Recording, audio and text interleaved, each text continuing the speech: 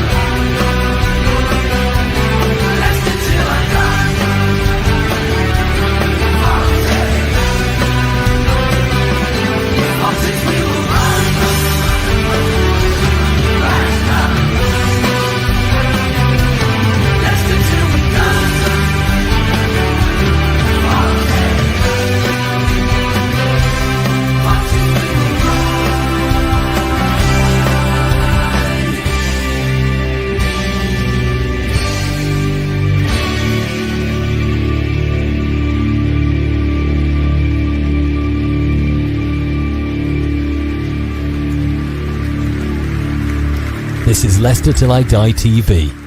Watch and subscribe on YouTube and listen on your podcast platform.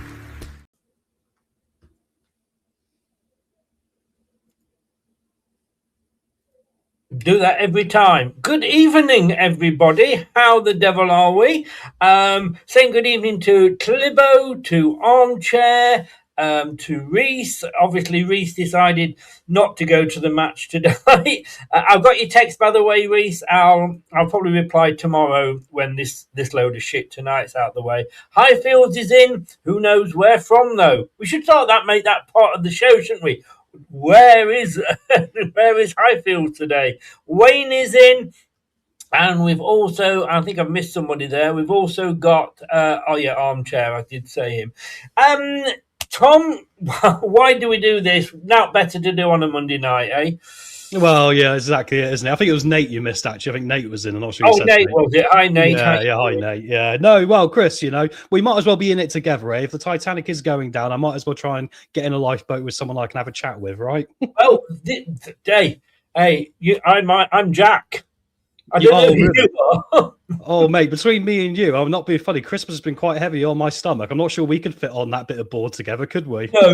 Not in. We'd have made that film made sense. Do you know what I mean? Leicester City versus West Bromwich Albion.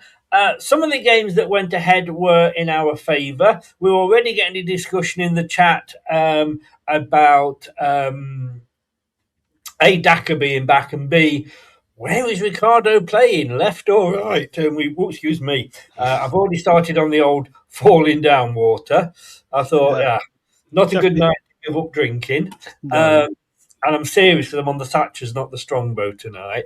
But yeah, some of the matches that went ahead worked in our favour. Some of them didn't. I just want to say, everybody, if you are thinking of tuning in tomorrow at 7 for the Fox's Forum, it ain't going to be happening tomorrow. It's going to be now that's what I call a review, the review show, 7 o'clock tomorrow. It'll be me, it will be Steve, and we'll be joined by Kate tomorrow. Kate and Steve, who are both there, I believe.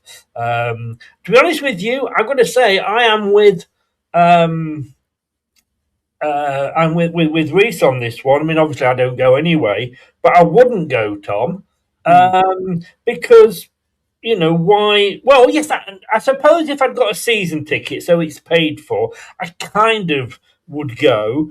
But I wish the Leicester fans, this is on telly tonight, I wish they'd do what the Sheffield Wednesday fans would do and turn up 10 minutes late. Yeah, I mean, there's something that can be done there, isn't it? But the problem is, Chris, is just the disconnect between the fan base themselves, right? Obviously, you've got different supporters groups, different supporters communities. In some ways, Leicester Till I Die, this YouTube channel, is its own community, right? Like the portions of the fans which are setting up these things and all the rest of it. So people have got different ideas right now.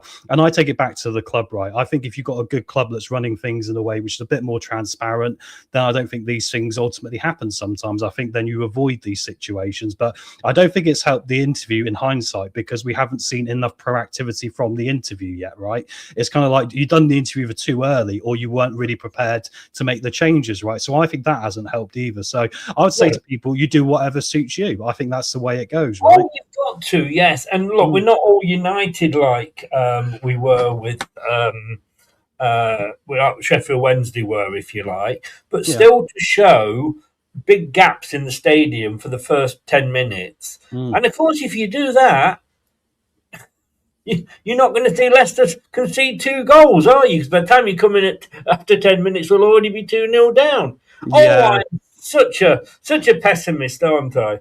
Yeah, well, it's interesting, mate, but that has been the way it's been going recently. I would suggest the club does not like empty seats because I've noticed before the times we seem to get a reaction out of the club, it's mostly because the seats are empty and it's been visualized as that, and it just makes the club look bad, doesn't it? So I would say I think it's a sensible idea if people want to go down that path for them, right? Yeah.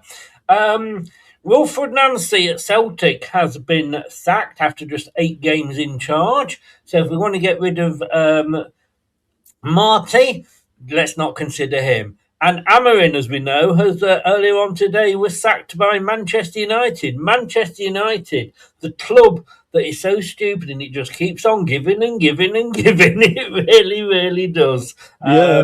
They both got similar problems, haven't they? Because ironically, neither of those managers, I think, should have been hired in the first place. You probably say, do you mean Amarin? But I'll go, well, they backed him by bringing 1 or 2 players in, but they never built a team for his system, did they? He wanted more, and like he wanted to play his system, and they were telling him, no, you play 4-2-3-1, Chris, the thing you hate. I think it was strong. I mean, I'm talking to Kate about this earlier on today, and do check out what her team would be. It's nothing like the one that's appearing tonight. And I did I did actually say now is the time for a change, and I actually went 3-5-2, believe it or not. But we know that will never happen. I just don't. I think, as Kate said, he was the man that they needed because he was strong and he said to people, "It's my way or the highway." His ends are going to Man United. Well, Darren Fletcher's in charge until the end of the season. Let's just put it that way.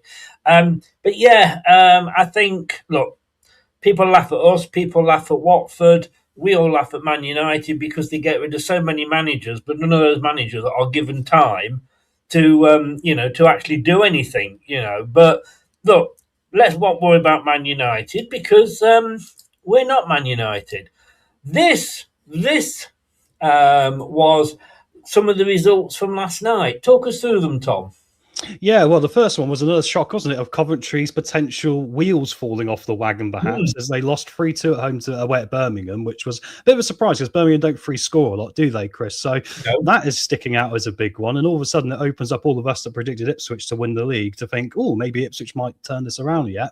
Follow that, QPR beat Sheffield Wednesday 3-0. I mean, Sheffield Wednesday still the whipping boys, aren't they, sadly? Yeah. Got the postponed games in there, like Sheffield United getting postponed, Hull getting postponed. The Hull one was remarkable, wasn't it? Because they'd gone all the way up there and it was very close to kick-off. They called it off and Watford have turned around and said, we didn't want the game abandoned. So that is interesting how that one came. I think it's down to the ref, though, isn't it, really? Yeah, it is. And there was ice on the side of the pitch, wasn't there? They had a flamethrower out of the stadium trying to melt it all off, but they couldn't quite get it together. But the pitch itself looked all right, so it was an interesting one. Blackburn got a draw against Charlton. Both clubs struggling down the bottom, Chris, 2-2. Probably both take a point right now. Bristol City surprisingly lost at home 2-0 to Preston, didn't they? So that was a bit of a surprise. And Preston playing this 3-5-2, which you've picked as your team selection for today. Once again, doing really well up in those playoff places. Wrexham, of course, winning away at Derby. That is 4 wins in a row, I believe, now for Wrexham in the Christmas period in the chaos of games. Now 1 point off the playoffs. So watch out because Ryan Reynolds is coming for everyone. Middlesbrough with a 4-0 win over Southampton. Middlesbrough have got a bit funny now, haven't they? Because they've gone from that thing of being like, really clinical or just having a bit of a wobble in the last few games, but they clinically dispatched Southampton, a bit of a surprise in this one. Millwall, crazy, isn't it? Millwall got the 2-1 win over Swansea, and then Norwich lost at home 2-0 to Stoke. So that kind of gets us up to date. Oh, and Portsmouth and Ipswich, of course, got postponed as well. Yeah, I mean, you look at that and you just think this is how mad this league is this season, because you can just can't predict anything. You really can't. No, very dependent on the day, isn't it? Yeah, and just to say, anybody that's watching, there was no prediction league for this weekend shows because, to be honest with you, I have been that busy since New Year, and I thought, fuck it. And that's going to change from next week. Brad's taking my place on there anyway, and obviously it's the FA Cup, and I'm hoping to get somebody on a Cheltenham reporter coming on to talk to us about Cheltenham. As you can imagine, no disrespect to them, there's not that many of them around. No, you might want to try Richard Hammond. Used to be on Top Gear. Is he a Cheltenham fan? Well, he was born in Cheltenham, so I'd assume so. I've never heard him talk much about football, but no, you never know. You never know. I mean, look, those results kind of went in our favour. I can't get a table up on here for you because they haven't done one yet, and it's obviously going to be out of date as soon as it's done.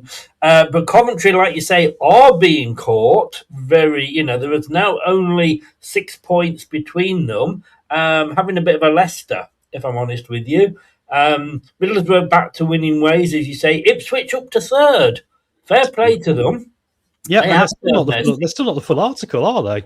No. Look, we're still sat in 14th, but obviously we're going to have played a game more than the likes of Sheffield United and West Brom. We could have been as low as 17th. But, the games that went ahead worked in our favour, didn't they? I'm not sure. What did Norwich do? Did they actually... They lost, luckily. They lost. Yeah, so Norwich lost. Or Wednesday, we know, lost. Blackburn and Charlton drew. I think Oxford, was that postponed? Yeah, that was postponed. Yeah, and Sheffield United. So those games that went ahead worked in our favour. Now, let us have a look, because this is the team, and don't laugh, guys, but this is the team that I went for, which was a 3-5-2.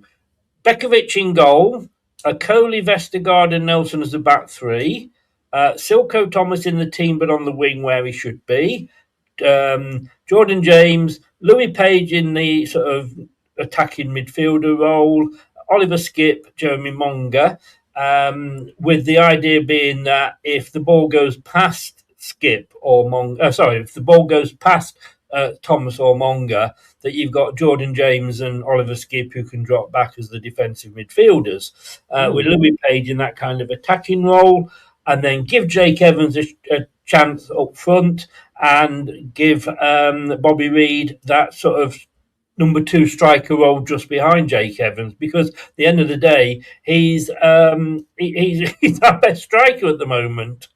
Yeah, I don't dislike it, Chris. The only thing I would say is I think you need one more slightly defensive winger in this to make it work, unless you have Skip basically going back into left back, because the problem with Monga is Monga doesn't track back that well. Well, no, but that's what I'm saying. If the ball goes past him, Skip goes back to help out. Okay, yeah. Because Nelson will move over to whatever, to trap the player up. Skip drops back into the defence. The same on the other side with Silko Thomas. If the ball goes over him, James then, Cody goes out and James drops back. The thing with this that I'm doing, Chris is auditioning for the assistant manager's role. No, thank you. The thing with this is that I wanted to do is tell Fatawu and Mavididi, sometimes you're just not fucking good enough. Just give him a bit of a time on the bench, perhaps. I see what you're doing there. Yeah, freshen it up a bit. Yeah. Now, this is what Kate went for today, and then after this, we'll look at the actual team. So this is what Kate went today. I did give her the chance to change the formations. I said, now is the time we need to change it, but she didn't. Like me, she's getting fed up with Stolarczyk. Interesting. Yeah, interesting. There's a bit of that coming out now, isn't there? But I do wonder if it is what the manager's making him do versus what he's actually doing. Well, at the end of the day, you could argue that about Danny Ward, and look how we hated on Danny Ward. Very true, yeah. You could also argue the defence in front was shit. Well, it was for Danny Ward, but, everybody hated on Danny Ward. So, you can't say Danny Ward was a shit keeper, but Stolarczyk is fucking brilliant. And he's not. What you got with Bekovic is a better decision maker than Stolarczyk. He had the ball at one point, going to throw it out in the last game, and then held on to it. And fucking, where's these quick breakaways? despite what I said, she would have Ricardo in the team. She brought Aluko back quite rightly. I think it's ridiculous how he's dropped him since that double yellow card. He did the same with Nelson. Nelson had a bad game against Huddersfield. We never saw him for weeks and weeks and weeks. And then obviously the rest of it pretty much speaks for itself. I wouldn't have Silko Thomas up front. I think he looked out of form against West Brom. Although I would have a youngster in there against West Brom, against Sheffield United. I would have a winger in there, a youngster in there, because I think this is sort of game that's going to be easier than playing Sheffield United. But look, our manager, he who must be revered and have rose petals thrown in front of him. Obviously sat there before the game against Sheffield United and sat there and you went, do you know what? Sheffield United beat us 3-0 at half time. They were up playing 4-4-2. I started with 4-2-3-1 and we were 3-0 down. So what I did at half time was I swapped it to 3-5-2 and we had them on the rack. We literally had them on the rack. The first time we did it as well. Yeah, and said, you know what I'm going to do this against Sheffield United this time? I'm going to go 4-2-3-1 again. Yeah, I mean, what the fuck is this guy eating? He has obviously been reading the Ruud van Nistelrooy Book of Management. I want to give him a chance. I want to this isn't his squad, but at the end of the day, he's fucking shit. I'm sorry, I cannot defend, as I couldn't defend Ruud in picking the same fucking formation week in, week out, when it's not changing. He changed when he did once change it at half time when we played better, or the Sheffield United game. He said, that's how I wanted to see my team play in the second half. Well, fucking pick that from the start, you great hairy arsehole. Yeah, this is it. Yeah, I accused him at lunchtime of having prawn poisoning. Or eating too many paellas. What is wrong with this guy? Well, he's very set into this idea of this formation, isn't he? And look, I agree with you, Chris. I would have gone 3-5-2 ages ago, because every time I've seen us play it, we're so much more focused on actually attacking than we actually become pretty dangerous, don't we? And I think that is the thing. I think that was what Enzo worked out very quickly with us as well. When he came in, we were better attacking all the time, or being right up on teams, than just sitting back and waiting for something bad to happen. And the problem with these sort of formations is you can sit back and let something bad happen. And it's happened a lot with this 4-2-3-1 this year. The only thing I will say is they are playing 4-2-3-1 today as well. So you are matching up like for like, which against West Brom, who struggled to score as well. It hopefully will keep the game tight. If it doesn't, then yeah, I agree. My worry is I think he doesn't like changing it to 3-5-2 because he doesn't want to be proven wrong almost.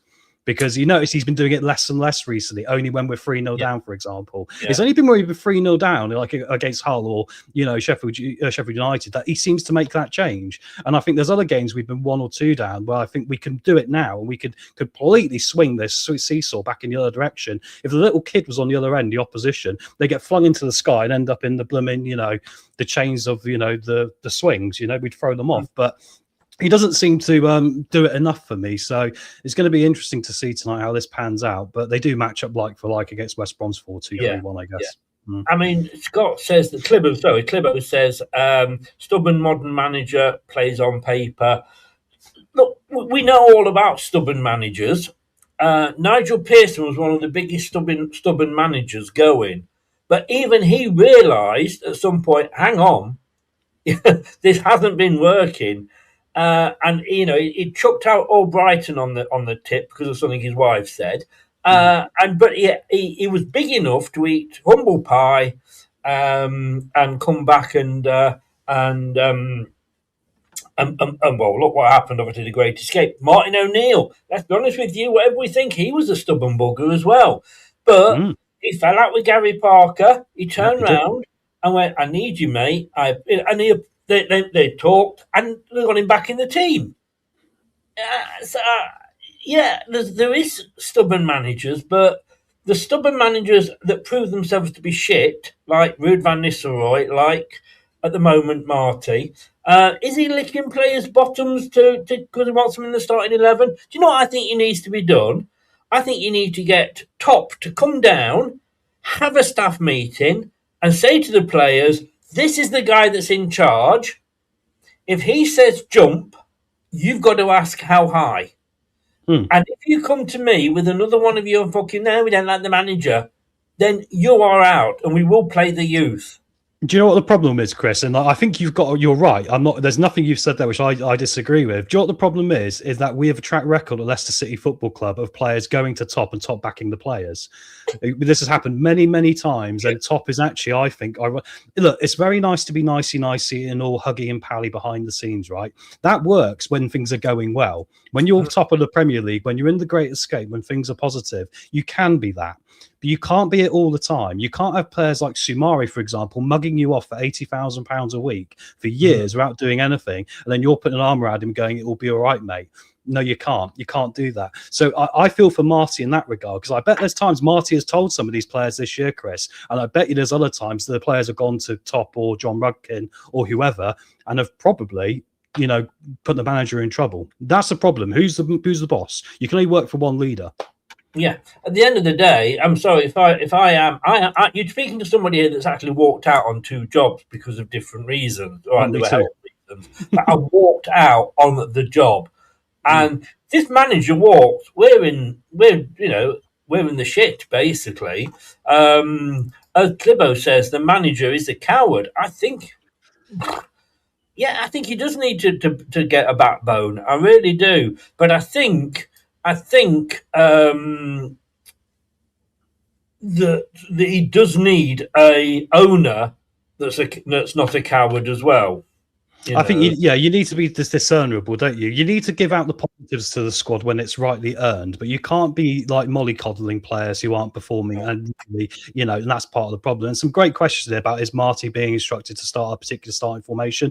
I don't think so. I think they identified Marty because he plays this formation, because they want this formation. Yeah, exactly. Thank you. Clibo agrees with me. A wonderful man of taste, that Clibo.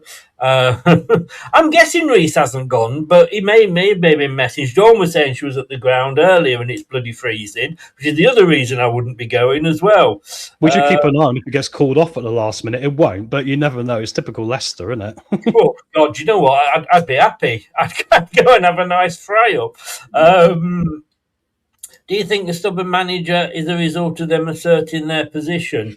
No. I think, look, at the end of the day, a manager is going to want to keep his job. A manager these days, you're on £1 million+ well, more than £1 million a year. Marty's apparently on something like 4 or 5.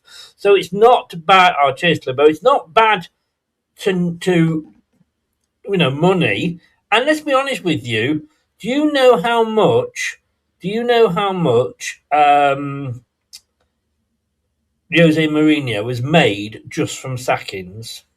Oh, I can guess it'll be like 25+ million. The plus is right. It's over 40 million. Yeah, it doesn't surprise me. That's just in payoffs from being sacked. A manager gets the job. He doesn't give a shit if he's. I mean, Nancy's been there 8 weeks at Celtic. He'll be paid off. Yeah, Amarin today was walking having a stroll afterwards and giving the press high fives. He looks so happy because he just got paid off 12 million quid. Yeah, exactly, and absolutely no worry or anything there at all now. All that has gone off his shoulders. But let's have a look at this team, shall we? Yeah.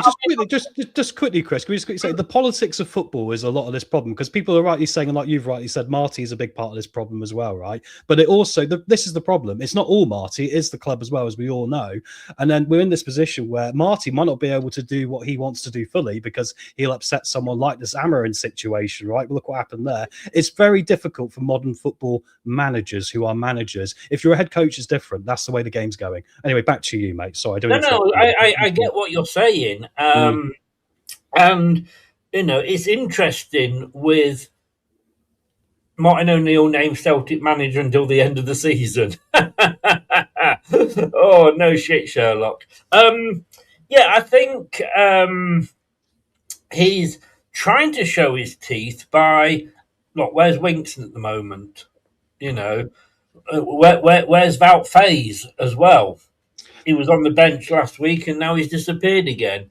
So I think it's PSR related because we haven't had a points deduction yet, and I imagine the club's appealing one we might get, and perhaps what they're doing is they're saying these players are on the transfer list, which they are. They have been put on the transfer list phase in Sumare, the official one, which shows an indication we're trying to get under PSR by selling. That links to what Marty said at the end of the last game, didn't it, Chris, about I'm sorry for the fans. He's been told we're selling. Yeah, but would either of those players get in the team anyway? I don't think so. I don't think they deserve to be. We should have done it earlier. You can pay players who are on the transfer list. Years ago they used to play better when they went on the transfer list. But I mean, look, Stolarczyk, that worries me. We're not going to have a clean sheet tonight. Let me tell you that now, which probably means we will be. Yeah, you can do, mate. I presume it's about the signing. I know the women's team made a signing today. But yeah, look, he's stuck with Stolarczyk, which is beginning to worry me. I think we're looking at Danny Ward, the return. Not as in Danny Ward coming back, but certainly with the way he plays. Akoli and Nelson picks themselves, I think, at the moment. Hamza at right back, he's a defensive midfielder, and in that position, in that team that I put up, Louis Page was a last-minute addition. I had got Chowdhury in there because that's his position, and I thought, yeah, let's stick him in there. But I wanted to get some youth in there, so I put. So I think somebody said at lunchtime, I think it was Wayne, that I'd got a nice mix of youth and. I've said that in the description, Blue, definitely. But that right, I kind of get that because look, he's done that for us. He did that for Sheffield United. Ricardo at left back, I will say 3 letters to you: WTF. I can see his logic. People aren't going to like it. His logic of putting him in there over Luke Thomas is because Jeremy Monger's in front of him. Do you see where I'm coming from? Monger has a thing where he doesn't track back as much as he can sometimes. I think he wanted to put a more experienced head behind him for this game just to try and see if he can encourage him to have a more complete game in front of him. Look, I still think it's a bit James Justin-y, which doesn't normally end well for us. But this is not also on Marty. This is more on the club because why have we only got Luke Thomas as the only fit left back? Why did we have other players? No, we haven't. We've got Aluko. Yeah, but the Aluko thing, he's actually a right back. I mean, I get everyone goes, oh, he could play left back. He's primarily been a right back or a centre back. Left back's been a third addition to this, Chris. And I think it's bizarre how that's the first place he's featured. So look, I don't know what to make of it really. I mean, if it goes bad, you could swap Hamza and Ricardo around, but we are hamstrung here because we haven't got anyone else we can play. And let's be honest, I know it's sucking Ricardo on the left, but Luke Thomas has been terrible. He was awful last time out. No, he was so accountable. Yeah, I mean, let me just say, like, Aluko can play. His main position is right back. His other positions are left back, centre back, right centre back. So he can play across the whole 4. Yes, he can, but he's more footed for the right side than the left. Yeah, and I've got to say, okay, and I see what you were totally saying about Monger, and I agree 100% with you. So what I would say is take off Jordan Ayew, put Monger in that position and have Mavididi. Because I'll tell you something as well. Why the fuck is Mavididi dropped and not Fatawu? Yeah, it's bizarre, isn't it? I mean, this is, Chris, why I would have gone 3-5-2, because then you haven't got this problem in the first place. Exactly. I mean, I've taken it down now. But yeah, I just... what the fuck is Fatawu still doing? I mean, he's more worried about his latest YouTube post or tweet or whatever. I mean, Instagram. Yeah, he loves his Instagram posts, doesn't he? I said I would take 30 million for him if somebody came in, and apparently Bournemouth are sniffing. I'd say come and get him, guys, because he scores 1 goal in 10 and it's a wonder goal. The rest of the time, he's just fucking shit. He doesn't He doesn't. People are marking him now. Teams are highlighting. Say, "Oh, we get 2 players on him, and he's really bloody trouble." He's useless, and he is because he just tries to beat the 2, and he can't. And if he passed rather than trying to come inside and score the fucking wonder goal that he only gets 1 in 10 of, he might be a half decent player. It's been unbalanced performances from him recently, hasn't it? Hey, look, if we do sell him, and it'll all depend on if Semenyo goes. If Semenyo goes from Bournemouth, then we can assume Fatawu is going to leave Leicester because it'll be a chain effect of knock-ons, right? They'll get the money will come to us. The thing with Fatawu is, like, this can go to the manager's side of things here, because I said this about him. He's been poor because he's been too focused on the wrong parts of his game recently, when he needs to be encouraging to be focused on other areas of his game. Another manager, when they get their hands on him, Chris, there is a very, very good footballer here. I still think Fatawu will play European football very soon in the next 3 or 4 years. I think there's clubs out there that will look at him for European football, especially when he gets a manager around him that's going to, do that for him. Marty hasn't been doing that. And like you say, he probably should have been dropped once or twice this year, like Riyad Mahrez was when he wasn't doing things he should have been. Yeah. I think Marty will die on that hill. And what I also think is that he's too scared to drop Fatawu. A little bit, yeah. Grab a pair of fucking balls then, you wanker. You know what I mean? Or fuck off back to Spain. You can look at that and go, somebody just said there, do you want a wonder goal every 3 months? No, I want somebody that's going to, I guess he's got the assists, but come on. I mean, look, again, this is why when I did this and I said, right, this is what I would want to do. That, and maybe against Cheltenham, I don't know, we can get away with it, but no fucking Fatawu, no bloody Mavididi, although I think Mavididi is the better player out of the two.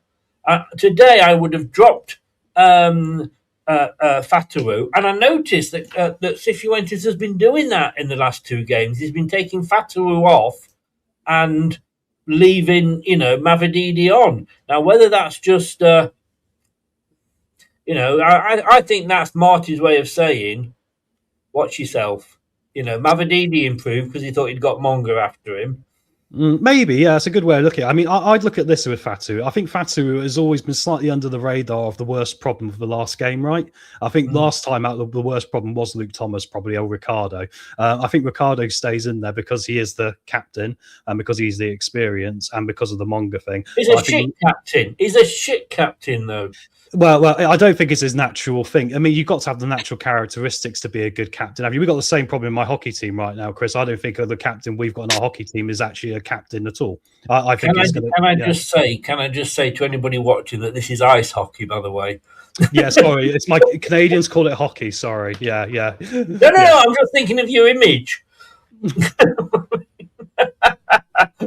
Yeah, very good point, mate. But no, I get what you're saying there. But I think Fatawu, for everything that we've been annoyed about, he's always been slightly under the radar, and he's always got that ability to get you that wonder goal, which is a Marty's get out clause. I mean, that Ipswich win we had, ironically, has probably bought Marty more time, but all of it was long range shots. None of it was good football. No, exactly. And you can't rely on that once every 3 months, But that's the starting lineup. Jordan Ayew's back in. I kind of get it. I don't think Silko Thomas is a striker. He's a winger by trade. So why put him up front when you got Jake Evans, who's scoring goals for the youngsters on a more regular basis than Silko Thomas is? But look, we've got the prawn loving guy in charge, and he this team. I almost feel like this team is like a paella in the fact that you put everything in and just mix it up. You know what I mean? This is Paella United. Paella FC, everyone. That's what we should nickname ourselves. Exactly. Yeah, I think it is. Or it's like spaghetti. He's throwing everything at the wall and just hoping something sticks. Yeah, I mean, a lot of that is the fact that he's probably been told you've got to know players coming in January. If anything, it's going to be players coming back off loan and that. So that's why I was shocked Braybrook went back out, because I really think that's someone we could have done with. If JJ goes down with an injury, Braybrook was the only one who fit the profile, being anywhere similar in what sort of player he is. No. We've still got Samara, remember? Oh no, he's on the transfer list, Chris, and I think that's all for PSR to keep the EFL. Yeah, thinking. I'm being sarcastic. I know. Sorry, mate, you are. But it's right. It's very much he's mixing things together to try and make something happen. But it is literally trying to make a shit sandwich, like Clibo said there, isn't it? I mean, unfortunately, if you're going to put shit in the sandwich, it's going to taste like shit. Yeah. You can't make it taste. You can't make it taste like Marmite, you know. No. At least Marmite is nice 50% of the time. You know. Right. This is the lineup. As in the players we've just seen, and the Leicester Mercury still insist on calling it 4-3-3, but it's not. But on the bench is Bekovic, Vestergaard, Aluko, Luke Thomas, Page, Marshall, Mavididi, Silko Thomas, and you ready for this? Round of applause. Daka's back. Amazing. Well, the thing about Daka is I'm glad he hasn't broken his neck for one, because obviously, you know, he got so excited to score that goal when he was away the AFCON that he broke his neck. Did you see, by the way, Koulibaly got a straight red for Marley? No, did he? Yeah, he literally was there for 35 minutes and got a straight red, and he's probably coming back here in a minute. And I'm thinking that's not a good cameo, is it? When he's starting, you know, and he gets a straight red for them. But yeah, sorry, I've just read Wayne's comment. Brilliant, mate. Brilliant. We're getting distracted, Chris. So yeah, I mean, the subs bench is what it is. I mean, the only thing I will say, which is good, is that we are starting to see these young players again, like Marcel as well. We need to work out what's going on. I still think we're not being quick enough with this, because we are going to have to sell players if we want to meet PSR obligations before the end of this year's deadline, right? Which might avoid us a points deduction, but it's going to be close. You know, so I still wish we kept Braybrook. I still wish we'd have Aluko featuring at right back more.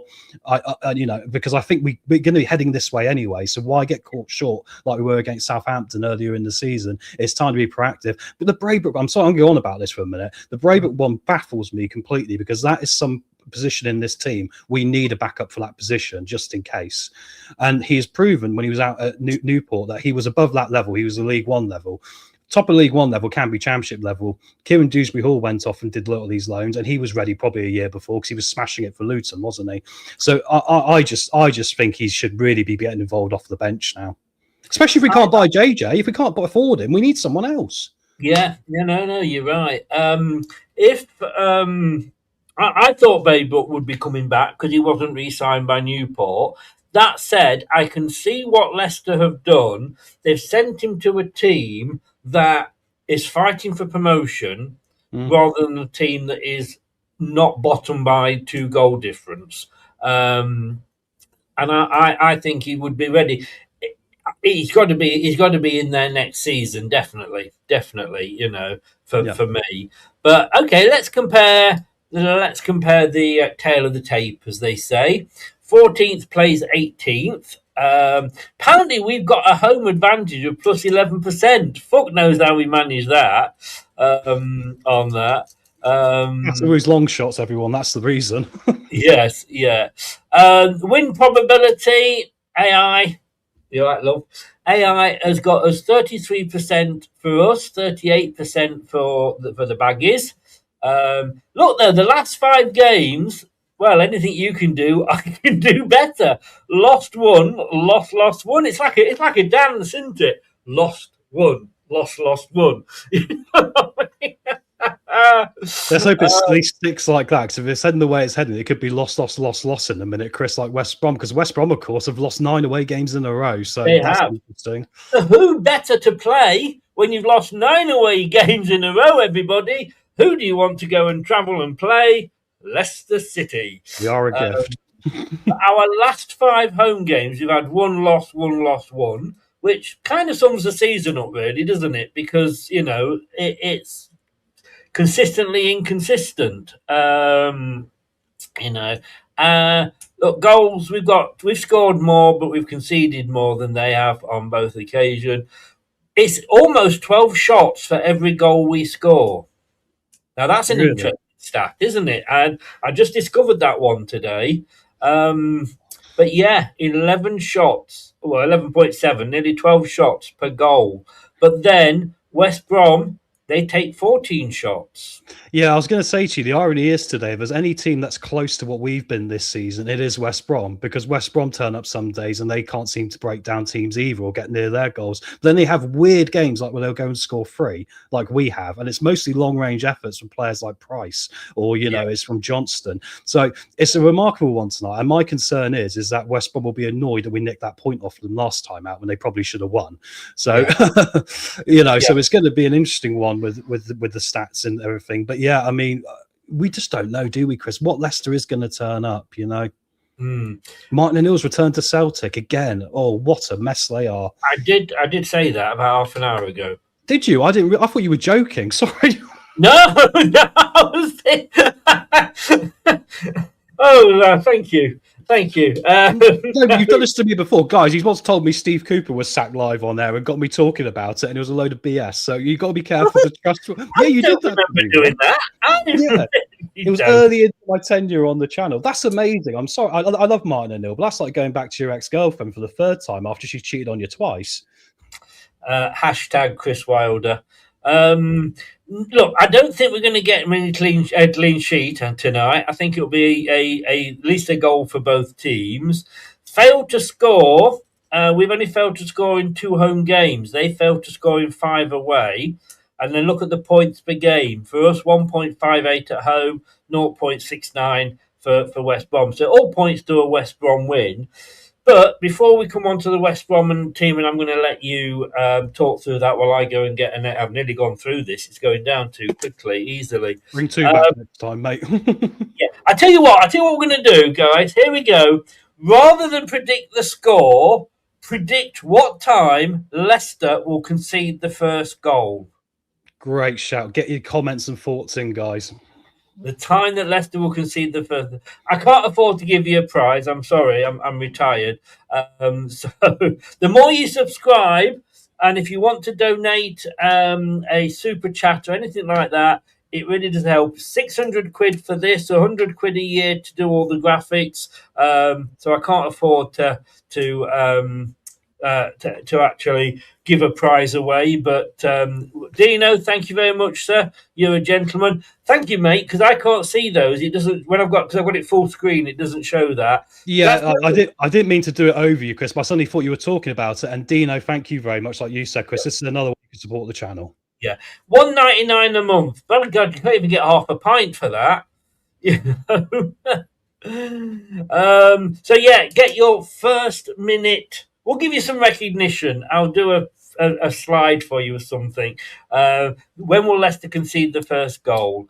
Right, is this, first of all, before we get on to the other team, to the opposition, West Brom, is this a battle of 2 managers under a lot of pressure? 100%. I thought we were doing Ice Ice Baby. They're not under pressure. Well, there's plenty of ice around tonight, guys. So that was a slight mess up, but it kind of fit. Different generations here, guys. Amazing how I turned that into vanilla ice. Unbelievable. But yeah, no, Chris, it's a huge game for both teams because for West Brom, if they win, they could go above us if they get enough goals, right? And look, we need to keep teams like West Brom behind us, especially when we don't know what the outcome of the PSR stuff's going to be at probably to the end of the transfer window. Oh, so you're not as confident in that we're not going to get one now, I notice. No, and I'll tell you why. Because it's not. If I felt the club was capable of doing it, I think they should have been because they had the time to do it. I think then it would be okay. But my worry is, will they follow through? Because there's so many times now we've seen where they haven't. So, well, let's be honest with you. A good fart can follow through. So maybe this team can as well. But yeah, I think like Ryan Mason, the fans aren't happy with him. Strange appointment. I mean, I go back long enough for when he was caretaker manager, and Dave was suggesting that he come to us as Leicester manager in one of the many times we didn't have a manager. But yeah, I think, not saying it's sackable, because I think in a way Marty's got probably the safest job in the Championship because we can't afford to sack him because we've already sacked a manager this season, or this season's money. So I think it is quite safe. And look, as long as he keeps us up, I guess you've got to say fair play and give him maybe another season. Otherwise, we're curling into the Man United, aren't we? But the problem is, Chris. Also, I was just going to say the problem is we want to play Marty's system. He needs certain players. Are we going to be able to afford certain players? I'd argue probably not. So I'd get through to the end of the season and make a change at the end. Just hope we stay up. Yes. Prediction wise, look, I've not done the prediction league. I've been out of it for 3 weeks. Technically, I've been thrown out because I've got, isn't my biggest loss, I've got to say. I'm going to go, I think West Brom will score, but I am going to go, there we go, I'll put it in the chat here. I'm going to go Leicester City, what should I go? Leicester City, I think we're going to get 3 and then 1 to West Bromwich Albion. That's my prediction. You think we're going to have one of those rare nights where Fatou decides to score 3 worldies? Okay. I think 3 goals from inside his own penalty box. I'm going to take your prediction and flip it. I think it'll be Leicester 1, West Brom 3. Stick it in the chat, mate. Stick it in the chat. I will. I'll get it on my phone. Yeah, we 100%. Come back and highlight your lack of support in your team. Well, no, they've done me over so many weeks in the prediction league, Chris, because I've knocked a goal off from what I thought it was going to be, and then we've lost 3-1 when I've gone 2-1, and I'm just like, I'm getting annoyed at it now. Missed your tablets, Chris. Look, I just think the reason that I've gone that is just simply because this is Leicester for you. Win 1, lose 1. Win 1, lose 1. And that's also Marty as well. That's what he did at QPR. Win 2, save his job, lose 1, draw 1, lose another 1, be threatened with the sack. Suddenly, then he goes and wins again. So that's how it is. Look, I'm going to go off. I'm going to piss up the wall, shake hands with the unemployed, whatever way you want to talk about it, and I will come back in a second. But whilst we're doing that, let's hand over to the great man himself, who is going to be again looking after the side while I'm away, sunning myself in Lanzarote, 2nd of February. At least then I can't be disappointed by the transfer window closing, can I? Because I won't be here. But look, talk away, Tom. It's over to you, mate. No worries. Thank you very much. A few changes for West Brom tonight, guys. Like I said, they do match up the same as us tonight. There'll be a 4-2-3-1 approach. Griffiths has gone back in goal today. Been a swap between him and Wild Smith, who's on the bench. They got a back 4 of Campbell, Phillips, Mepham and Styles. Midfield 2 of Marrett as the captain and with Lumby. Interesting enough, the danger man today, their left-sided player, 9 assists for them. He's got 3 times the amount of assists of anyone else in the team, and that is Mikey Johnson. The fans are now getting irritated with the manager of West Brom, Mr. Mason, whenever he takes him off, because he's the only guy that seems to be able to contribute towards them scoring a goal. So tonight for us, Hamza's got a job on him. So Hamza's going to have to go in and crunch him early. If we don't stop him, West Brom will have a good night at it. Price is going to be an attacking mid for them at the top in the 10 role. And then we've got Grant, who's had a few knocks recently, so he's back in. And we've got Hegbo up top, who is their top goal scorer so far this season with 8 goals. Price has got 5. So, yeah, that's going to be their main team. On the bench, they've also got Will Smith, Gilchrist, Taylor, Bill X back from his injury. We've got Diakate, Illing as well. He's obviously got a lot of pace to come off the bench. Josh Mayer, who doesn't seem to be able to score very often. I've jinxed us now. Maybe we missed that open sitter last time we played him. Dyke is back on the bench for them as well as Bostock, and Dyke's had a massive amount of injury problems, an American forward for them. So, yeah, very, very strong team from West Brom. They have rotated a little bit. But like I said, really for me, the danger man is going to be Mikey Johnson on the left-hand side, because they play very similarly to us. They like to play out from the back. They sometimes can end up being a bit too deep, just like we can. And then sometimes they're a bit ineffective at getting forward. If you remember the last time they played against us, the times they scored was when they went really direct, really quickly. But the first goal in particular was played through the middle. Vestergaard stepped up and it was straight through within 2 or 3 balls and they got through, right? So, we got to be a little bit wary of that. But Scott said their hands were crunching. Can't remember the last time he made a crunching tackle. And I agree, Scott, and that's hilarious. Bear in mind, that's his best quality as a footballer. Sometimes he's a bit overzealous with it, but he needs to do a job. And if not, then perhaps they will swap the sides and put Ricardo back there. Although Ricardo, as we all know recently, especially the last 2 or 3 games, hasn't really put himself in a lot of glory himself for his defending or his passing. So, yeah, a very interesting one tonight. Get your predictions in the chat there, guys. I can see them all coming up here. here. I'll quickly run through a few while we're waiting for Chris to come back here. So, Scott, you've gone for Leicester 2, West Brom 4. Paul's got Leicester 2, West Brom 1. Andreas, 2-1 to the Foxes. Chris is drinking, so I'll let him carry on drinking. Blue Fox, Leicester 1, West Brom 1. Wayne's lovely, isn't he? 2-1 to Leicester, delusionally. He must be drinking as well, Chris. And then Russ has gone 2-0 West Brom. Dorco, 3-2 Leicester. Chris, back to you, my friend. Oh, no, do carry on. I've eaten absolutely nothing today, and I hadn't realised I'd forgotten. And I don't know if you're the same. Do you the same where you suddenly discover like a biscuit or something and you like it and you think, and you sort of, that's all you seem to eat for ages. And you know when you go for a night to a posh place, a posh restaurant or whatever, and you get a coffee and the little caramel biscuit on the side. Yeah. Yes, this is the trendy one now, Chris. Everyone's loving the Biscoff, aren't they? So you're trying to eat that, and I was literally setting you up to try and talk, and I will carry on talking. Yeah, I do get I have little phases with things. I know what you mean, where it's like I really like something, and then I have to just eat lots of that. No, I completely get that. Yeah, I'm like it with women, ironically. No, anyway, probably too much. He's going to carry on eating it, guys, and leave me to it, isn't he? Yeah. He's like, come on, Tom. But is the stadium filling up, Scott? We'll see when it gets to it. It doesn't look like it's that busy to me, but then I'm not expecting it to be a sold-out night tonight, especially when it's like -3 or -4 right now. So, yeah, it's going to be an interesting one, isn't it? Have I got to talk again? You do, mate, because I'm running out of things to sort of say. I sort of gave a good debrief on West Brom there, but I'm just sort of...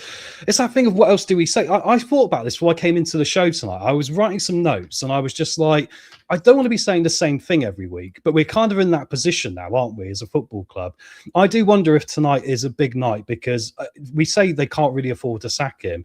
You always find a way to be able to afford to sack a manager. I think whoever loses this game might be sacked. I think it could be that big because that team is going to be right down towards the bottom.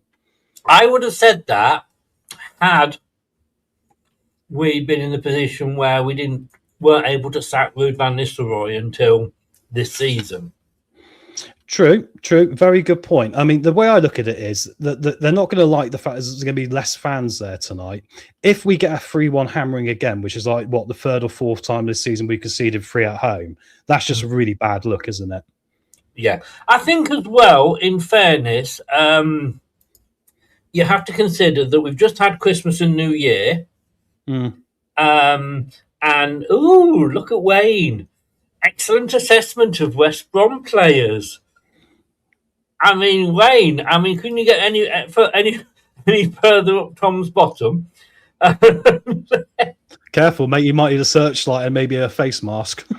Football friend. That was just an excuse to play that. But yeah, look. We used to do the preview. Well, I did do the preview show with Wayne, but that's just become much too much. This because the same things are being said week in, week out. The scripted Owen Palmer-Tompkin interview, questions.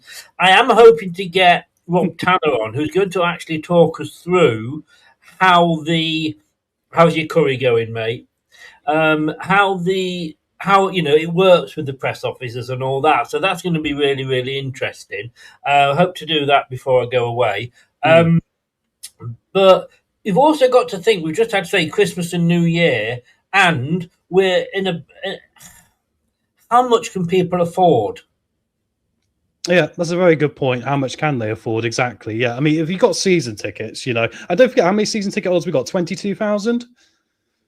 Yeah, it's about 22,000, Chris. 22,500. So once you take off the away fans and all the rest of it, it only probably leaves about 6,000, 6,500, maybe up to 8. That'll be general sale. So it's not that many, actually. We've generally, But what's interesting is if the club also classifies the season tickets as being in attendance, because we know a lot of the season ticket holders might not turn up, but it will be on the register that they were there because they got a season ticket.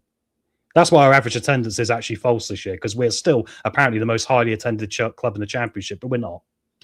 No, I know that's wrong. They should be on how many people go through the turnstile, shouldn't it, really? Well, it should for health and safety reasons, because otherwise you have a fire. How do you know who's in the stadium? Exactly. And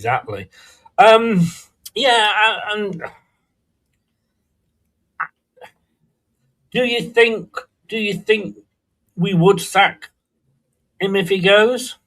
I think I've noticed something with this football club. If there is a like a 3-1 defeat tonight, which is what I'm predicting, and the fans are really, really, not happy about it, like we've seen, I think tonight will be one time too many. We talked about how he's bailed himself out with the win against Derby and stuff like this, just at the right moment. I feel like it's one of those games tonight where it's just the right moment. If it doesn't go well, where something might happen, especially because the window's just opened, right? And also, Chris, if they get rid of him, put Andy King in there, right? The club then could turn to Andy King and go, right, well, Fataru's being sold, he's being sold. Do you know what I mean? And face less opposition, perhaps, as well. Look, I don't know what you smoke in the Philippines, Jeff, but 4-0 to Leicester, for fuck's sake. But the thing is, we don't know. It could be. I was tempted, Chris, to get my hat out tonight and just pick out a random number for both teams. It could have been 7-6 to West Brom if I'd done it that way.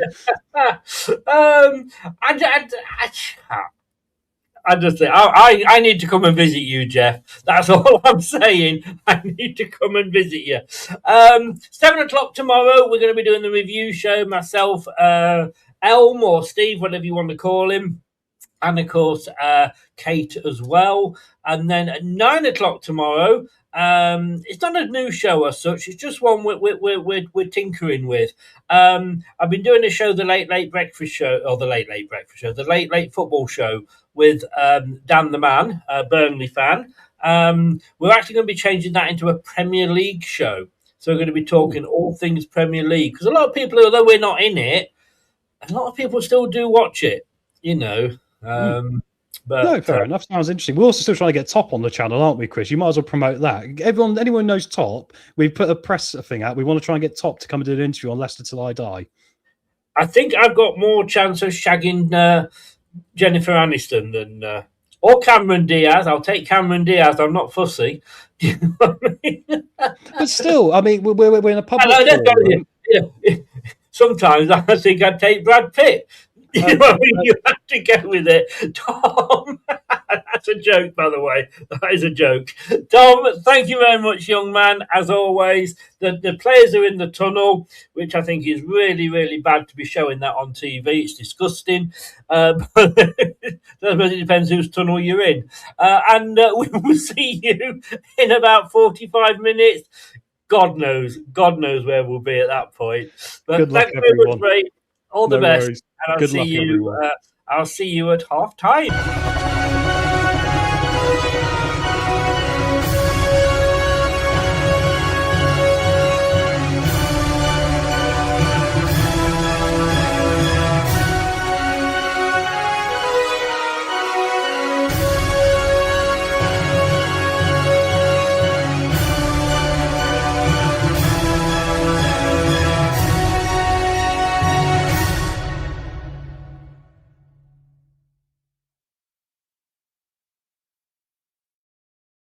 Indeed, and here we are.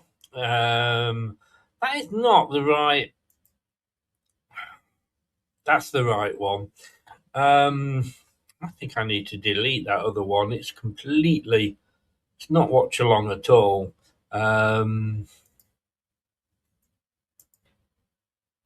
No, let me do it later. Thanks to Tom. Thanks to everybody that's in the chat. Please hit that likes button. It's free. I would say it's about £800 a year. It goes up every time, a bit like Skip's valuation. Probably about, in fairness, probably about £500-600 a year to run this channel. So if you want a super chat, really do appreciate that. Donate a £5, it buys a takeaway for me, or a £10. That definitely buys a takeaway for me, and I really appreciate it. Or just subscribe. It's free. It doesn't cost you anything. But what it does is it puts my channel on different people's home pages that don't normally watch us. And therefore, that increases my visibility, increases my watches, increases my the money that I make from YouTube. So please do subscribe. And that's the begging over. There's one person on the Leicester Till I Die chat I'm trying to do one of those info things, like he has to walk at least 4 yards to get a bottle of water please do support him. So smash that likes button. Gray's not with us tonight. Not sure where Gray is, but I forgot all about this. We'll quickly bring this up.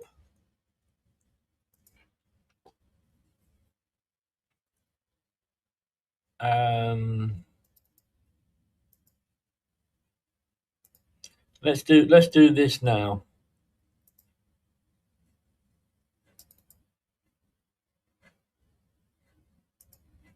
Hello from a chilly Leicestershire. Feels like temperature is -6 apparently. Chilly. Yeah, the team disappointed to see Begovic not in goal tonight, and Yakov still kept his place through some crazy reason. Ricardo looks like he's going left back, which again I'm not too sure about, but he's got better than Luke Thomas, right? Hamza, you all know my feelings about Hamza as right back versus him being in the middle and more of the utility player in the middle, but it is what it is. Delson and Nicoli, I like them to establish a better partnership, so I think that's okay. JJ and Skip, nothing needs to be said about that really. Interesting that Labadudi's been dropped. I think Fatawu should have been dropped myself over the two of them, but pleased that Monga's got a start because I think it's probably justified as well that he gets another shout because everybody else has. And then yeah, Bobby and Ayu. So I'd hope that Louis Page gets a bit more game time rather than the last 10 or 15 that he's got recently when the game's maybe been gone. So we'll see what happens. I'm staying optimistic. I'm going to go for Leicester 2-1. There you go. 2-1 she's gone for. Let's get this back. We're getting ready to kick off. And we have kicked off. There we go. Right, let me get this back to some sort of normality. There we go. So, we've got Leicester City in all blue.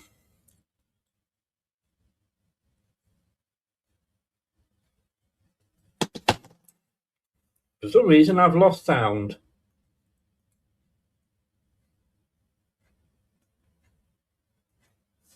And it's first corner to Leicester.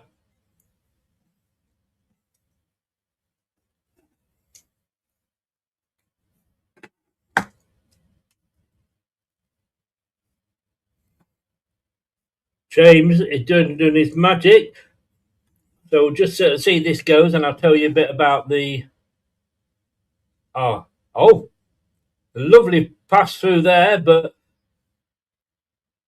couldn't get the ball into the box. No, it's headed into the box, but it's booted out. Leicester City have come out all guns blazing.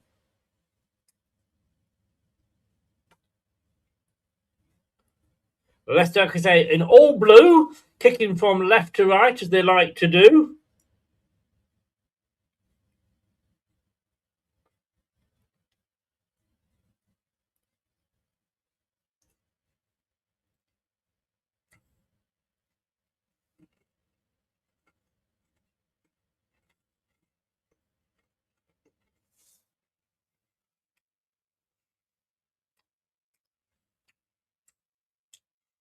Excuse me, I just haven't eaten all day. I'm starving. Hi, Jim. How you doing, mate? West Bromwich Albion in their away kit of green and yellow striped tops, green shorts and yellow socks, and they're kicking towards the Kop end at the moment. This is the problem, Neil. We don't always make it count, do we?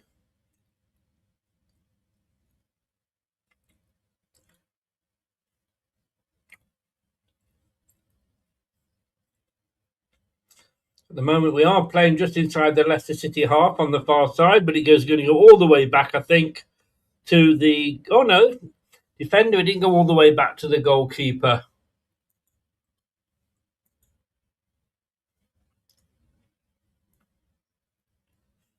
It's out for throw-in off a Coley. It's a good start for Leicester, in fairness. But we are only 3 minutes in. Let's not get excited, everybody.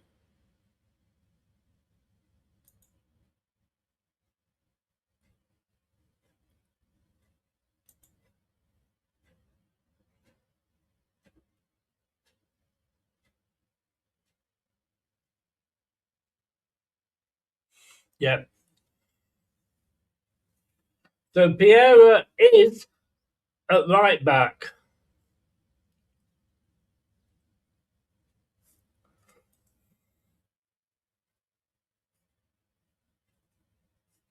So Hamza Chowdhury is playing left back, I do believe.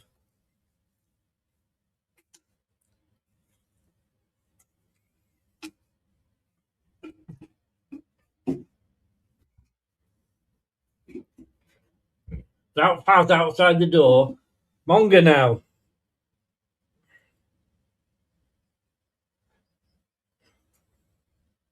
How did Monga not get that? That was definitely a Leicester throw-in. Jeremy Monga, youngest ever player to score a championship goal, aged 16 years and 37 days. There's a lot of space, a lot of empty seats.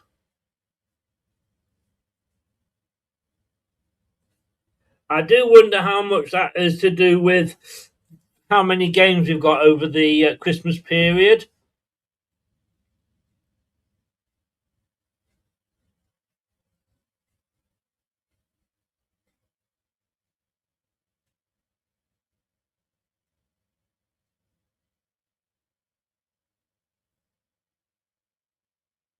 Oh, now Albion are giving it away. James has got it. Oh, gives it away, James. Probably played the most difficult ball that he could. Coley. And manages to get to the board first, and it goes back to Stolarczyk. Too much information, Kyle. God knows what you'll do if we get a goal. But West Brom, we're giving the ball away again. West Brom coming through. Oh, that was nearly. Stolarczyk had to come out of his goal quickly there and be alert, because West Brom had cut through the defence.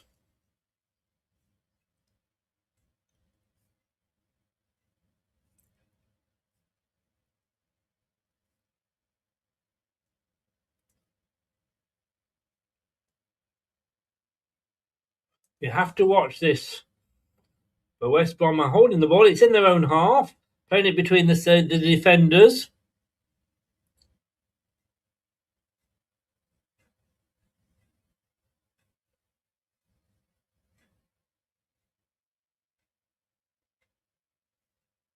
So at the moment, West Bromwich Albion being forced by Leicester to play it across the back.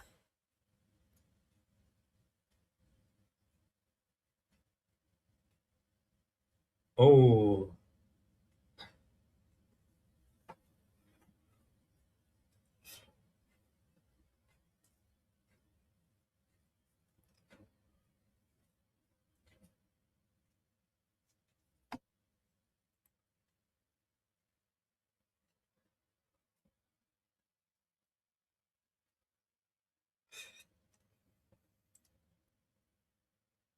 You see, again there, West Bromwich Albion broke down the left, and where was Ricardo Piera?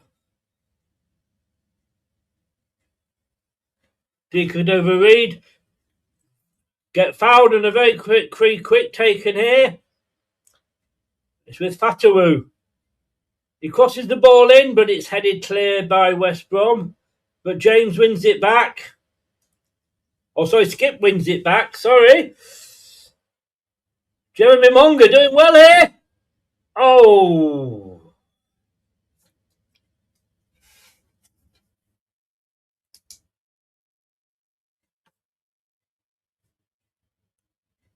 Leicester City do look up for this, but we have to be careful of that breakaway. Monga is just, not the most brilliant of crosses.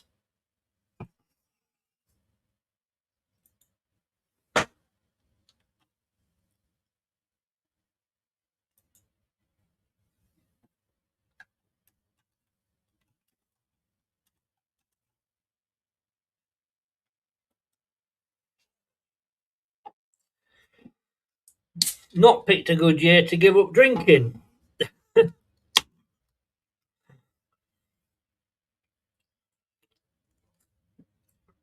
let's not forget, of course, it was when we played West Bromwich Albion that Hamza Chowdhury got his hat-trick of defensive clearances.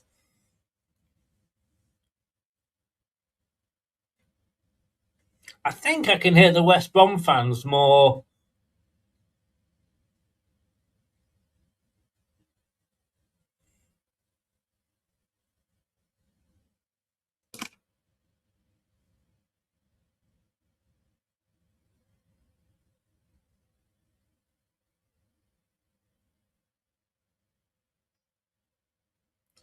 Again, playing out from the back, I don't like it. And we give the ball away, but we win it back. Oh, Taro gives away the foul. The referee was a bit late with that.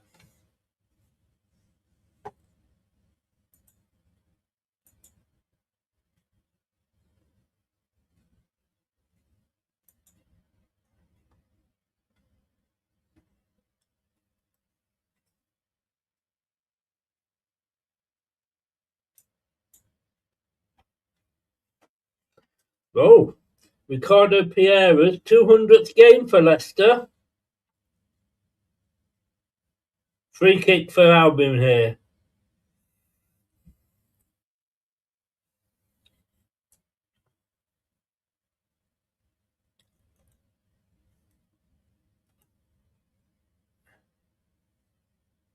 Oh, we can't get it away.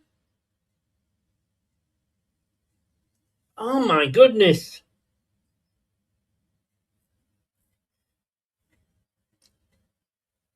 So Larchett finally comes out and collects it.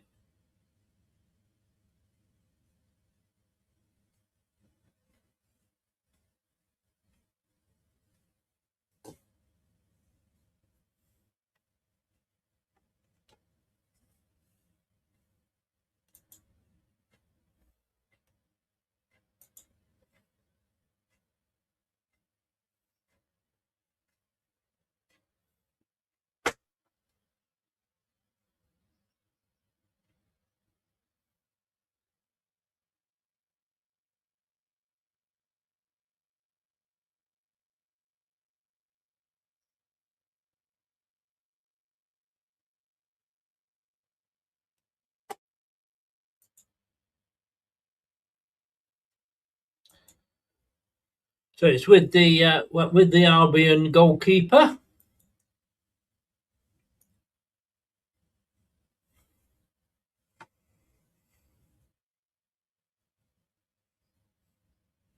Do we sign James in the January window? I know we don't have to until the end of the season, which would be better because it would go to next season's PSR.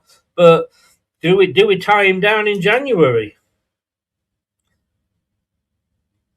Oh, some good movement by West Bromwich Albion here, from switching sides from right to left. The ball through here.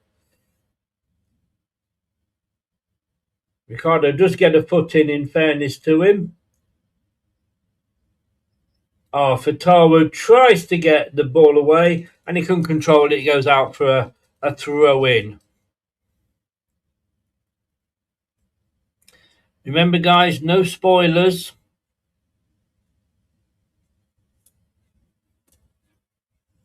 Yeah, in fact, I was just saying then he could have rolled it into Jordan Ayew's feet, but then what was Jordan Ayew expecting? Fatawu never does that.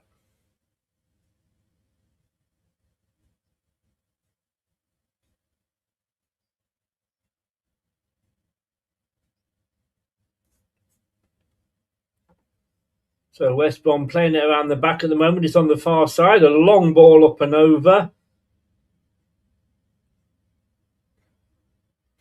It is being chased by West Brom, but Leicester, I hate to say clear it, because Skip, Ricardo Pereira, was really being... Well, he played Ricardo Pereira into trouble there, but with this sort of let's play it out from the back, that's what happens.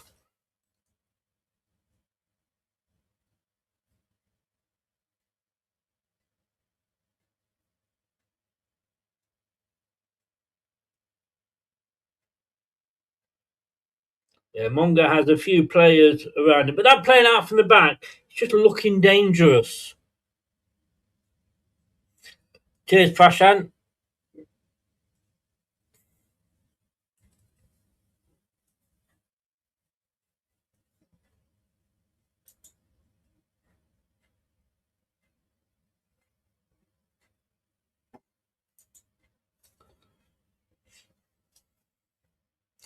So we're 13 minutes in. Anybody who went under 13 minutes just to concede the first goal, I'm pleased to say on this occasion you're wrong. It's way out to Stolarczyk, who boots it upfield.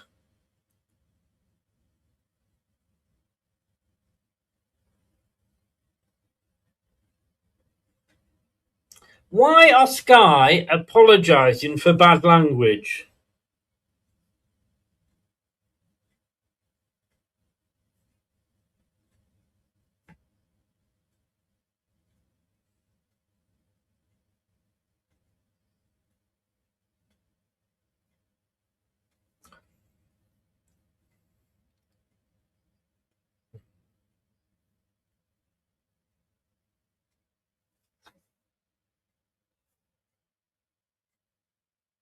So Okoli gets the ball from the throw-in.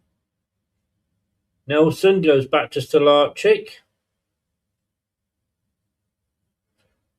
And he plays that short fucking ball every time.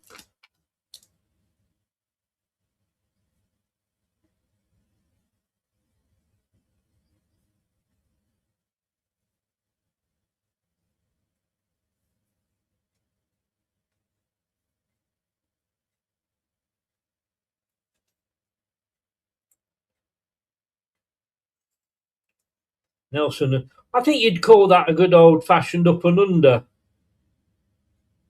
Leicester lose the ball, out-muscled. Now, West Bromwich Albion picked up the loose ball. Ricardo back to the keeper, Stolarczyk, who now boots it upfield, but of course nobody is there.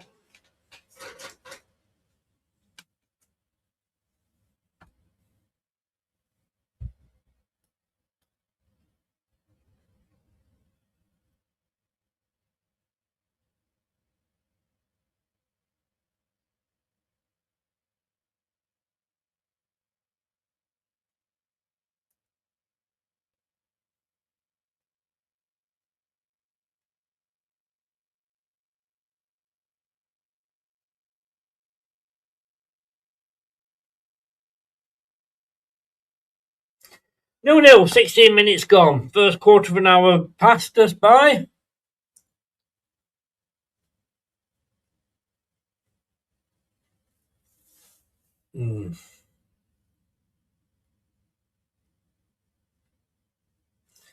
So West Brom play out from the back as well. And of course they lose the ball. Monga. Ayew. To Monga again. Sorry, it was Fatawu. Now it's Monga. He's got 3 on him. He's still got it. Oh, then it's a bad ball back. But he had 3 players on him there. Did Monga.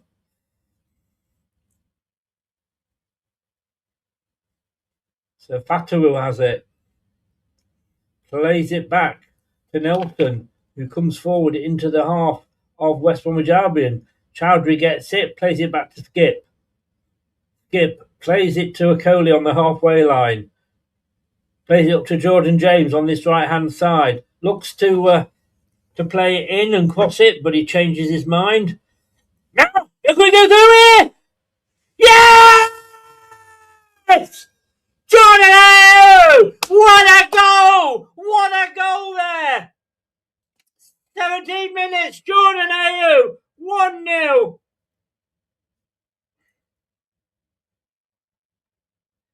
Wow! Assist by Jordan James.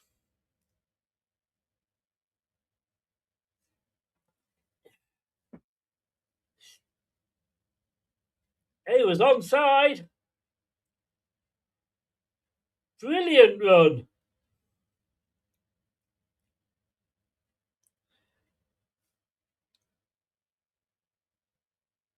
"17 minutes gone, and we are 1-0.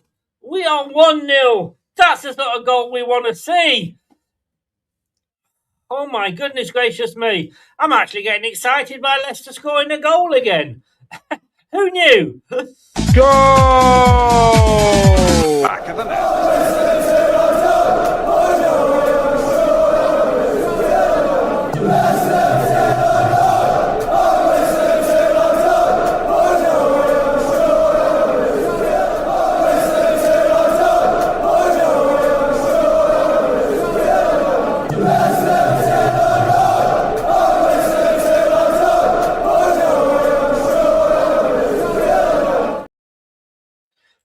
now back to a corner. Well, 1-0. You just never know with Leicester, do you? Just never know. The assist coming from John. It was a brilliant move.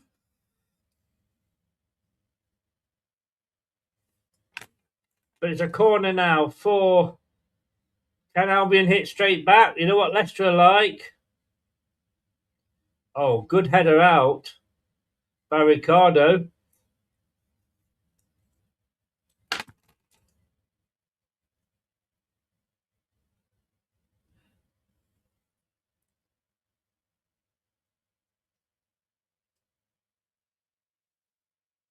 So Leicester scrambling to get it away, but they do, and it's a throw-in dead on halfway. I would have to say that the stadium is looking about 50%. Hi, Nate. I think you're right.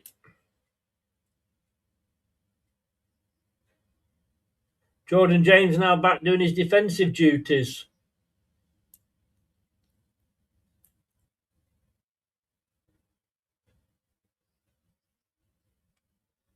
Yeah, Jordan James, like I did with my 3-5-2, getting back to cover the defence.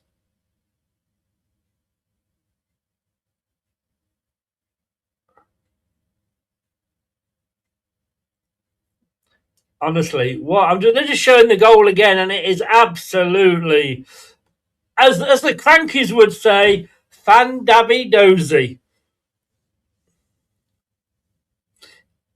Yeah, they've just said now, probably the best player in the Championship. Certainly, I think he's in the top 10.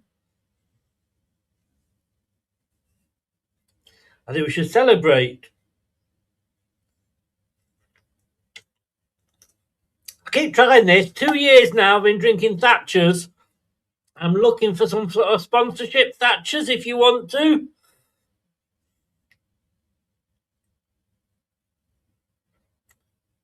Oh, did the ball go out? No, Leicester still have it.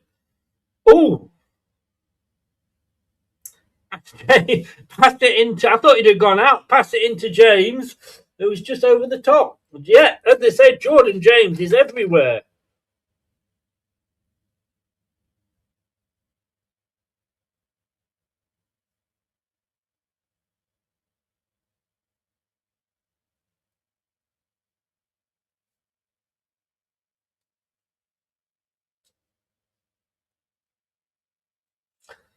"22 minutes gone." Why, when we're winning, do we always seem to the time seems to take slower? It's a free kick to Leicester. Coley takes it to Ricardo just inside our own half and then gets it back again. Oh, that's a bit of a shitty ball from Coley there, but he gets away with it. Nelson gets it back to Stolarczyk, who plays it out to a player that's marked by 2. Who knew? Skip. Now Ricardo up the front on this near side. Jordan James and Fatawu linking up. James has the ball at the moment. Leicester fans are kind of getting a little bit excited every time Jordan James gets the ball.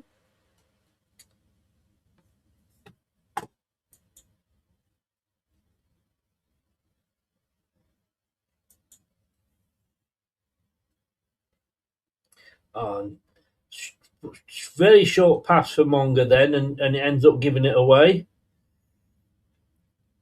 Oh,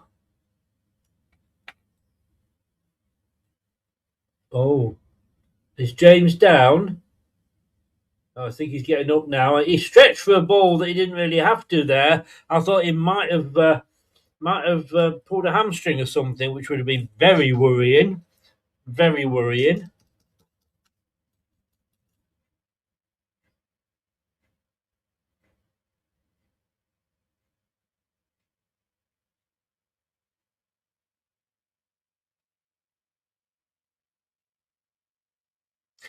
The commentator just said we might need to hurry up and sign James if anybody else comes knocking. I think we've got first refusal. I think that's the deal, the same as El Canous wherever he went in Germany. It's a free kick, though, to West Brom on the far side, midway in the Leicester half. But I know what he means. We don't want to lose him. Hi, Nicky.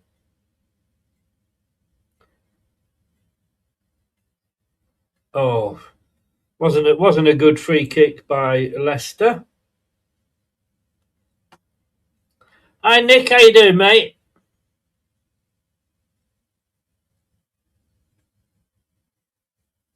If you know anybody there, Nick, tell them to contact me. I'm more than happy. More than happy.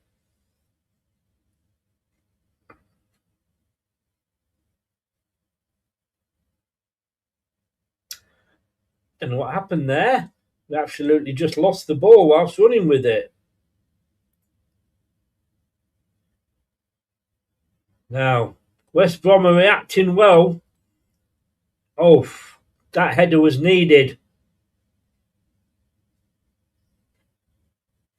Piera. Oh, and it's a throw into Leicester. We can just slow things down a bit. That was a good interception. I think it was a Coley.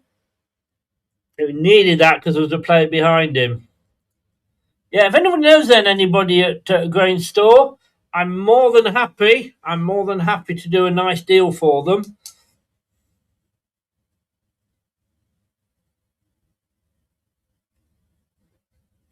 Is it the Leicester fans or the West Brom fans we can hear? Ricardo Piero, the ball upfield. Leicester lose out there. There's a West Bromwich Albion player down. He's not holding his head, but the referee stops the game.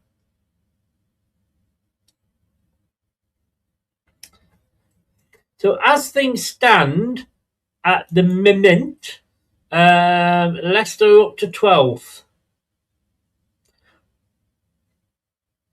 That's as good as it gets for us, I'm afraid.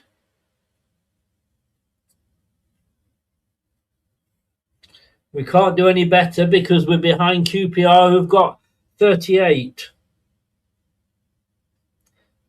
Oh, a header there from West Brom, but Stolarczyk had it covered well. He's not having a bad game, Stolarczyk, in fairness. So Nelson bringing the ball forward. Plays it back to Hamza. Nelson gets it. Akoli. Come to Ricardo on this side. Ricardo plays a long ball up front. Can Ayew get to it? No, he can't. It's played back to the goalkeeper, who of course can't pick it up. And then it's hooked out.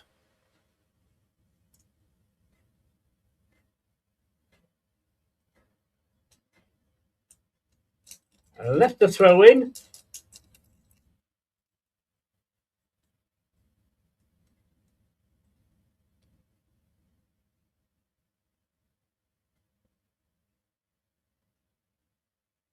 Just a lot of passing about at the moment.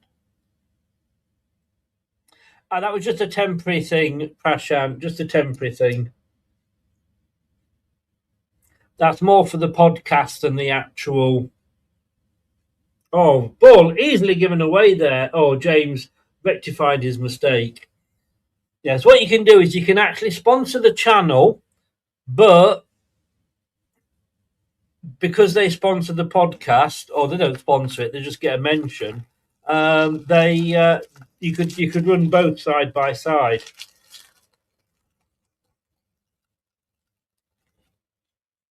I'm gonna have to have one. I'm starving. West Brom coming forward, keeping possession. Oh, that had gone in then. We haven't got it clear yet. Oh. Oh.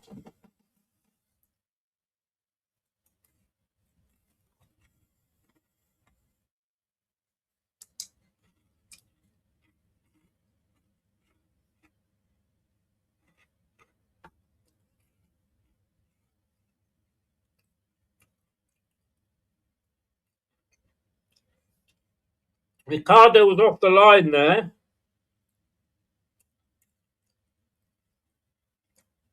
punched it, but it wasn't very good.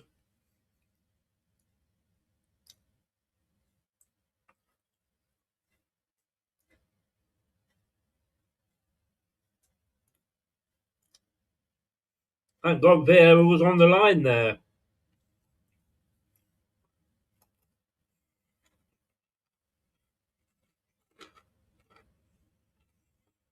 Very lucky Ricardo was on the line.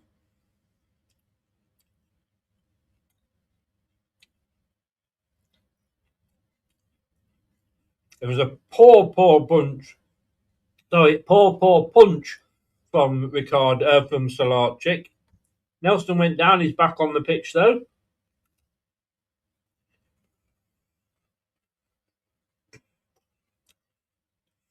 Half an hour gone.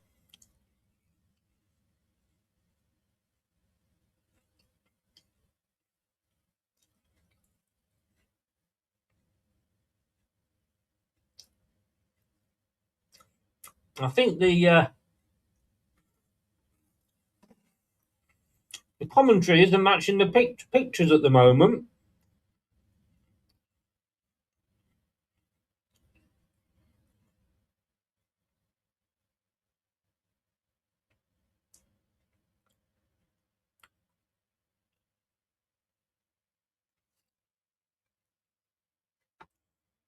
West Brom have it. So the Leicester half, but they do back into their own half just for a minute while it's booted forward. Tarwell, don't know what he was doing there. Star jump. He didn't get anywhere near the ball. But the cross goes straight to Piera, who boots it upfield. Oh, pushing the back, and it's a free kick. And that means I can have another nibble.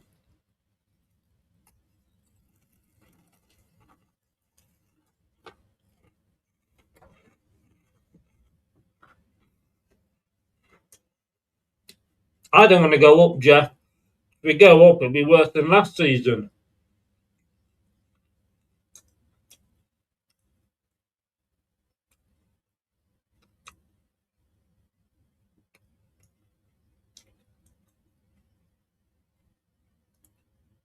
Yeah, we got Coventry City away in about 10 days.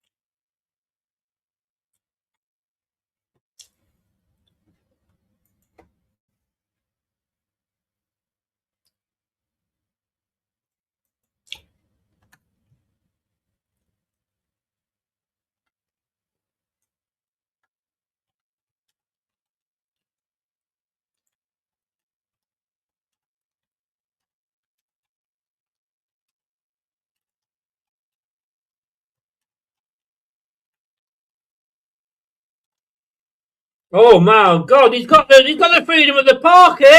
1-1. 1-1. For fuck's sake.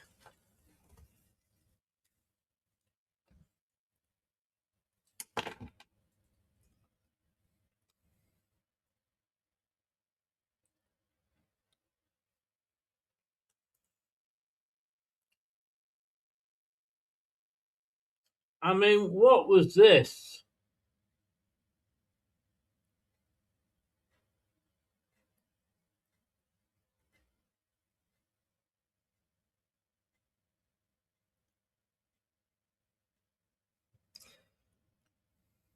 He had all the space.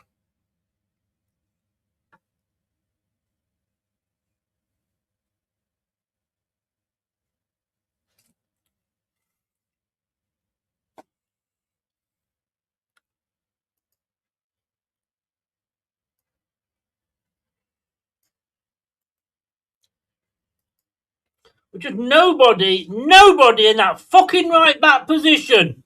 Of course he had the legs on Ricardo. Ricardo's an old fucking sod.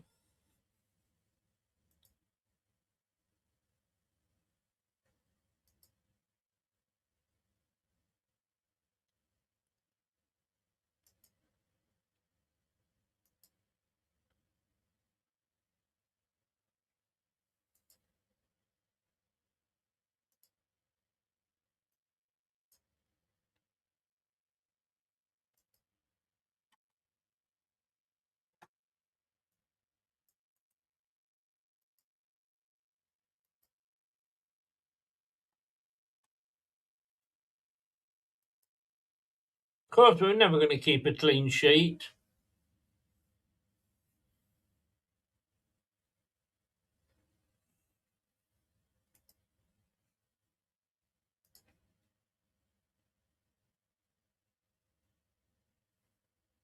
Totally too slow.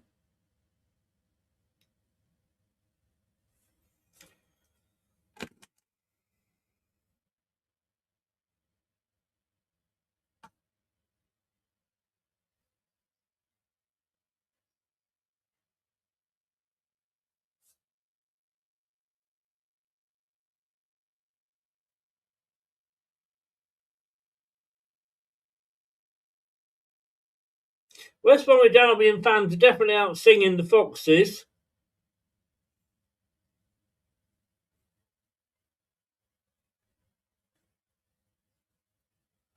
I mean, now West Bromwich Albion are on top.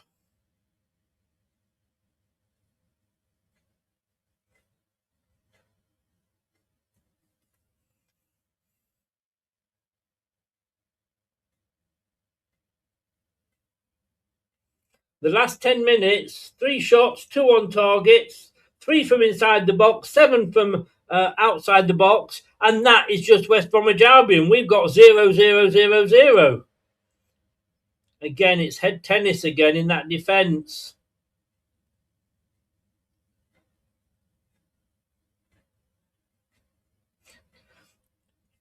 Hamza Chowdhury gets his head on it.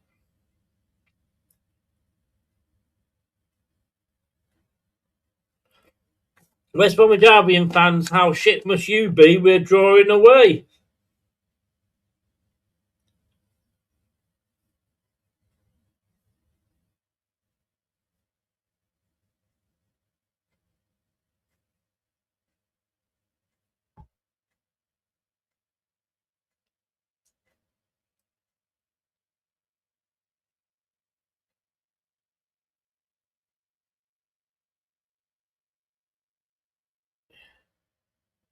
Monga taken out, but no free kick, and now West Bromwich Albion can break.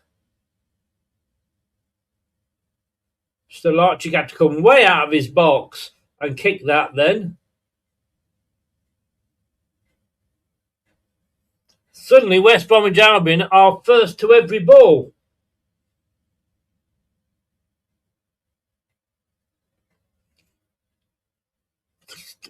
We're just not defending.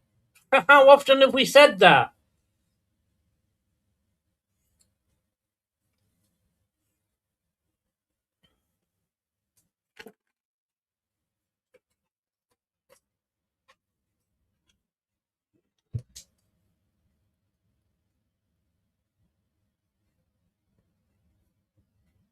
You've gone from looking good to looking shit.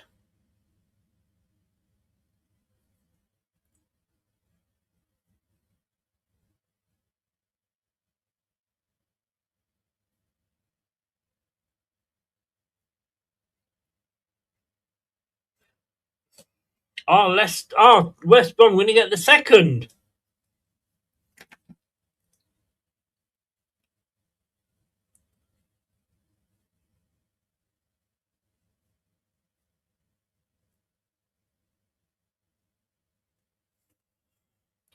And you've got to say that they do look.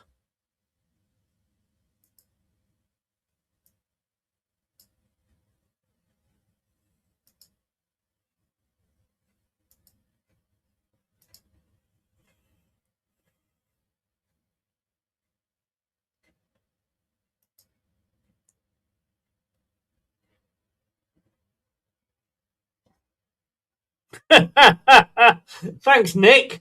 Just what I wanted to be thinking about.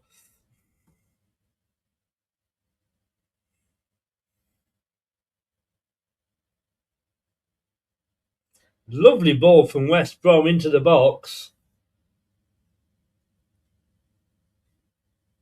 Again.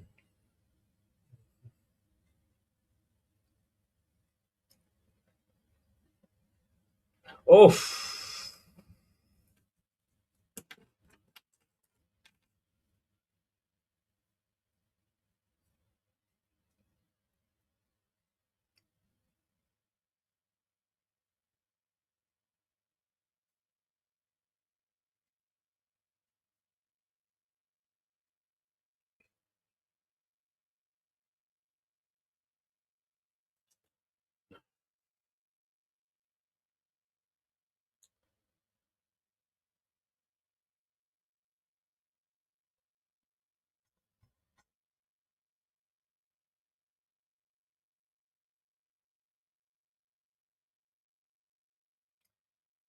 It's all looking a bit scrappy for Leicester. Skip managed to get away with that. Coley bringing it forward into the centre circle, looking for options. And he loses the ball. But then given back to us by West Bromwich Albion. Thank you very much. Fatawu on this side. Is it Fatawu, Fatawu? I know all the pundits call him Fatawu. I call him Fatawu. Yeah, I know.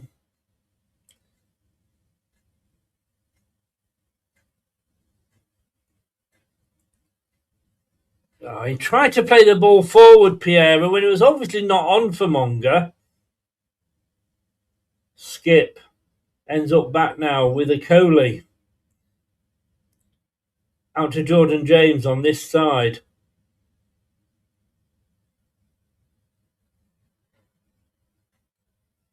Match momentum. Since that goal, been all momentum.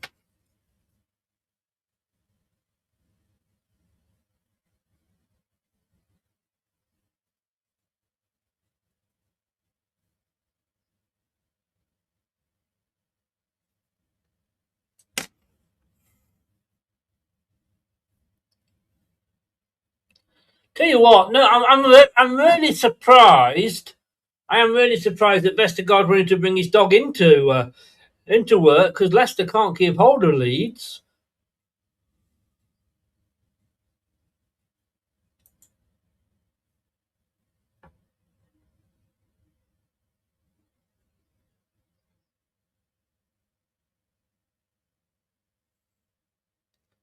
Skip back to a Coley. Coming forward, passes it to Ricardo. He passes it back to a Coley. Skip now. Tries to get it through to Ayu. Doesn't.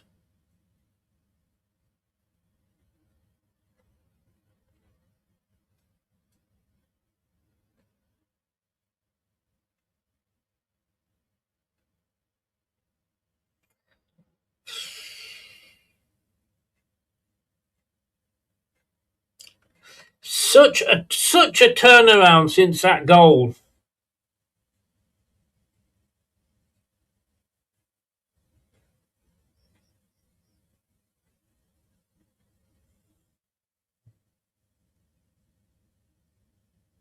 High ball up from West Brom, but Coley takes it down. I mean, this is the period when you're thinking, fuck me. Because it's just before half time.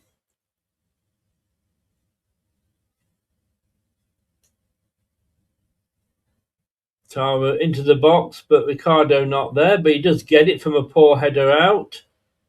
Oh, De Cordova-Reid so easily to the way, but skips. Being urged to shoot. James on this near side in Fatawu's role. Could it be that Leicester get a goal just before half time for Taru into the box? Oh, and it had to be defended then. It was been put out for a corner.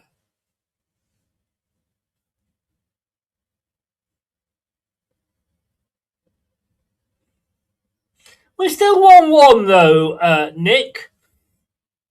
I mean, if I'd gone to the match, I wouldn't be going at half time. And you know, up until their goal, we were pretty much on top.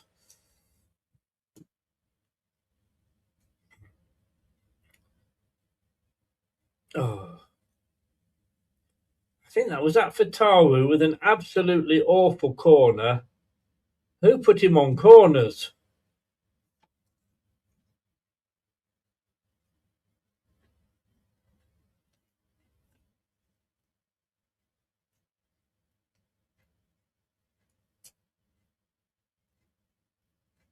Two minutes.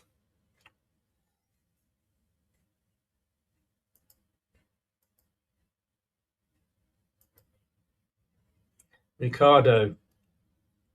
Oh. Saw Skip running in there. Didn't really work out though.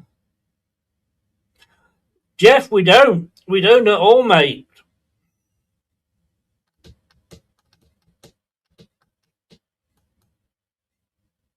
What am I thinking? How nice it would be now to be in Lanzarote. I'm going again, did I tell you? 2nd of February.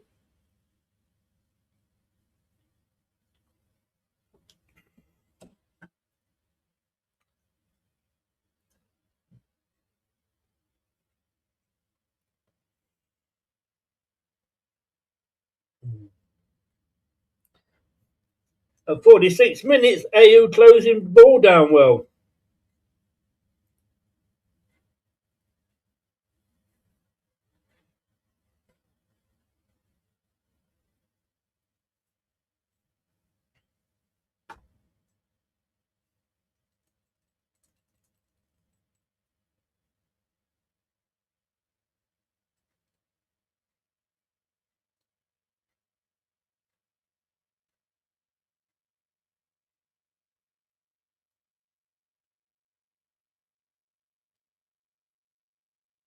It's a free kick to West Bromwich Albion.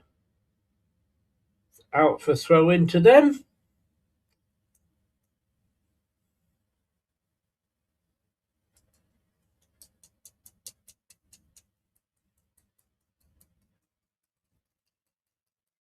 Really, a point is not really. There we go, half time.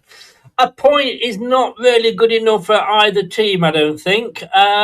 But we'll be back in a few minutes. We'll get Tom in, and we'll be talking. We'll be talking. We'll be talking something. We'll be talking the first half. We'll be back with the half-time analysis straight after this.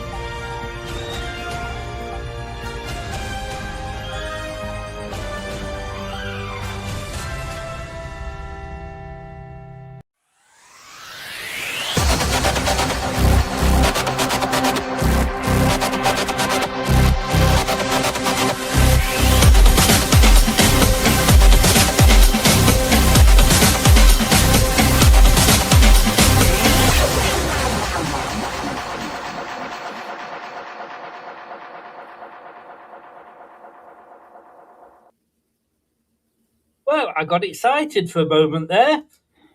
Well, for about 5 minutes. I mean, they say it's a game of two halves, but I'm going to say it's a game, even each half is a game of two halves. Because up to us scoring the goal, we were on top. Yeah. And we looked comfortable. I don't think they offered too much. And then, as soon as just before them getting the goal, hang on, hello, what's happening here? They're back on top again. Yeah, I mean, I tell you what it is, Chris, is that they worked out very quickly that Jordan James was running the show for us, and then so their manager had a word with their team, and all of a sudden they start crowding him out. And what happens then? They can get hold of the ball more. And this comes back to Marty again for me. I mean, look, everything was wrong about the second part of that performance, right? The attitude's wrong. The work rate isn't there. The desire isn't there. The ability to make a pass through the center of the pitch is non-existent, completely non-existent. I don't understand what they're doing, because we saw when we scored the goal, you can play one-touch nice football. And as West Brom has shown, if you're going to get something from a game like this, you need to be more direct. You need to be getting it through quick. We overplay it way too much. We get marked out of the game, and we're making things harder for ourselves. And we're asking Mongolen to take on 2 or 3 players. Our forward players aren't seeing the ball enough again. We're way too back defensive half the time now as well.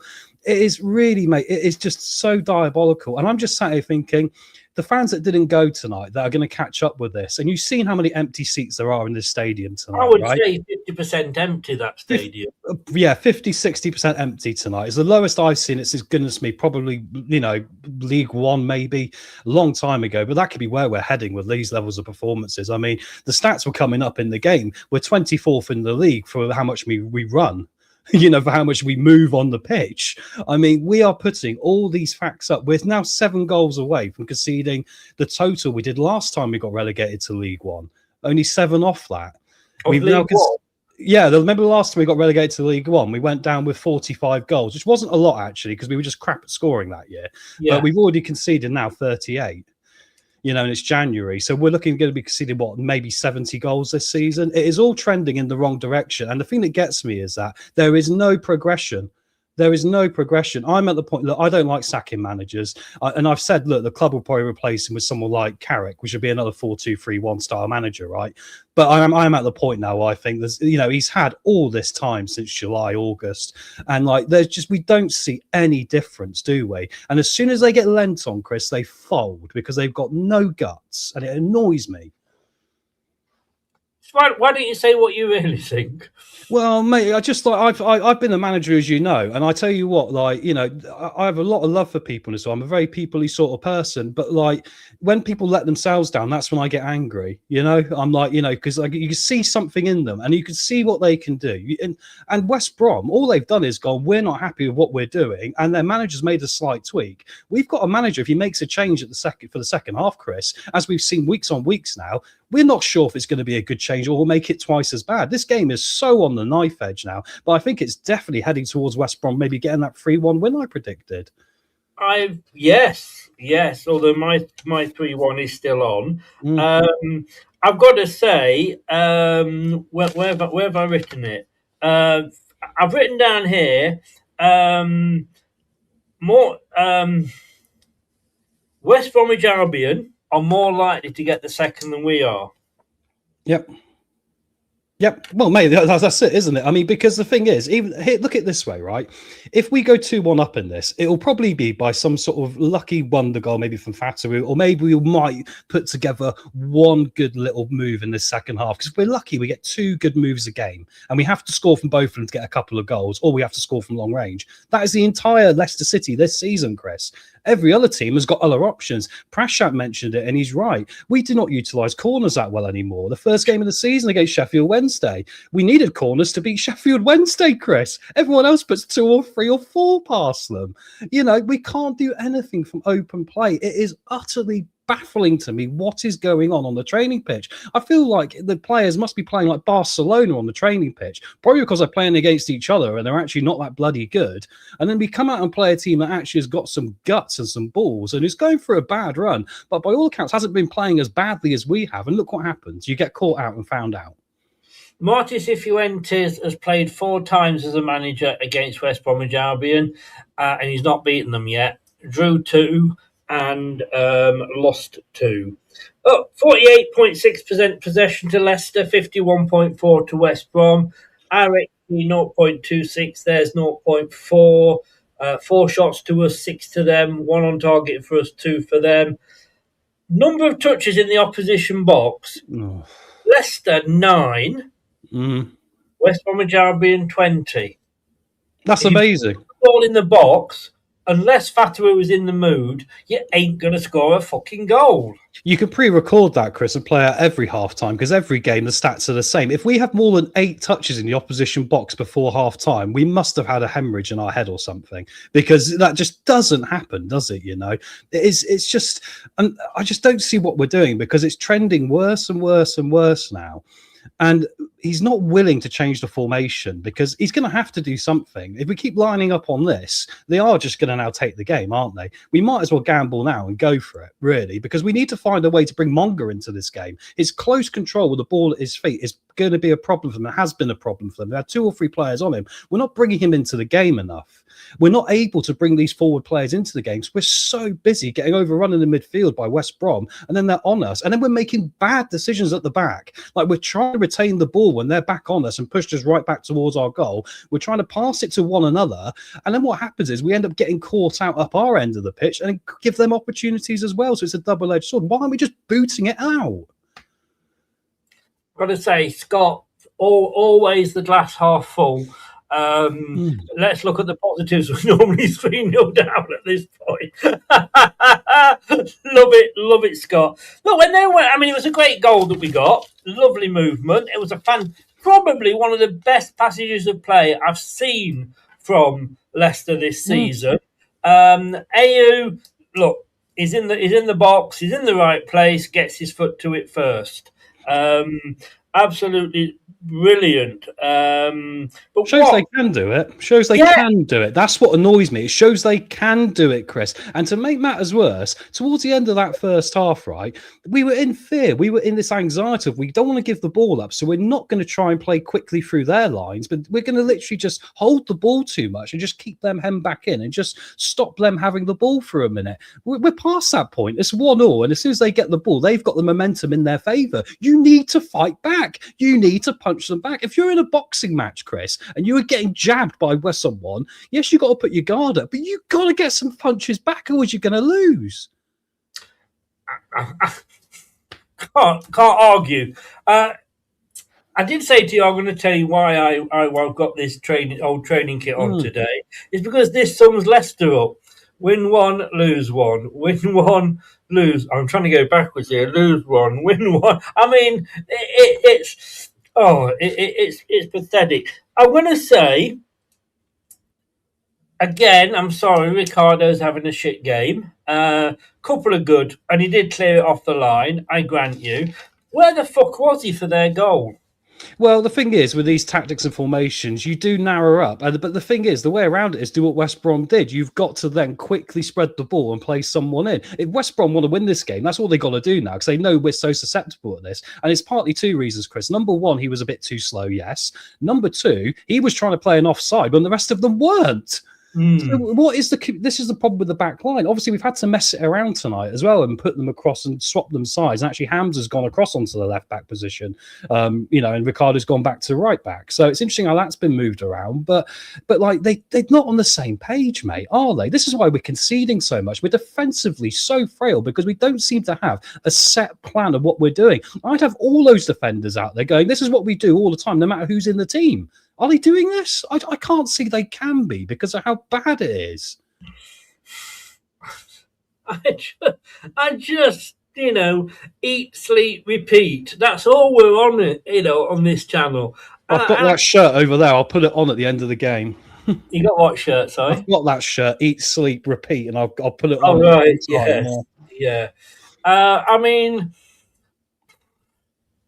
you could see Leicester's heads drop when we conceded that goal. Yeah, 100%. Yeah, and I think that's the challenge, Chris, because our heads have dropped. But then I'd say to the players, what are you made of? are you going to allow this team to steamroller you? The only problem with that is like there's one or two like Hamza who will now lose their heads. Right, he's started to lose it already, and I'm thinking, okay, we can bring a Luco on, but let's look. Can we trust him to survive more than 30 minutes? Tell you what, for me, and fair play to AU for getting the goal. Jacoba Reed brushed off the ball so easily. Monga, I think, to be honest with you, just get him in the middle and let him do his damage there. Only one, and I'm going to have to go because the second half is coming up. Only one decent player for Leicester on the pitch, and he ain't even our player, and that's Jordan James again. I will see you at full time, sir. See you at full time. Good luck, everyone, for this one. Oh my God, do we need that? I'll tell you.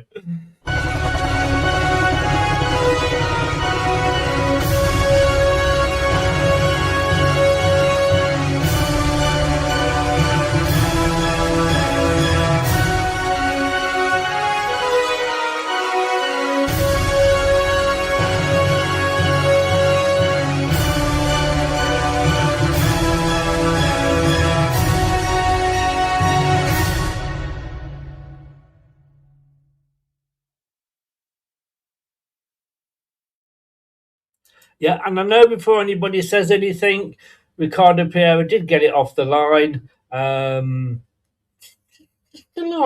Still at half time. Oh my fucking half time tunnel as we're about to come out.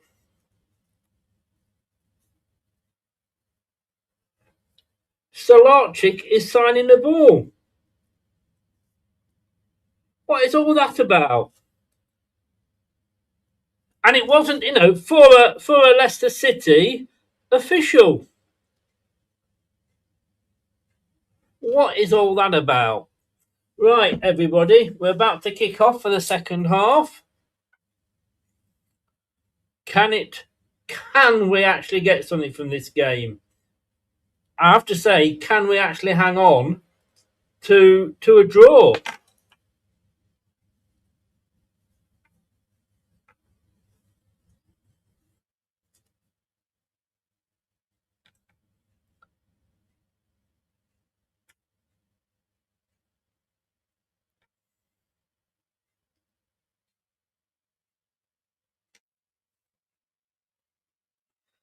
So just waiting for the whistle to blow. Don't know what the delay is.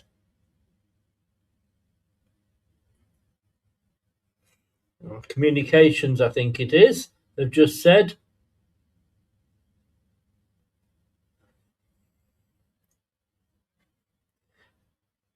Yeah, I think that was a, and we're away. So West Bromwich Albion in their yellow and green striped away kit, green shorts and yellow socks. Leicester in all blue, and Leicester are now kicking from right to left towards the Kop, which they like to in the second half. We win the ball, we lose the ball.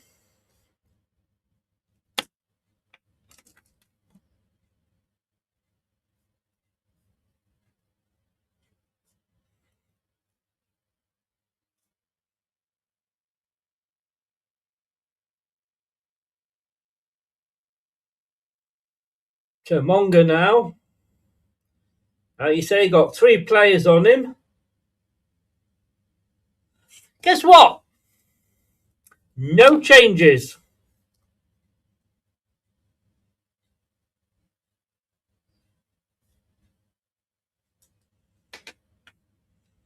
Skip did get it, got it to Pereira. And the cross doesn't come in from Jordan James. But it's Ricardo to take the throw in. No long throws today, of course, with Luke Thomas. Is on the bench. James from Faftawu. Ricardo tries to get Skip through. And it is a corner. A corner to Leicester.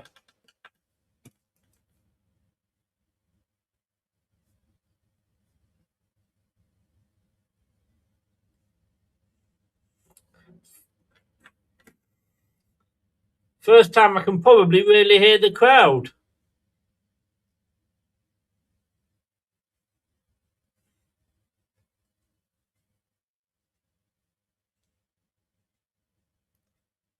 Oh,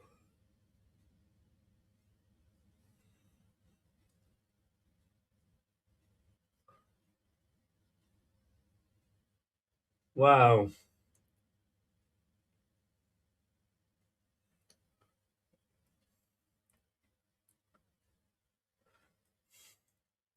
Good effort though by Nelson. At least he got in and got his head on it.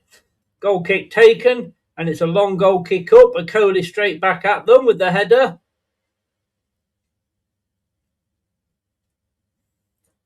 Skip back there in defence. Fatawu. Oh, Piera. Now it's Fatawu, who loses out, loses the ball.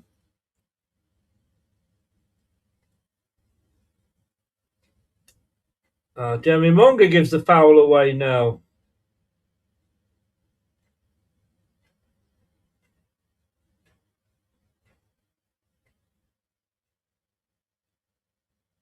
Why do players go over now when they've made a foul and just, you all right, mate?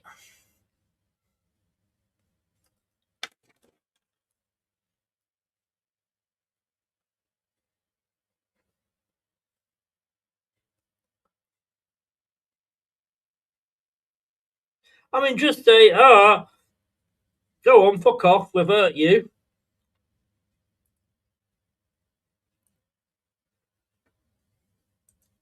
Free kick into the box. No, not quite into the box, and it's headed clear, though. Coley.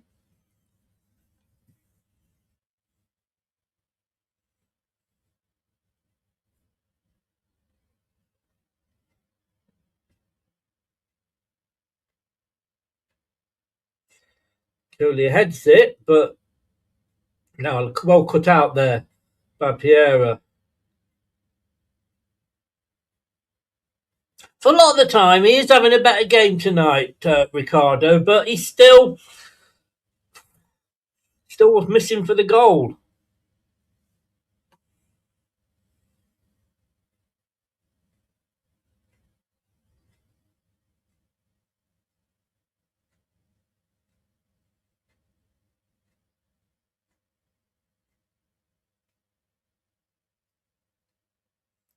Oh, Fatawu back, but he clears it straight through him. Oh,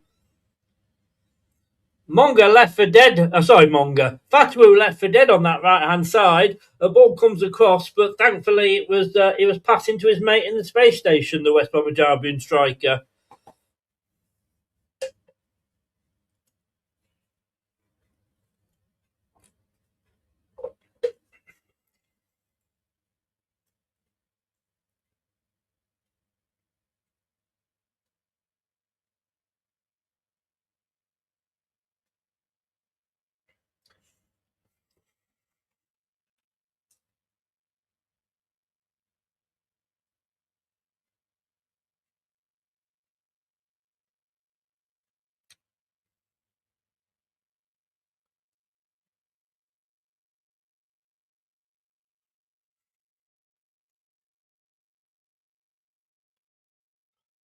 Are we hopeful here? I'm not hopeful. I don't know if anybody else is. Oh. Shit. Wednesday, West Bromwich Albion, leaving Chowdhury for dead there. And the cross will come in. Oh, Skip there was in the way. Now Ayu's got it. But he's not. He's got no speed. Jeremy Monga takes over. Oh, lovely ball in, but it was just a little bit too hard for the Leicester player. Ayu was never going to get away from the chasing back West Brom defender.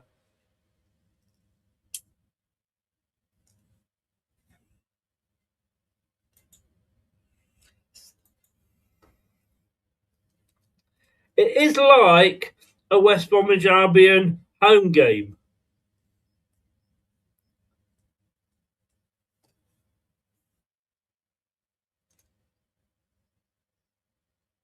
Oh, hit the post! Oh my goodness me!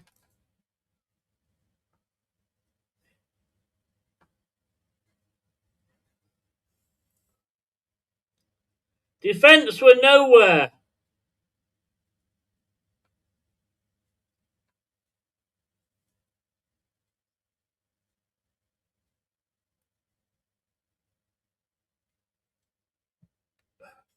Fatawu, I think it is, that's down.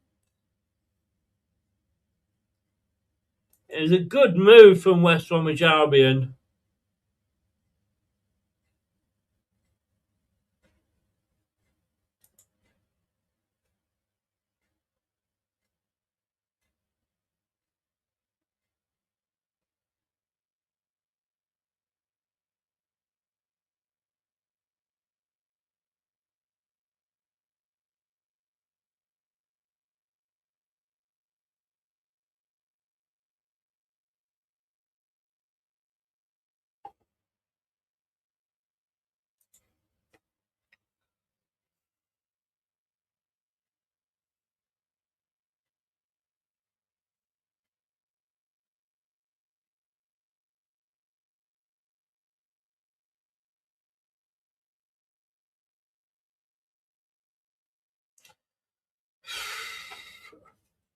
West Bromwich Albion are definitely on top.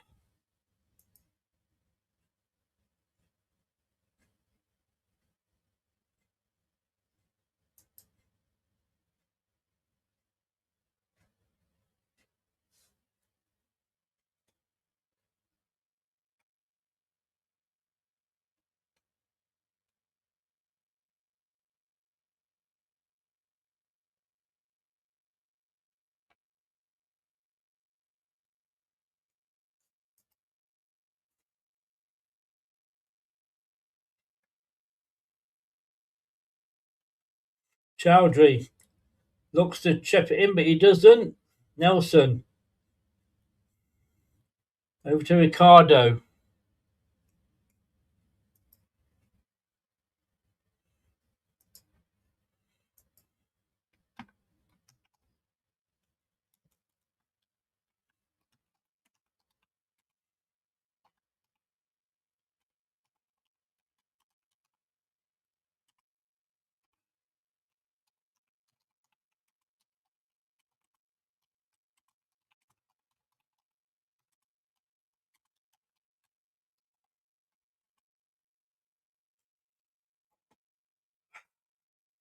We've got a game on our hands here.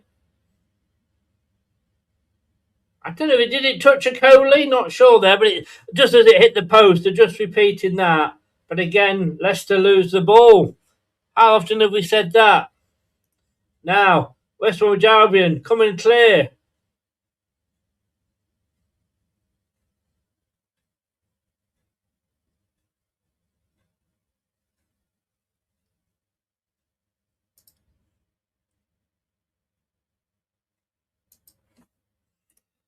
Coley doing well there.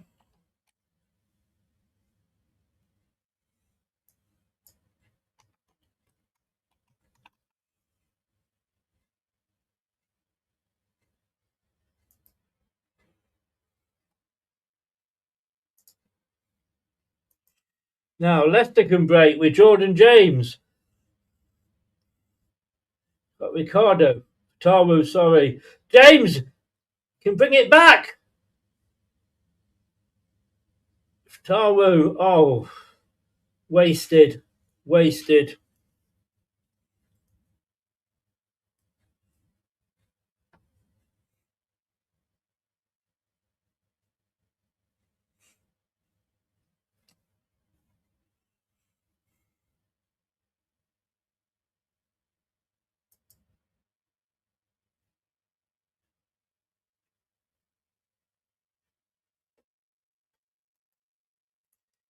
Chowdhury. Monga. Oh, into the box, but it was too high for AU. Oh, wow, James!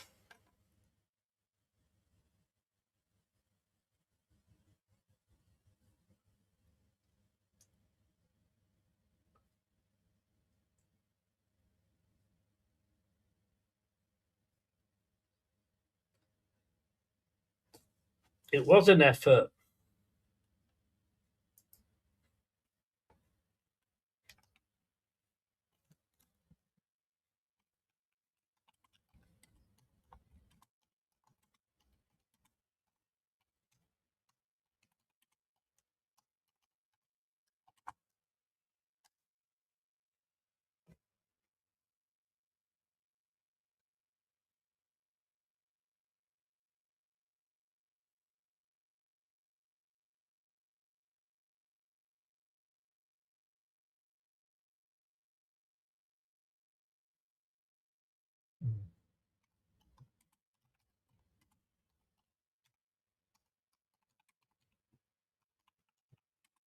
They're just saying then, yeah, regarding the points deduction, they were saying in the manner of fairness, it's got to be done soon, hasn't it?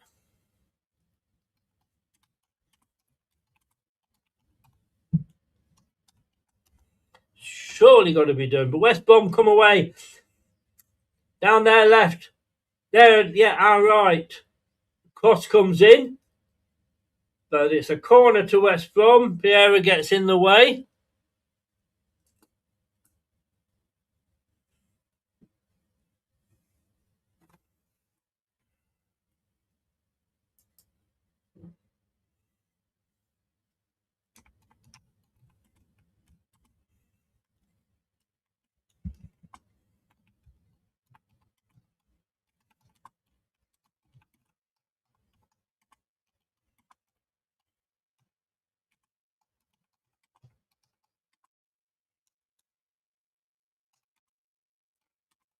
So it's a corner for West Brom. Oh, headed clear. I think that was a Coley.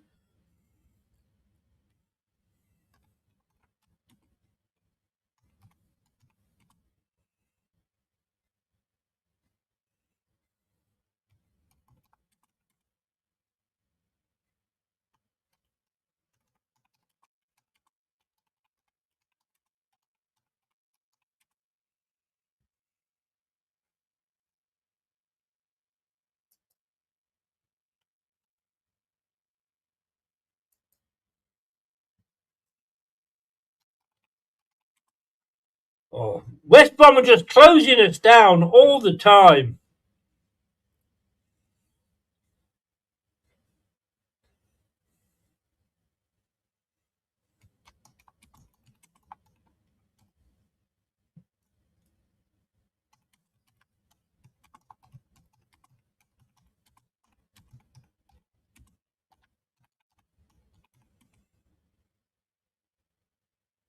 Oh, my goodness me.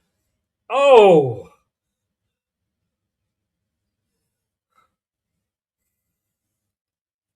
So Larchik there with an amazing save. Hamza lost out.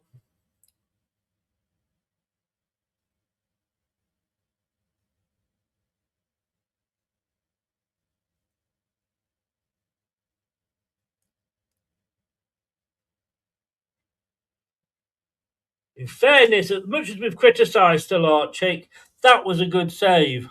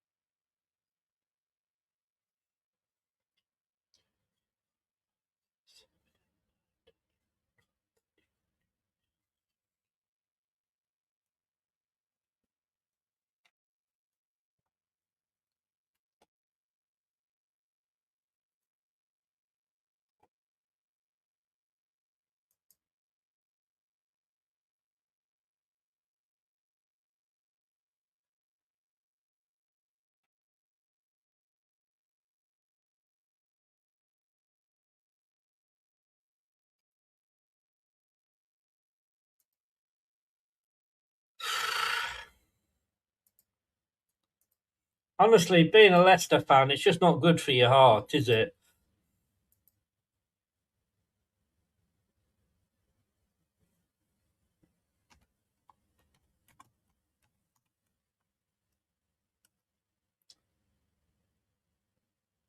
No.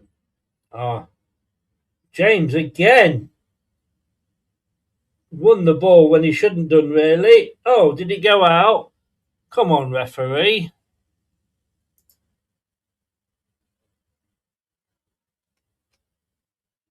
A free kick. Oh, he did. He got it. Actually, it was an elbow there by James, but don't know whether he knew he was there or not. Oops, we've got Mavididi warming up. Well, he's taking his top off anyway.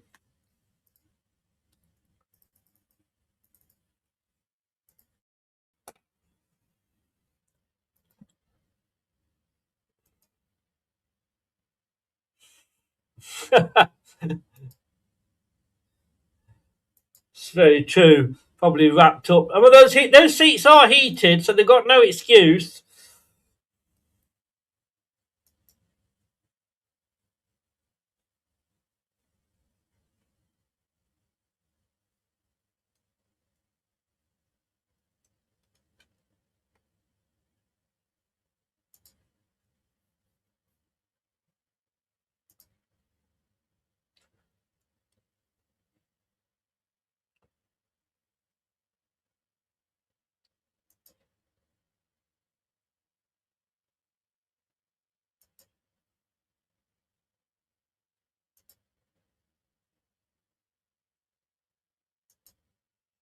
West Bromwich are coming forward.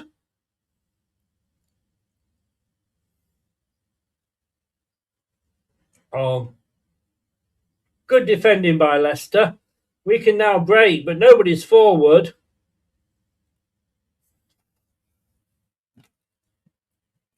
Leicester City break 2 versus 6.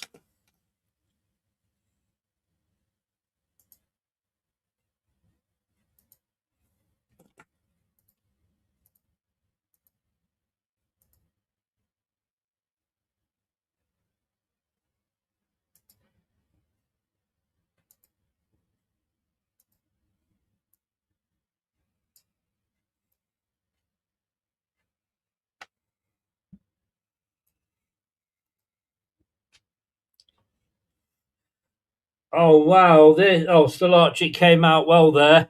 Wow.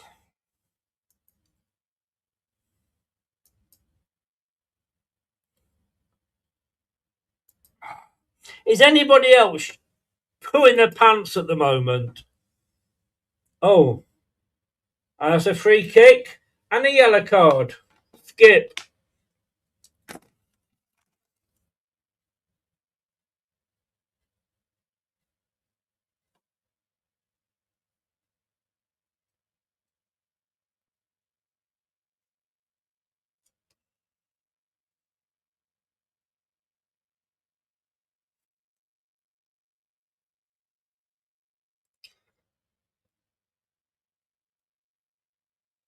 Free kick in a really dangerous area. I thought Skip got booked then.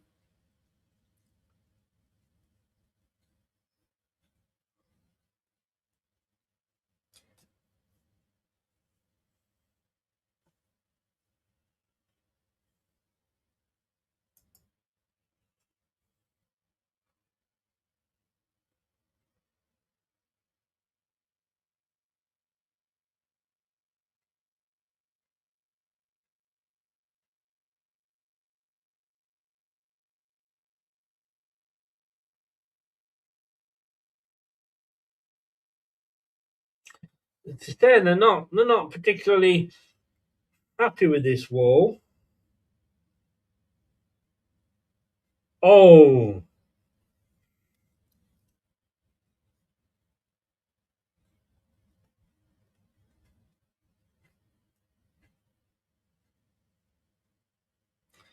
so we are 1-1.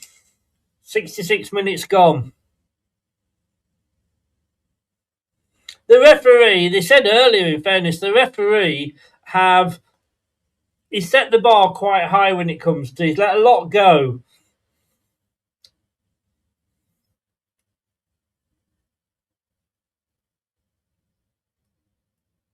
Munger and Reed possibly going off with Page and Mavididi coming on. Like for like.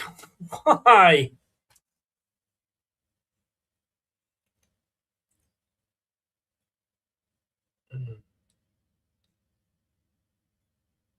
We're just giving it away.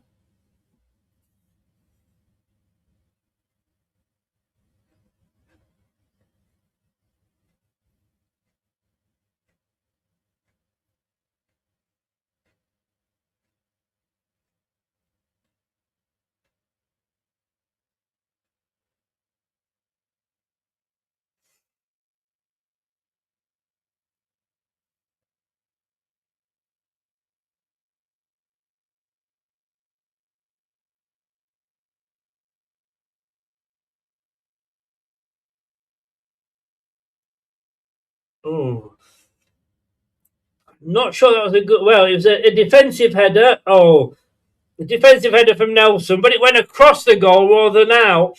And Hamza was sort of having to watch the West Bromwich Albion player who got the ball, and thankfully the shot was straight at Stolarczyk.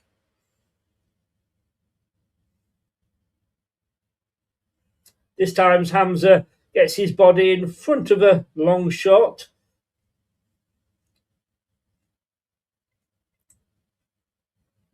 Free kick to Leicester.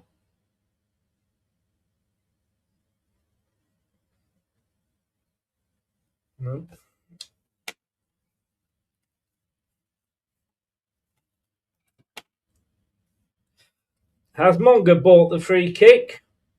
Oh, he had his shirt being pulled.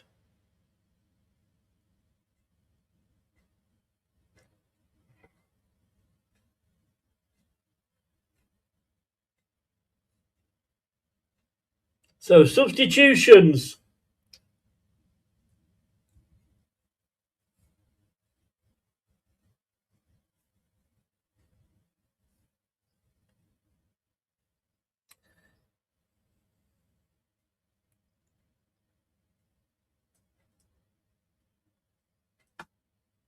Stop apologising for the bad language. It's a fucking football match.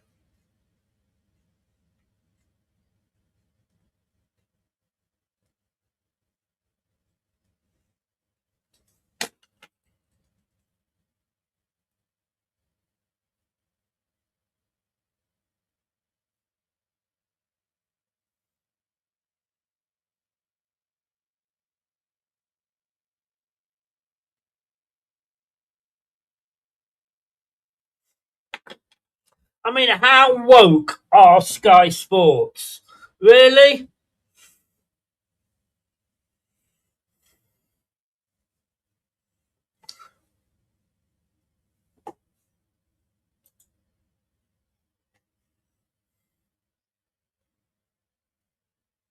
The ball goes all the way through to their goalkeeper.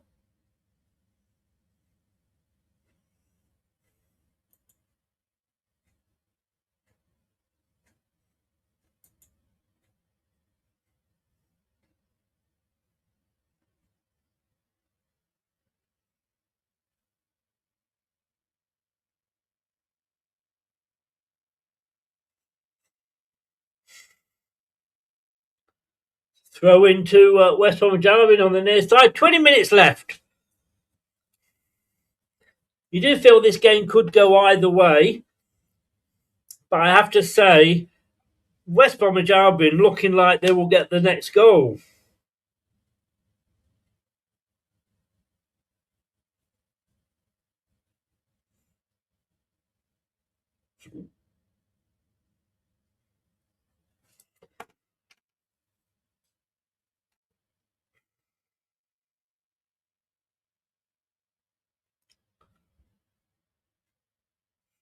So 2 changes for Leicester have just been made now, 1 for West Bromwich Albion, with Hegaboo going off and Majak coming on.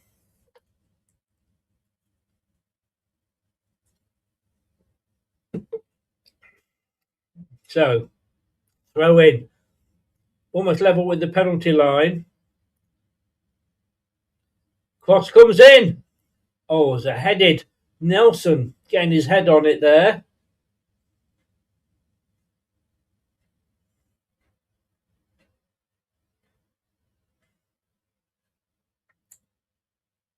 Oh, Stolarczyk punches and better this time, and a free kick to Leicester as the player is pushed in the back. That was a better punch and clearance by Stolarczyk, it has to say.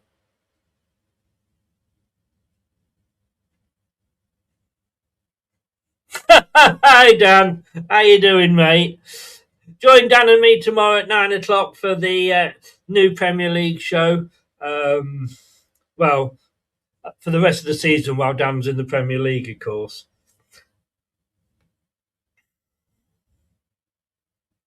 No, I tell you what, these losses, when I'm in Lanzarote, I don't give a shit, mate. You know, if we lose, we lose. I'm just out there to get the heat and the sun.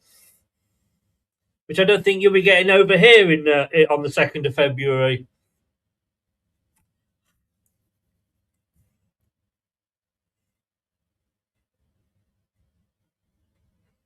And they are better, to be honest with you, because I don't have to do the watch-alongs when I'm in Lanzarote. Through here, West Brom. Leicester got numbers back, but again, they're all over the one side. For fucking hell's sake.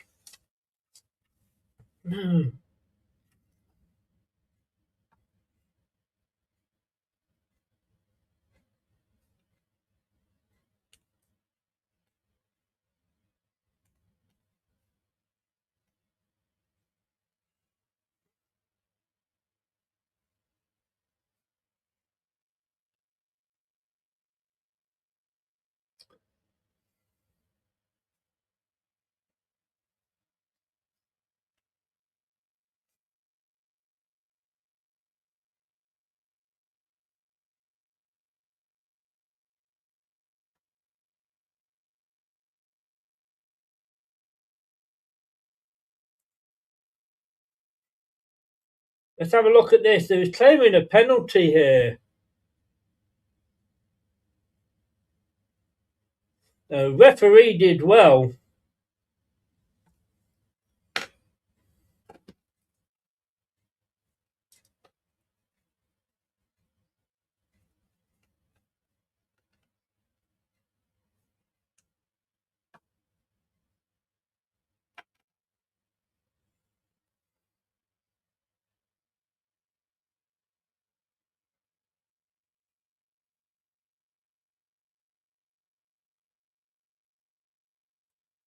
The momentum is definitely with Albion at the moment. Now, Jeff. Now.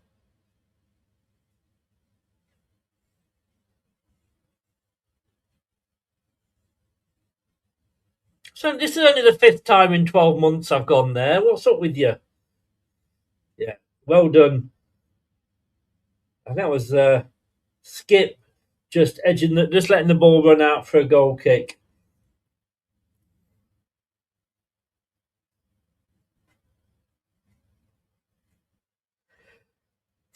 Twice as many crosses.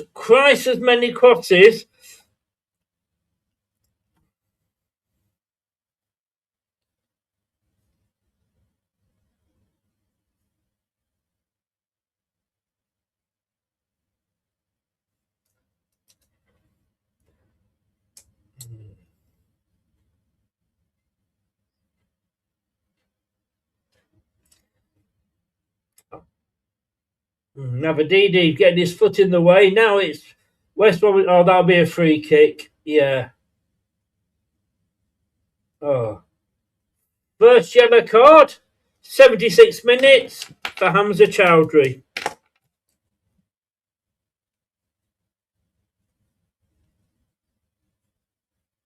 First yellow card of the match.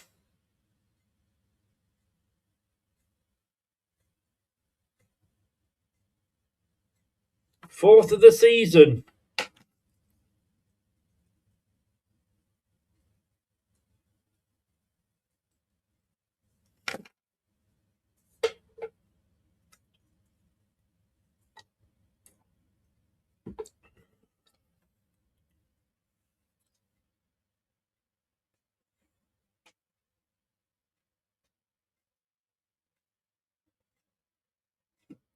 Who hasn't, Jim? Who hasn't?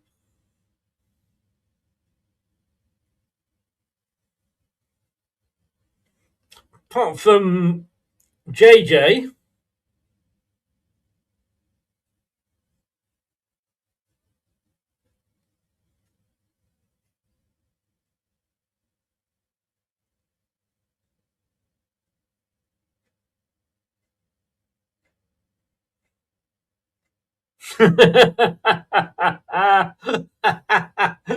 Nick, I can't possibly comment. I think my reaction was the best.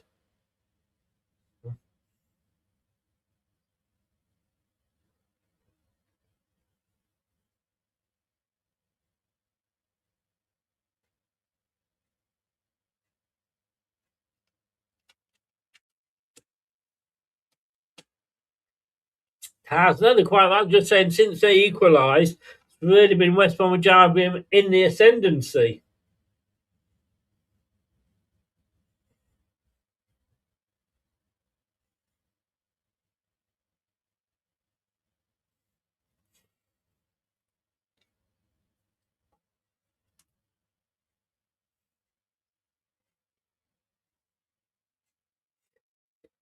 So, 2 substitutions now for West Brom.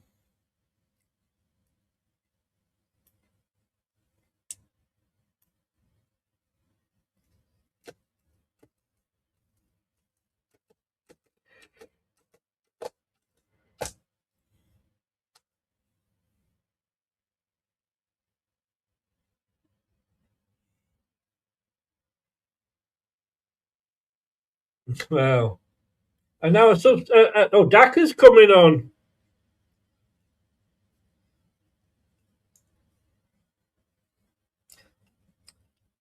AU is off.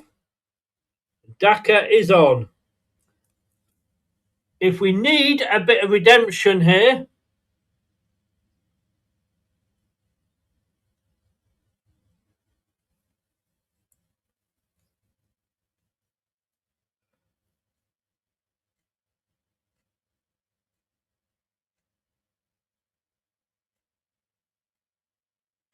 oh, oh,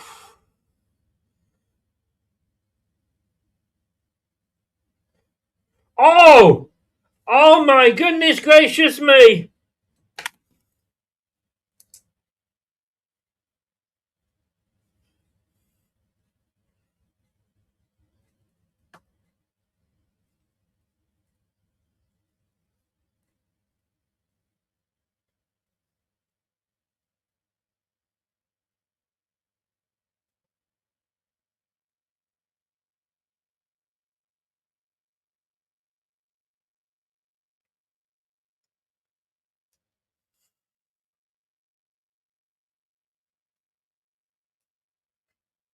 Daka basically just kicks it upfield, which is probably the best thing he could do, really.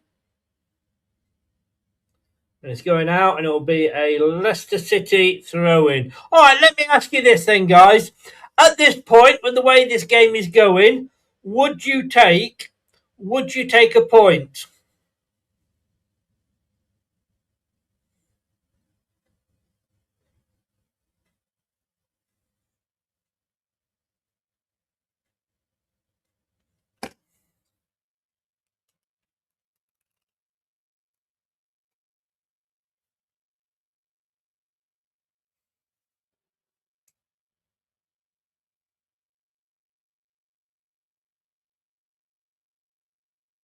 Now, Skip holds off the challenge.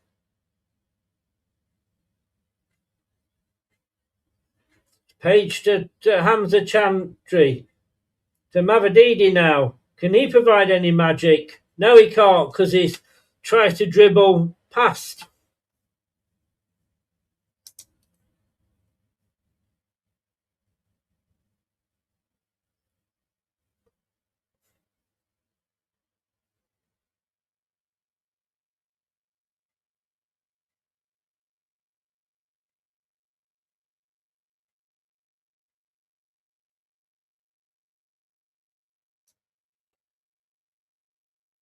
Oh, good move, Hick.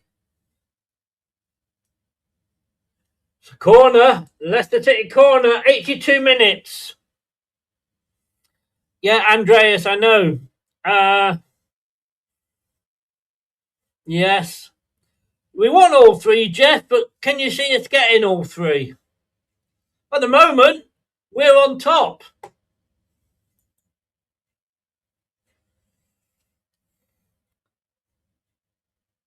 It's a corner, but it should have been a goal kick. Maybe we can base this into a advantage. Hamza Chowdhury! Oh!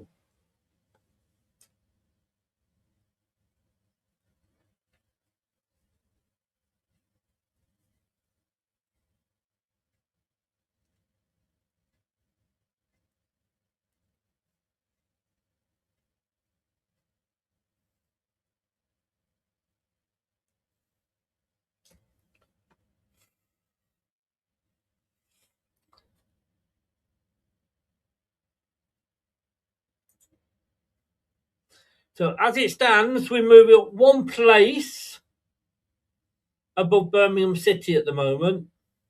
We're still on -2, but we're behind Derby County. They're on 35, but they've got a 0 goal difference.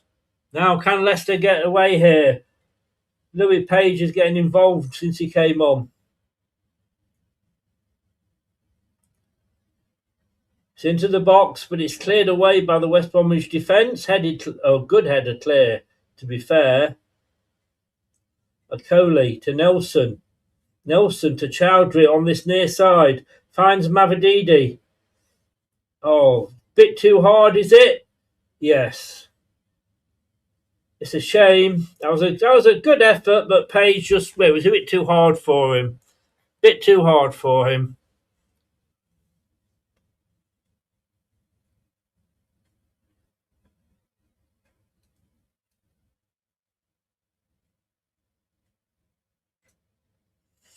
Into the last 6 minutes plus any stoppage time. I think there will be a bit added on. There's been a few stoppages.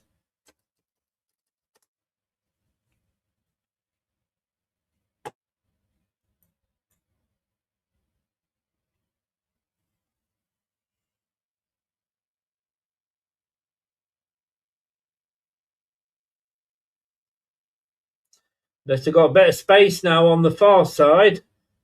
Slow it down. James.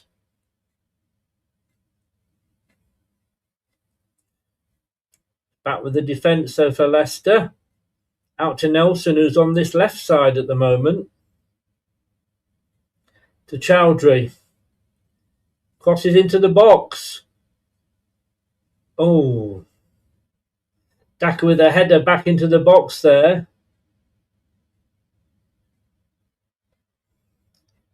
Daka trying to close it down again.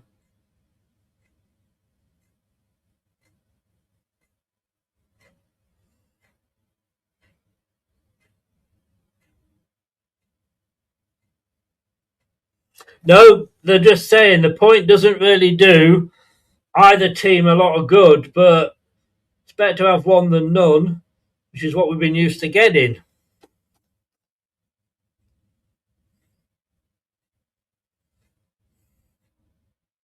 Leicester City, yeah, there's a bit more about them, as the commentator just said, but got to be careful.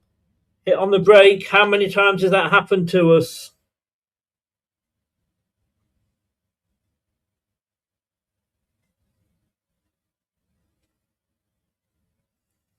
So Fatawu on the far side. Into Skip. To Nelson. They switch sides to Page.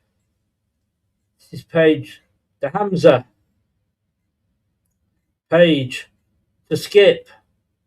Looking for the opening.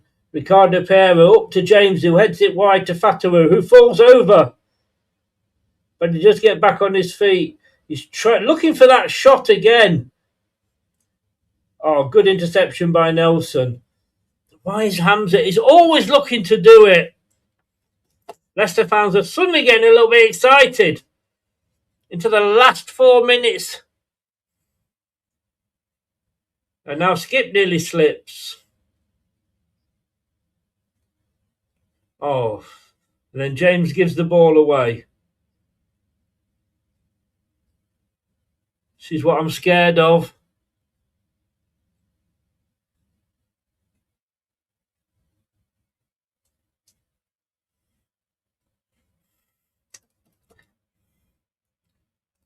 You still get money in though, I guess, Nick. But yeah, I know what you mean. It's just, look, it's January. You're not expecting sunshine, are you? Really? West Bromwich Albion just calming it down. I think West Bromwich Albion will be happier with the point.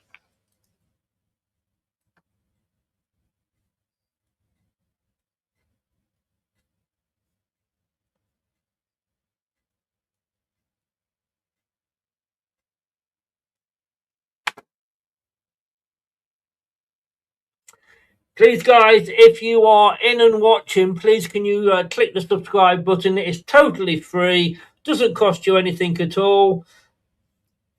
but it supports the channel. And if as well as doing that, what's even more important in a way is please click the like button on the video, the thumbs up. We will, the more likes we get, helps with the algorithms, and we end up on other people's homepage.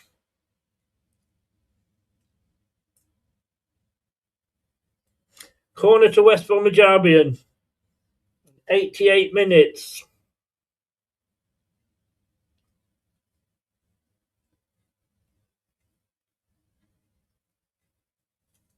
I dare look.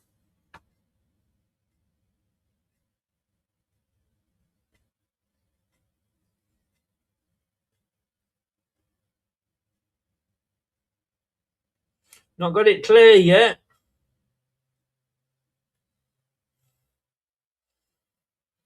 West Bromwich Albion fans cheering the players on.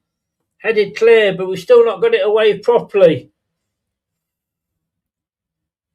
Daka doing his defensive duties. And it's another corner.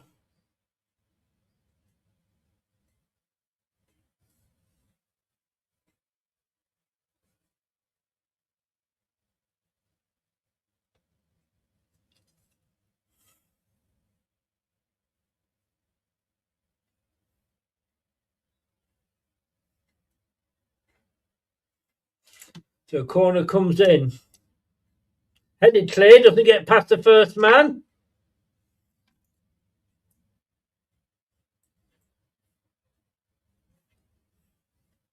Five minutes. Wow.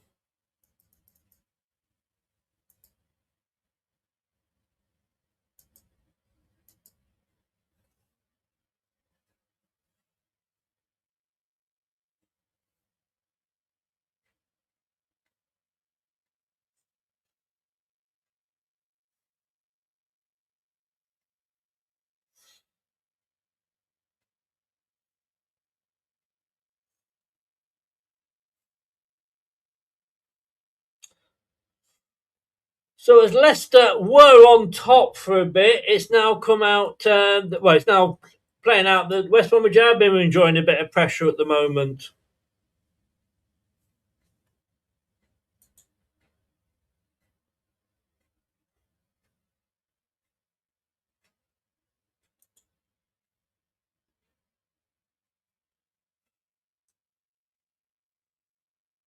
Now, ball comes out, Daka unable to get to it, otherwise he would have been clear.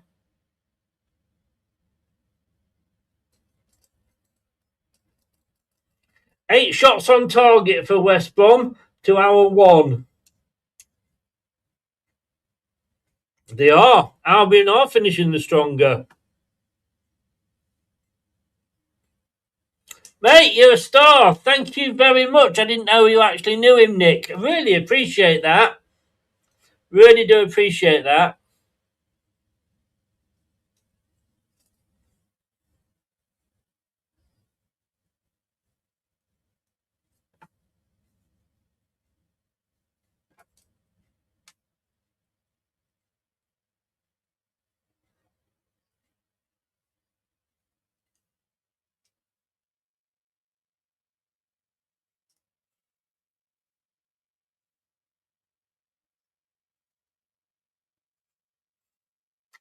Can Leicester nick something right at the death here? Or West Bromwich Albion just keen on just holding on to the point?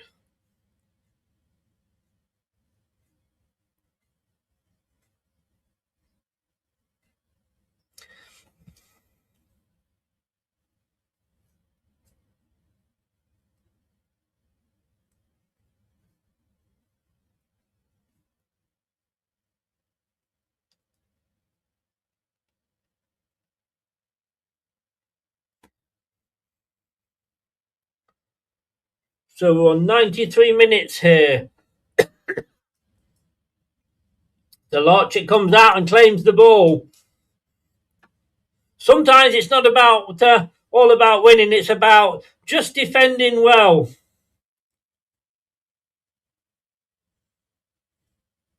Hamza. Looking for options. Plays it back to Nelson. We need to get this forward.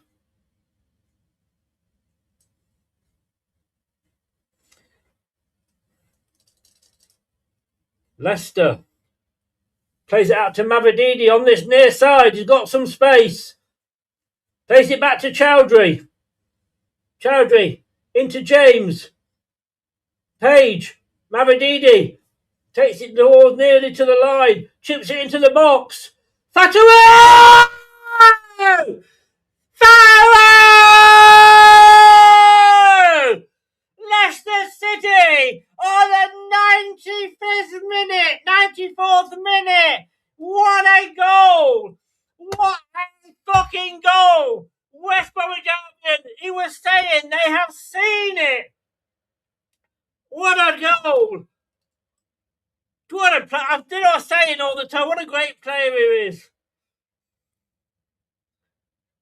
Mavididi across. Fatawu volley.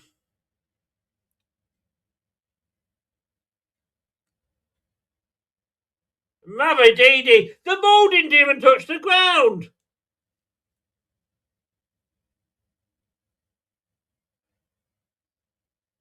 Wow. Did we deserve it, Lorraine? Did we deserve it? Who the fuck cares? Who the fuck cares? Goal! Back of the net.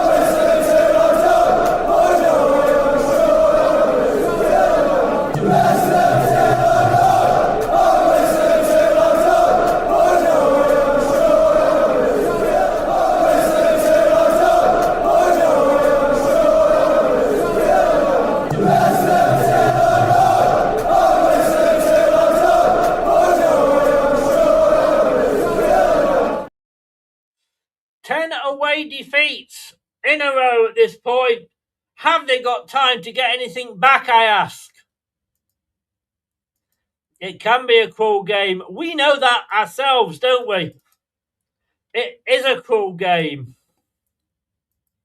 Unfuck it. We don't deserve that. We got out of jail.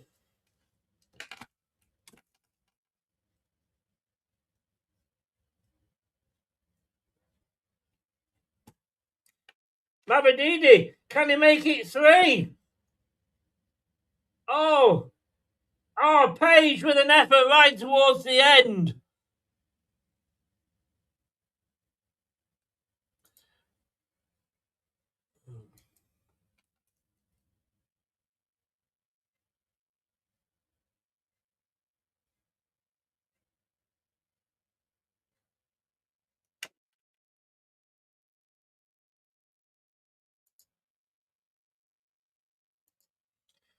Unreal, this game. I don't understand this game of football. And it's over! It's all over! It is over. It is over. Leicester City 2, West Bromwich Albion 1. You can say we don't deserve it. Who gives a fuck? Who really gives a fuck? We are 2-1 winners. God knows how, but we'll take it. Thank you very much, Leicester City. Yeah, that's the points we get. That's the way the cookie crumbles. We'll be back with a full-time roundup and reaction straight after a little break with the guys. Do not touch that dial. You can't leave this one. This post-match reaction is going to be good. You got to stay for it. You really, really have. So, I'm going to go and say shake hands with the unemployed. And I will see you back at in a few minutes.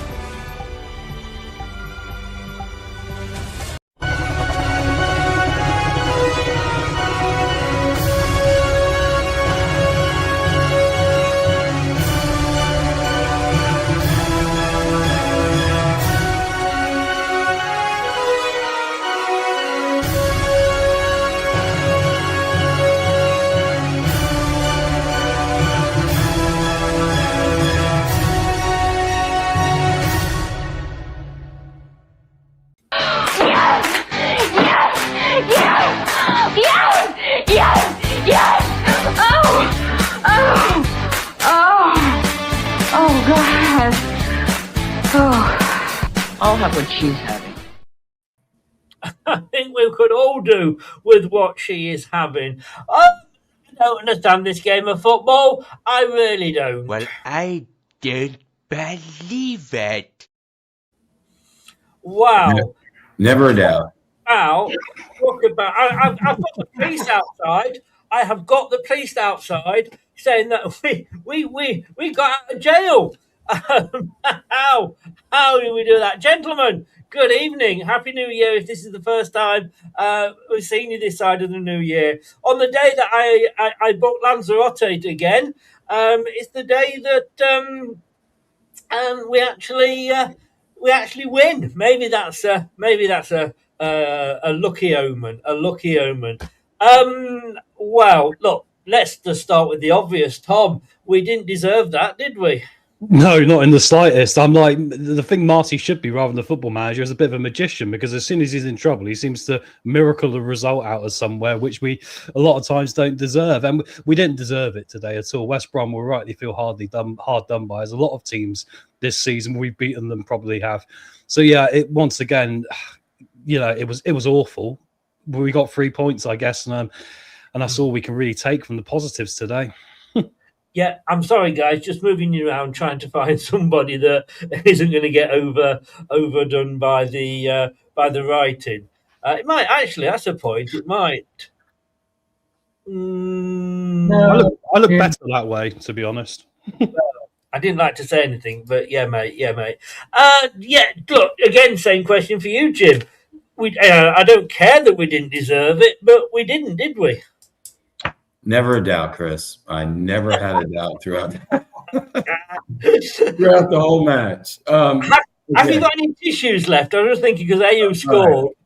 Right. Maybe I'm not. Maybe I'm not telling the truth. I had a hell of a lot of doubts, but I wasn't giving up. And wow, we did not. For the most part of that match, we did not deserve it. Absolutely, like Tom said, but. Sure is nice to get those 3 points.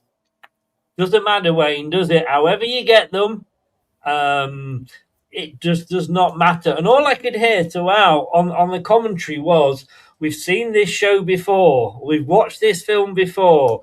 West Bromwich Albion, they were on top in that second. Well, basically, from the point of them getting the equaliser, they were on top.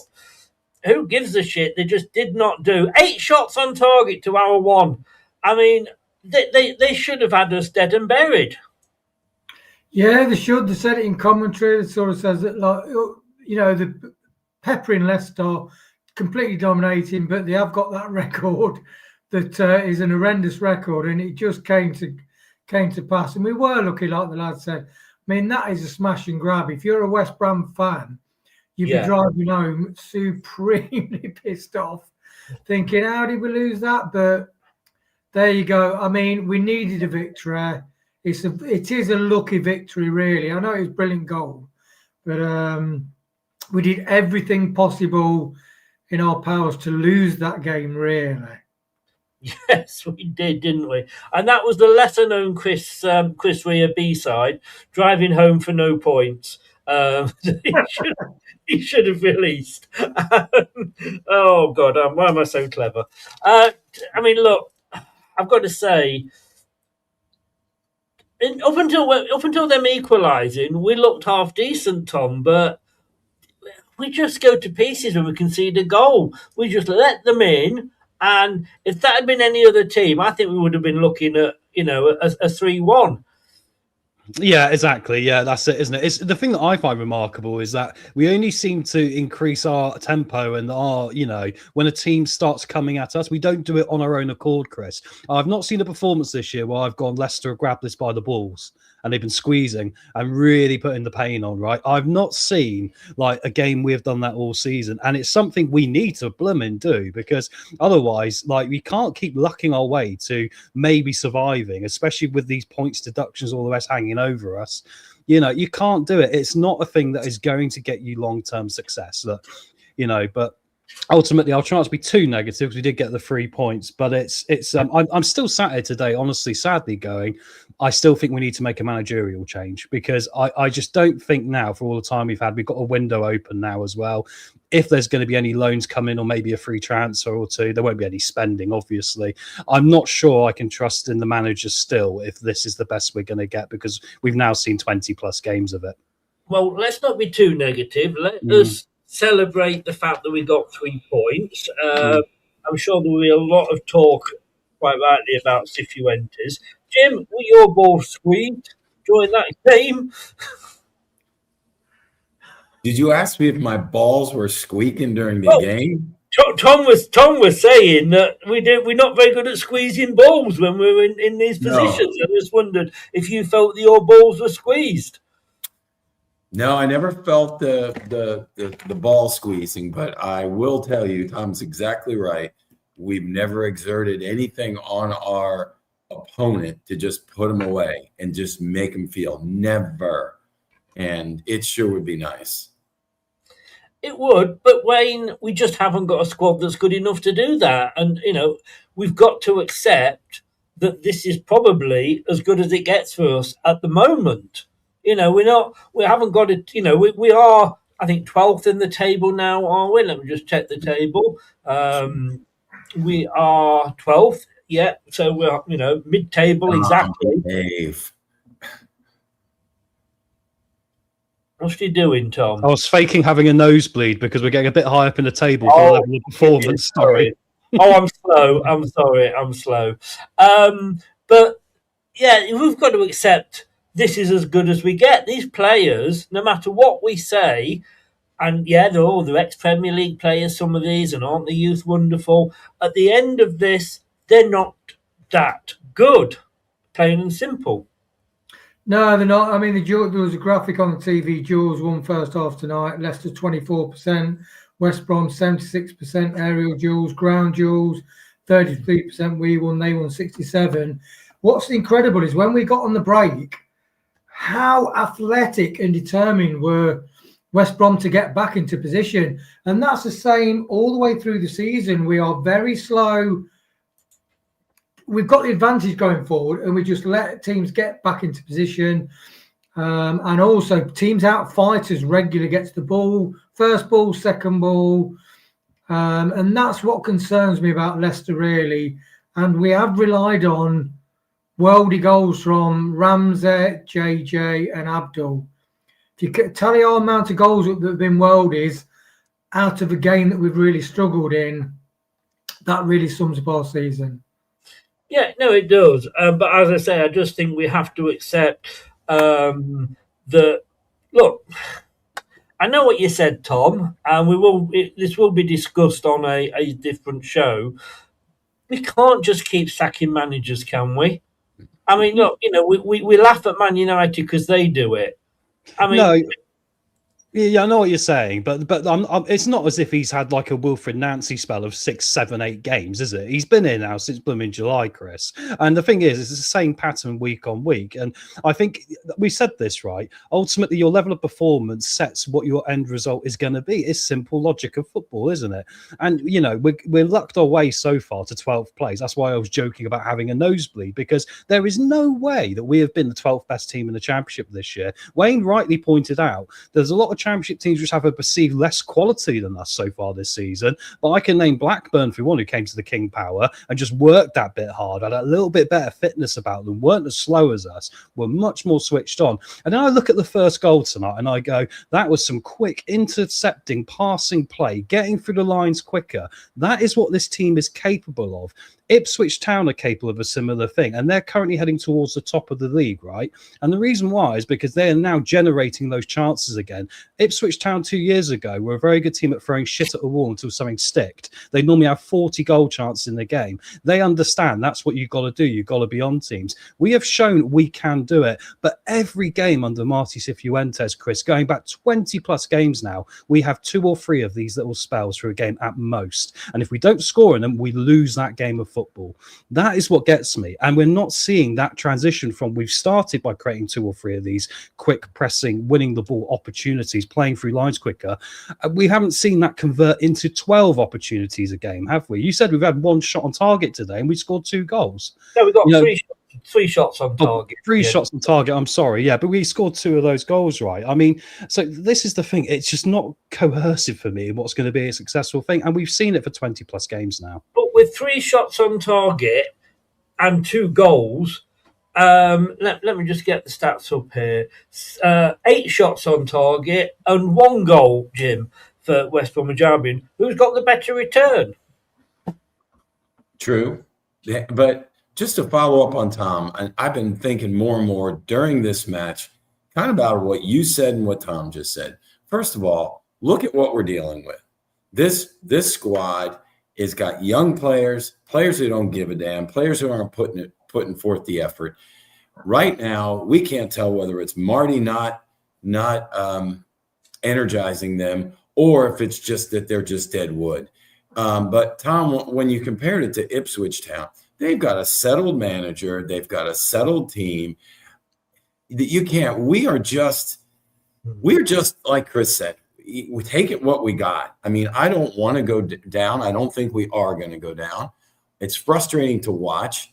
I think if we can just get through this season, make a decision then, it's just frustrating. It's frustrating to watch, but I don't think we can compare ourselves to anybody else. I don't think anybody else is going through the turmoil we're going through club-wise, talent-wise.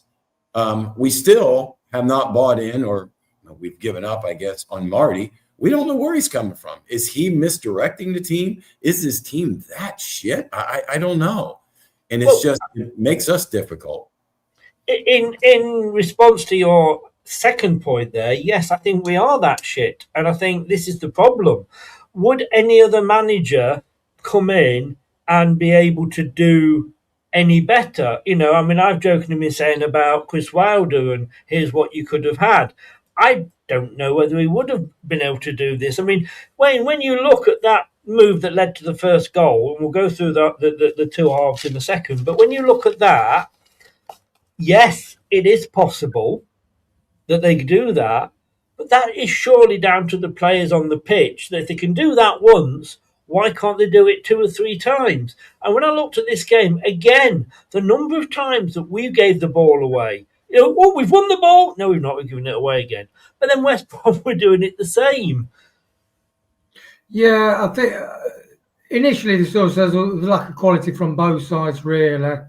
But I do think it's the hunk. So we are capable. I mean, that was a beautiful move for the goal. Absolutely brilliant. One touch. Really clever players. JJ crossed it ball and Ayew got in front of his, everything, every element about that goal was superb. Spot on, top professionalism, playing at speed, and the ball's in the net. And then we have these long periods that where we're not first to the ball.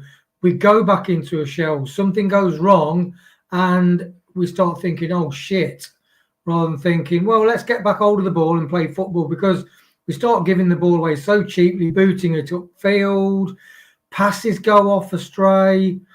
And I think, further to what Jim said, I do think in this transitional, with all the players we let go in the summer and all the players that are frozen out at the minute, we are literally threadbare for character.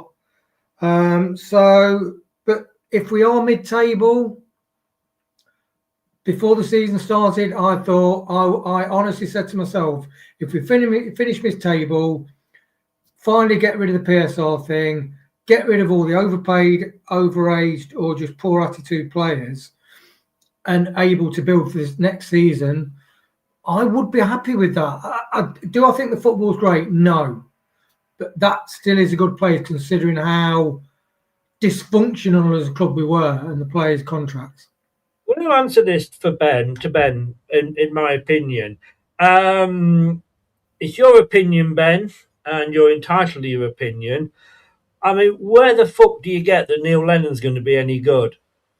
He did well managing Celtic in a 2-team league. Fucking hell, I could go up and manage Celtic and win something. he went to Hibs. His average points per game were 1.73. But before he went to Hibs, when he left Celtic, he went to Bolton, who at the time I believe were either in the second or third tier. Did he do well at Bolton? Did he fuck? So why do you think that suddenly he's going to come to Leicester? Oh, he's an ex-player. He must be able to do very good. Fucking hell, no. Do not touch Neil Lennon with a barge pole. What if we've got with A, with ex-players, and B, managers that come from leagues that have only got 2 or 3 teams in them? And Martin O'Neill, again, he's gone back to Celtic now for the rest of the season. So I don't think we're going to get him in. He is at Dunfermline now. Is he? Oh, yes, he is. Yeah. I'm going to have to I'll come back to that in a second. But, Martin O'Neill, I don't remember Martin O'Neill doing any good when he went to Nottingham Forest. I don't remember Martin O'Neill tearing up any trees when he was at Aston Villa.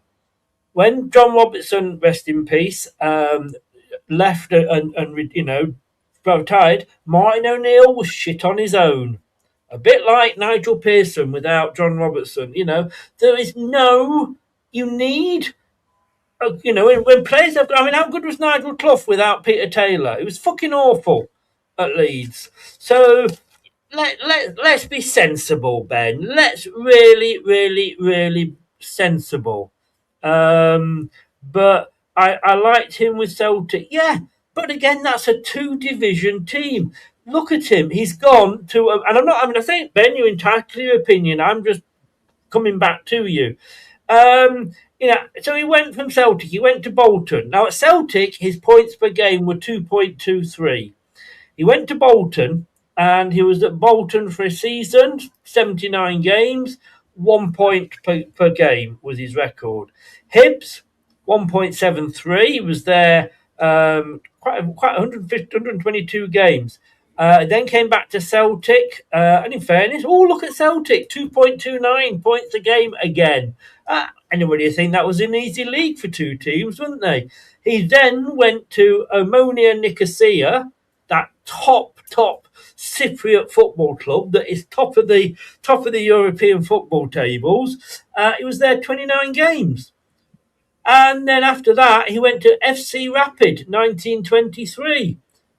He did 6 games there. This is the sort of guy that we want to come in and sort Leicester out, isn't it, Tom? Well, I'll tell you, there's something I will say about this, and that is that I don't dislike people putting out names of ex-Leicester players and stuff, because there is an uplift that comes with someone coming into the football club who's got a connection to the football club, I feel. And I do say this, I get what people are saying about Marty, and I get the fact we could just give him to the end of the season and then give him a window and all the rest of it. And I'm actually not really... I know I said I would probably get him out. My worry is I'm not sure the club would actually replace him well anyway, because they've appointed him in the first place. But we actually needed, like you mentioned the name, Chris, we needed someone like a Chris Wilder to come into this group. So we could have started sorting this group out earlier. It's happened now. It is happening now. Winks is out to the side. Samari's to the side. FaZe is to the side. A lot of these players are transfer listed, right? But we do need someone who's going to be able to make those decisions really quickly. And it seems with Marty, it takes a long time to get to a very limited result. But like we said, look, can we go out there and get a manager? Will Top and John Rudkin pick a manager that will come in and do that? I don't think they will, because I think that means they don't have much of a voice, and they seem to like their voices, don't they? Yes. You said this a bit where they're actually on an official transfer list. Yeah, I've read they're listed officially internally with all the football clubs as FaZe and Sumari are available for transfer, because you put it on and then obviously other teams can see it. No, that's fine. I just didn't know where it was. So Chris, one more thing to follow. Tom, you were dead on what you just said. I think what we're seeing is the sorting out. You think about the players. Think about the Wout-Faze, the Samari, the Winks. We know they're gone. So through all the pain that we've suffered as a club so far this season, especially this roller coaster, this up and down of dragging us along and frustrating us and giving away games and looking terrible, he's sorting stuff out. These guys are gone. The beginning of the season, they were our starters. They were our lead players. They're not even on the team sheet. So I think in as frustrating, as painful as what we're going through watching, I think he is sorting them out. And I think we are seeing what you and Wayne have asked for since day one, the youngsters playing. And I think they're playing meaningful minutes. So in as much as this is painful, I saw a couple people in the chat, Michael and Myrna. I mean, I think it's time that we just let it ride out. We look at the victories we get and look at the house cleaning we're slowly doing. Our hands are still tied with the possible PSR, with the inability to spend money in January. But I think we can sort out the garbage, get some playing time. And I know we want to see Marty light a fire under their asses, but maybe just by sorting it out and by giving these guys some playing time with confidence, we will see an uptick in the second half. Yeah, good point. O'Neill or Pearson as director of football. Nick says, well, we don't know on Pearson's health, but it's not like he's got, director of football isn't as strenuous as being a manager. But that, really, Wayne, and we're going to come on to the match itself after this. Could anybody, Jim made a very valid point there. The changes are being made. You cannot come in and just get rid of all these players straight away. It's, we've got to get people coming in to buy them. Or we've got to let the contract run down, one or two. Maybe it's the latter that we're doing. Like Tom said, we've let other teams know sort of, around the country that they're available. But, it is a slow process, isn't it?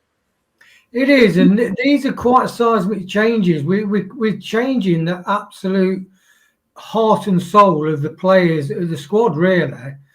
People that Enzo would swear by a couple of years ago, and who themselves believed they could make it in the Premier League, which quickly found wanting. And I am concerned about the team spirit and the ability when things go wrong to gather yourself and be professional. But then I've also looked and thinking, well, a lot of these are really young players playing in against teams who have had a few years together. In general, they've got quite settled squads and quite settled teams with a good blend of experience. And so I think it's unreasonable. It's like Mongo. So Mongo's brilliant, but he doesn't defend enough. But that is not his game. And in a better quality side, he probably would do a lot better. And it's the same as JJ. He's trying his best in a side that really struggling. But it is a mess. It is up and down. But I do think Leicester are doing the right thing in getting rid of all the players, getting rid of all the overblown contracts. And you got Ben Nelson on £7,500 a week, and Wat Faz ain't even in the side at 50 grand, or and you got what? Yeah, in fairness, you've got to look at Wout Faes and those players. A, they're a lot older, so they're further up the pay scale, and B, we went out and wanted to buy them, so we've had to offer them the wages to come. Yeah, exactly. But net result for pounds invested, we are getting more out of JJ. What's he on? 10, yeah. 15 we definitely are. But like I say, we've got to get rid of those players, and we've got to want teams to come in and take those players off our hands. And if they don't, we are stuck with them. It is going to be a long road back. You can't come into a football club like you can't go into any business. And like I've said many times, when I moved to Blackpool with my job, I took over the worst within the company WBA Smith, the worst travel department in the whole country. It had never made a profit in any of its years. When I left to go to Blackburn, I had left it in a position where it had made the first profit in a year ever. It took me 3 years to get to that point. It just doesn't happen overnight. We have to be patient. And I think just changing the manager all the time, so we get somebody else comes in who has different favourites, who plays different things. We need some stability. Look, I'm critical of Marty. I was saying that he's suffering with prawn poisoning from all the paellas he's eating, and he needs to sort his head out. But are at the end of the day, when I get out the sort of we've just lost or another match or whatever mode, I don't, I think he's probably as good as we can get. But let's get on to the match, Tom. And Ricardo, let's just give him a shout out first. 200th game for the club. Oh wow, what a celebration! I didn't realise that 200 games. Wow, he has been here a while. Yeah, he has. And I didn't see any presentation or anything for him before the game. I don't know if any other guys did or not, but I wanted. But no, I talked about the first half with you, Tom. So I'll move on to the two guys in a second and come back to you maybe a bit later. But I tell you what, I'm struggling to work out where the where we were playing the game because it sounded like a West Brom home game.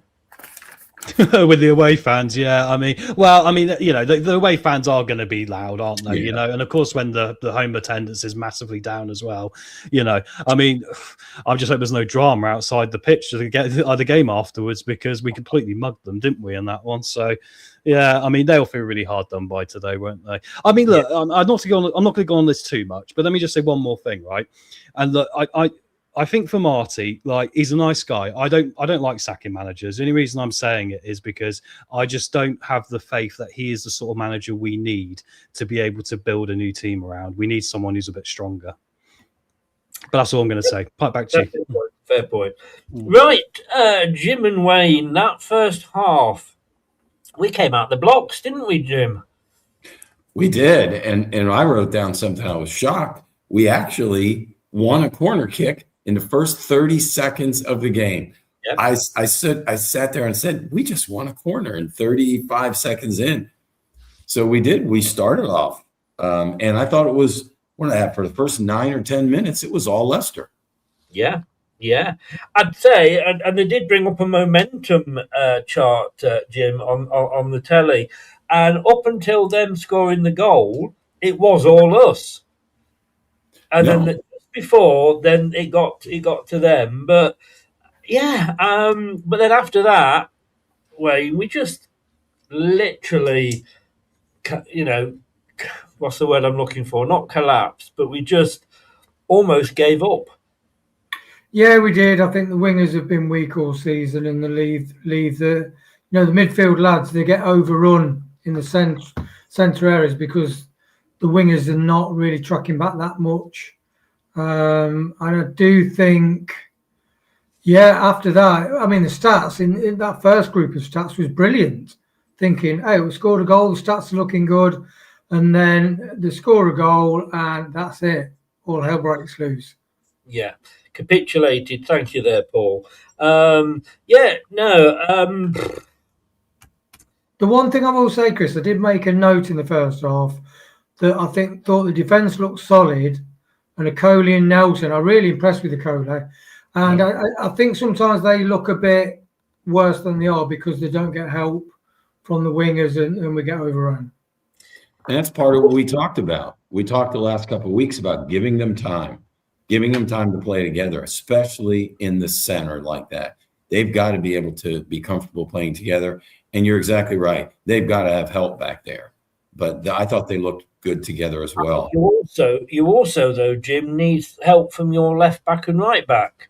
And I thought Ricardo had been to the Harry Potter world and borrowed their invisibility cloak because half of that time he was nowhere to be seen. I said last game you could have had a picnic in that corner, and I think they could have done again today. Somebody's just said there, Ricardo was all over the place, but he wasn't doing much wherever he was. I just don't know what, all right, he's played his 200th game. Can we bin him now and move on? Well, I wrote down something because I expected you to say it on the watch-along, but it was almost like we could have took a pool. How early was he going to get his first foul, right? Because I just let you know, is at the 10-minute mark. So in that first 10 minutes, we were playing well. First thing I thought of was, thank you, Ricky P. Now you're going to get your first foul. Chris will be all over that. But no, he's we said last week, last match, he's done. Yeah, no, you're right. After that, after about 10, 12 minutes, Wayne, the defending, it was like head tennis. We just couldn't, it was header to header to header. We could not get it clear. There was nobody in that back four, and you would expect maybe, well, I don't know, maybe if your captain was a defender, to get hold of that ball and just get it out, but we weren't. No, Hamza with the experience. I think that's the worst game I've seen Hamza play since I can remember. That and him and, as you say, him and Ricky P are the experienced players, but the two in the centre had more awareness and stability and just able to look at things and not panic. And I just think mentally, Ricky P, and I know he cleared one off the line, but Ricky P and Hamza seemed a bit lost mentally, like they weren't engaged in the game. Yeah. I want to just jump into Tom here because he's looking too comfortable. Well, not jump into him. That would be very, very hurtful. Sky, I want to talk just a bit about Sky for a second. Okay. I am sat here. I am watching a football match. So it's like I'm being at the ground. Mm. And Sky are apologising in case anybody, any little woke child or even woke adult happened to hear a naughty word that was chanted by the fans. They did that twice. They did it in the first half and they did it in the second half. Sky, what the fuck is up with you? It's a football match, for God's sake. Do you know what I mean? If I was watching the ballet on Sky Arts, and suddenly the crowd, the ballet started going, "You're a fucking wanker, you're getting sacked in the morning," to the lead dancer, then I would be shocked. But not when I'm watching a football match, for God's sake. Yeah, it's also post-watershed, so I don't know why they were panicking that much. But I mean, I kind of look at it this way. I mean, technology nowadays, you could surely quickly censor it out, or you can quickly do something to get around it. There's ways around it. Yeah, it's a bizarre one to me, how, their microphones are even picking it up. I would have thought, and that there's going to be a delay on it. There should be a delay. Probably 30 seconds, yeah. Yeah, there's delays on radio, so that if somebody rings up in the phone in, and of course the classic one was when 5 Star were on some Saturday morning's kids show, and somebody rang up and said, "Why are you such wankers?" and they didn't cut it out. But there is that delay for that reason, and surely there's a volume button as well that takes the crowd noise. I just think it's like, what the hell are we? What is the world we are living in? What's the bizarre thing for me is, I watch a lot of the NHL and a lot of ice hockey. I mean, you always pick up swearing from the referees and players on the microphones. They never apologise for it, even when kids are watching it. You always hear the referee being told to F off. They're not playing in woke Britain, are they? Anyway, let's get back to them. I just wanted to say that, get it off my chest. My God, Jim, what am I going to do about this playing out from the back? Solacek, he did it so many times tonight, and he'd play it straight down the middle to James or Skip, who had 2 players on them, and then they were forced to play it out wide. Then it came back to Solacek. I fucking give up. Just boot the bloody ball up the other end of the field. You're not drawing them in because they know what they're doing, because they're doing exactly the same. So you're not drawing thinking, wonder what they're doing this. Let's run upfield and get onto the Leicester defence. And, look, there goes the ball and they score. It's not going to happen. So why do it? We sure miss Casper back there, don't we? The old Casper, yes, I have to say. So he commanded his area. Casper commanded his area. And if he said jump, defenders went how high? It's funny you mentioned about that, playing from the back a couple times. I was listening to the announcer, and what he said all game long, he called Stolarczyk. He said Stolarczyk. I even had to write it down phonetically. Stolarczyk. And at one time he said, Cooley. I'm like, who's he talking about? He was talking about a Coley. So I'm thinking that's probably the problem we had in the fact. The guys don't know their real names. It's Cooley and it's Stolarczyk. If they knew their right names, they wouldn't be playing from the back, right? Well, you could say the same about, because I say Fatawu and I say Fatawu and everybody else says Fatawu. It's like, you say tomatoes, I say tomatoes. You know. We have to stop that. Stolarczyk had a really good game considering we kept putting him in bad position. But yeah, we've got to get away from that. And we'll talk as the second half comes along how we just sat back at the very back at the end of the game and almost let them score. But no, they'll work it. They'll work it out, Chris. I'm confident the center backs will start playing together. He'll get Ricky P out of there. They'll bring my boy Luke Thomas back in with a clear head. That will be fine.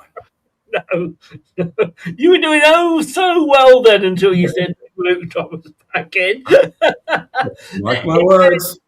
In fairness, we are a bit. Who else can we bring in? Write it down. But then again, Aluko. But he got a red card and hasn't been seen since. Maybe they smuggled him out the country. Who knows? But then Wayne, 17 minutes. I actually got my mojo back. Because I actually remembered how to celebrate, because we actually went in front. And like we said earlier, probably the best move, I'm gonna put it out there, that was probably, as a move leading to a goal, the best thing I have seen Leicester do all season. That was a thing of beauty, especially when they played the replay. I know I am. You don't have to say it. I get embarrassed when you say that. You don't know how many times in the chat that we say, it was Chris is going to scream like a little girl when he... I was going to say, how many times did you say Chris is a thing of beauty? Yeah, no, it was fantastic. Everything about that, the application, the quick thinking. And that's the frustrating thing, that when we're front-footed, we can play like that. And when we panic and lose the ball and get rid of the ball, we never get the opportunity. We never get the opportunity to do that again. And that is like scales where we're just tipping the scales in the favour of the opposition.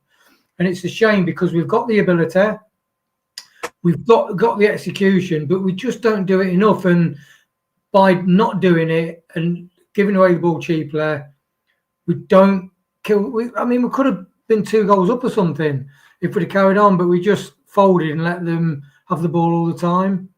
And then when we get the ball towards the end, what happens? Do you think, though, Jim, it's a nerve thing? We're in the lead, and I know that should give you confidence, but is it a case of, it's the mindset, like, oh my God, what if we concede now from this position? It's just, it's the same old, same old. Do you think that's getting to the players?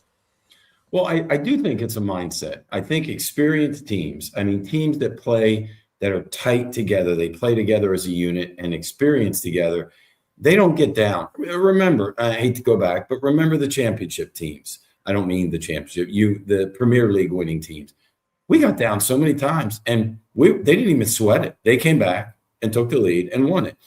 I think when you have younger players or chip players, they tend to, when they get conceded on early, they tend to get their heads down. Okay? Wow. Did you just swear then? I did. So you probably have, but I've never sat here and thought, Jim's just sworn. And I'm not saying you shouldn't. You're so much of a gentleman. I'm not used to it. No bullshit. Sorry. No, but seriously, the younger squads, the younger players, they'll get their heads between their legs when something like that happens. So the experienced players, they'll come back. But we talked last week. Look at all the games that we've won or played well. We've scored first. When we concede first, team falls apart. So I think the experienced players can get through those early concessions against us. And when we score first, we have a much better chance of staying positive. And quit your laughing. I'm so sorry. I have got such a dirty mind. I missed that. What was the dirty bit? I missed that. It was straight over my head. With Chris, you never know, Tom. I'm obviously not as dirty as I think. The players get their heads between the legs. Oh, all right. No, I didn't, Chris. I was just laughing at you laughing. I'm sorry. I just it was. Oh my goodness gracious me! That's another show that's past midnight, and you get your 5 free minutes. Tom, let's get this back on track. No, it should be Wayne, but I'm going to Tom because it's a non-match point. Stadium, we said at half time, 50-60% empty. How much of that do you think was the fans sort of saying don't turn up, and how much of it was the fact that this is sort of another game just after New Year? The bills are starting to come in. Christmas has to be paid for. There always seems to start January with so many games, and it's bloody freezing as well. Somebody at Dawn, I think it was, mentioned in the first half, I'm at the stadium and it's fucking freezing. Yeah, I think it's a mixture of all of them. I don't think we're going to know the true answer on how many people are actually actively protesting with their feet until we get our next 3 o'clock game in the league, really. I think this is the first day back to work for a lot of people as well, isn't it, after Christmas? The scheduling. Yeah, and it's on Sky. I think when you add all these things in, you could call it 25% of all of them, right? The weather as well. So no, I don't think we're going to know on that. But I will say this, looking at that performance today, I know we won ultimately 2-1. Is that the sort of performance that you think is going to bring in an extra 10,000 people back to the stadium next week? No, but I still think at the end of the day, you take the 3 points. Oh yeah, of course you do. Yeah. I mean, remember the 3 points more than how we won the 3 points. Yeah, that is very true. I definitely would say that. But I'm going to be intrigued to see, Chris, how this does pan out, because I will say, look, the only way that is going to start evaporating in the background is if we see the off-pitch side of things obviously actively improve, rather than just hearing a few words with a conversation on YouTube, and then we see the progression on the pitch as well. And we've kind of still seen neither, which is why the fans are moving, right?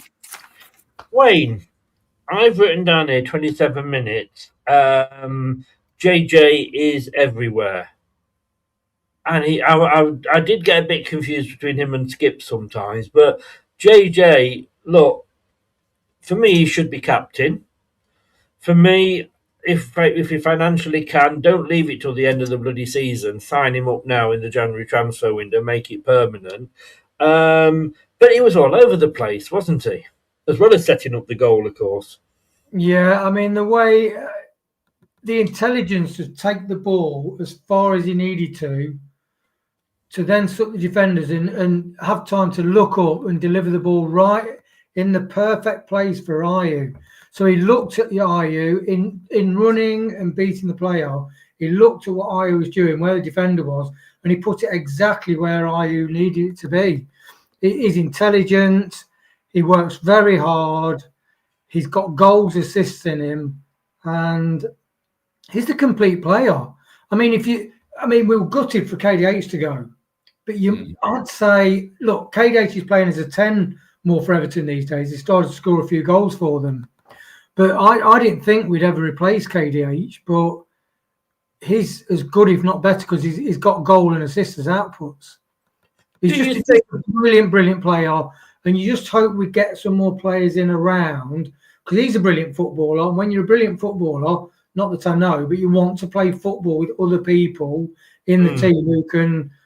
I'm not sure what the position is. They said on the telly we need to get him signed up before somebody else nips in. I don't know, because the deal we've got with them, it's a bit like El Canoes off to Stuttgart, wherever he went.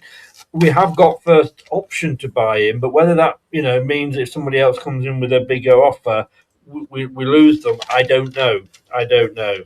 Jim, 33 minutes in, and there's the official attendance, by the way, 27,130, which is higher than I thought it was, to be honest with you. But they may count season ticket holders into that. Must be. It was all full. A lot of the stands were all full, Chris. Are you saying that the BBC may not be telling the truth? I mean, that's a very, very strong accusation. I'll go out on a limb and say that's bollocks. Bollocks. Do you think the BBC have got their heads between the legs? I think it's a lot of times it's the tickets purchased. We see the same thing over here. I've been to stadiums where announced attendance came out and you looked into stadiums half empty and you know there's no way it could be. So I think they just play with the gate just to make it look bad. They don't want to put a 10,000 spot up there. They want to at least show more. I'm just going on here onto the City website just to see if it actually gives me the attendance, and I don't think it do. It doesn't, Chris. No, you looked at and one thing I noticed, before the match, it seems the camera work was not panning out to show the crowd. I don't know whether Leicester and me thinking, I wonder whether Leicester said to them, look, when you do the shots, keep the camera low so we don't show the crowd. Yes, yeah. Well, Sky won't want it to look bad because they paid a lot of money for these TV deals. They want to make the game look as good as possible as well, don't they? So it's just counterproductive to show an empty stadium. All I will say is I've just gone on to Sky and they've got the attendance as 27,130. So that is the official attendance. But I do think they're going to be counting season tickets in that as well. It's like Nick Chapman says, though, Chris. He used to work for KPMG and he says the base. So that's on sales. So obviously all those empty seats, they are sold because they're season tickets, aren't they? Yeah. No, but I never understand where, and I know at the moment we are in a match tonight where they wanted to make a show and not turn up for the game to pass a message on. But if I'd paid for the game, and maybe it's me just being a bit of a tight northerner because I spent so long up north, probably because I was longer up north than I was in Leicester. Maybe it's just me thinking, if I bought the ticket, I'm fucking turning up and getting my money's worth. Who knows? But Wayne, 33 minutes. Guess what? They equalised. It did. And I have to say, Grant, who equalised, he had all the space in the world. He, like I say, he not only could have had a picnic in that part of the King Power, he could have had friends and family over, and they could have set up a little, outside stall and sold candy floss. There was that much space because a certain Ricky P was out of position. He was never going to get back because his legs have gone. What the fuck are we still doing with this player? And he was also waving for offside. While the player was receiving the ball, he was looking at the linesman, waving for offside, allowing the player to get 2 yards on him. And Ricky P hadn't got the pace because he's older to get back. And the guy just, it's just... He hasn't got the brains either. Surely, Jim, you play to the whistle, you play to the flag. You don't stop and go, well, hello, Mr. Linesman, how you doing? Or whatever that is in Portuguese. I mean, to him, yet again, I have to blame Ricky P for the goal. Yeah, and do you remember how you called that goal? No, but you're going to remind me. Well, I will. So it'll be the second time I swear tonight. You said, for fuck's sake, they scored. And I'm thinking, oh, well, Chris just came back from that high from the first goal we scored, and he's back to his normal temperament watching the match. But no. When we scored, I had a bit of a U-minute, Jim, because I was going out and then coming in and what have you. But you just knew it was coming, though, didn't you? Yeah, especially. I mean, we started so well. We got that beautiful goal. They all worked hard like they should, scored that goal. And then all of a sudden, we started just kicking the ball. And then, boom, they had that breakaway and done. Equalizer. Sorry, I'm just putting all my empty cider cans in the bin. I'm not saying I'm alcoholic. I just like to collect empty cider cans. And then from that point onwards, they were on top. And I love Dwayne, I love the West Ham fans. How shit must you be? We're drawing away. Yeah, that totally sums it up. Who's that? Me, Chris? I think I said Wayne, didn't I? Yeah. Oh, yeah. And to be honest, fans, the away fans. Pay attention. No sleeping. I thought it was Tom's turn. No, but the away fans are all. You could hear them, couldn't you? The away fans, and they're always brilliant.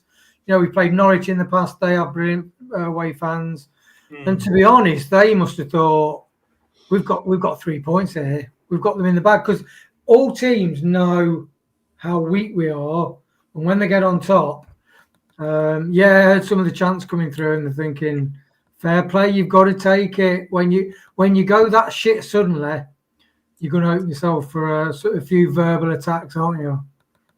You are definitely. There was only one team, and as it got later into the half, Jim, only the one team that were going to or looked like they were going to be scoring, and that was West Bromwich Albion. Oh, absolutely. I mean, they looked that way. They looked that way for the rest of the first half and a good bit of the second half. Totally. But at least, I mean, somebody posted at half time, I forget who it was now, but it said, like, look on the positives. This is for Jim. Look on the positives. We're normally 3-0 down at this point.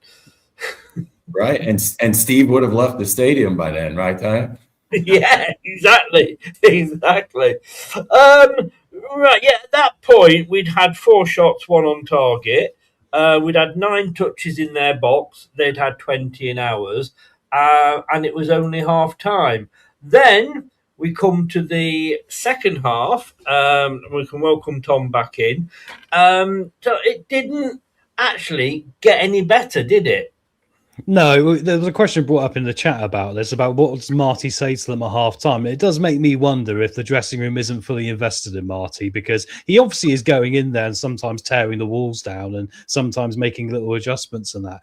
But there is a lack of full commitment to what he is trying to do for some reason. I don't know if that's because a lot of these players were playing the system under Rude last year and they kind of got a little bit, run down with that as well, because we ended up being completely unable to create anything under Rude, didn't we? But yeah, so it's bizarre, isn't it? There's been so many times this season as well, Chris, not just today, where we come out at the start of the second half and we end up, it's almost like we've been asleep. It's like we're not even out of the dressing room yet, and then someone comes on to us, right? And I've just seen what Marty said in the post-match, and he was talking today positively about the resilience we showed and all the rest of it. And I was going to ask you that. But I will save that, and I will ask Jim, because what I want to ask you is, Tom, stick with you for this one. Players were coming out at half time, out the tunnel, and Stolarczyk was signing a ball. Yeah, I saw that. Yeah, I also saw Hamza laughing with Nelson. Yeah. I mean, come on, guys. All right, maybe he told a knock-knock joke. I don't know.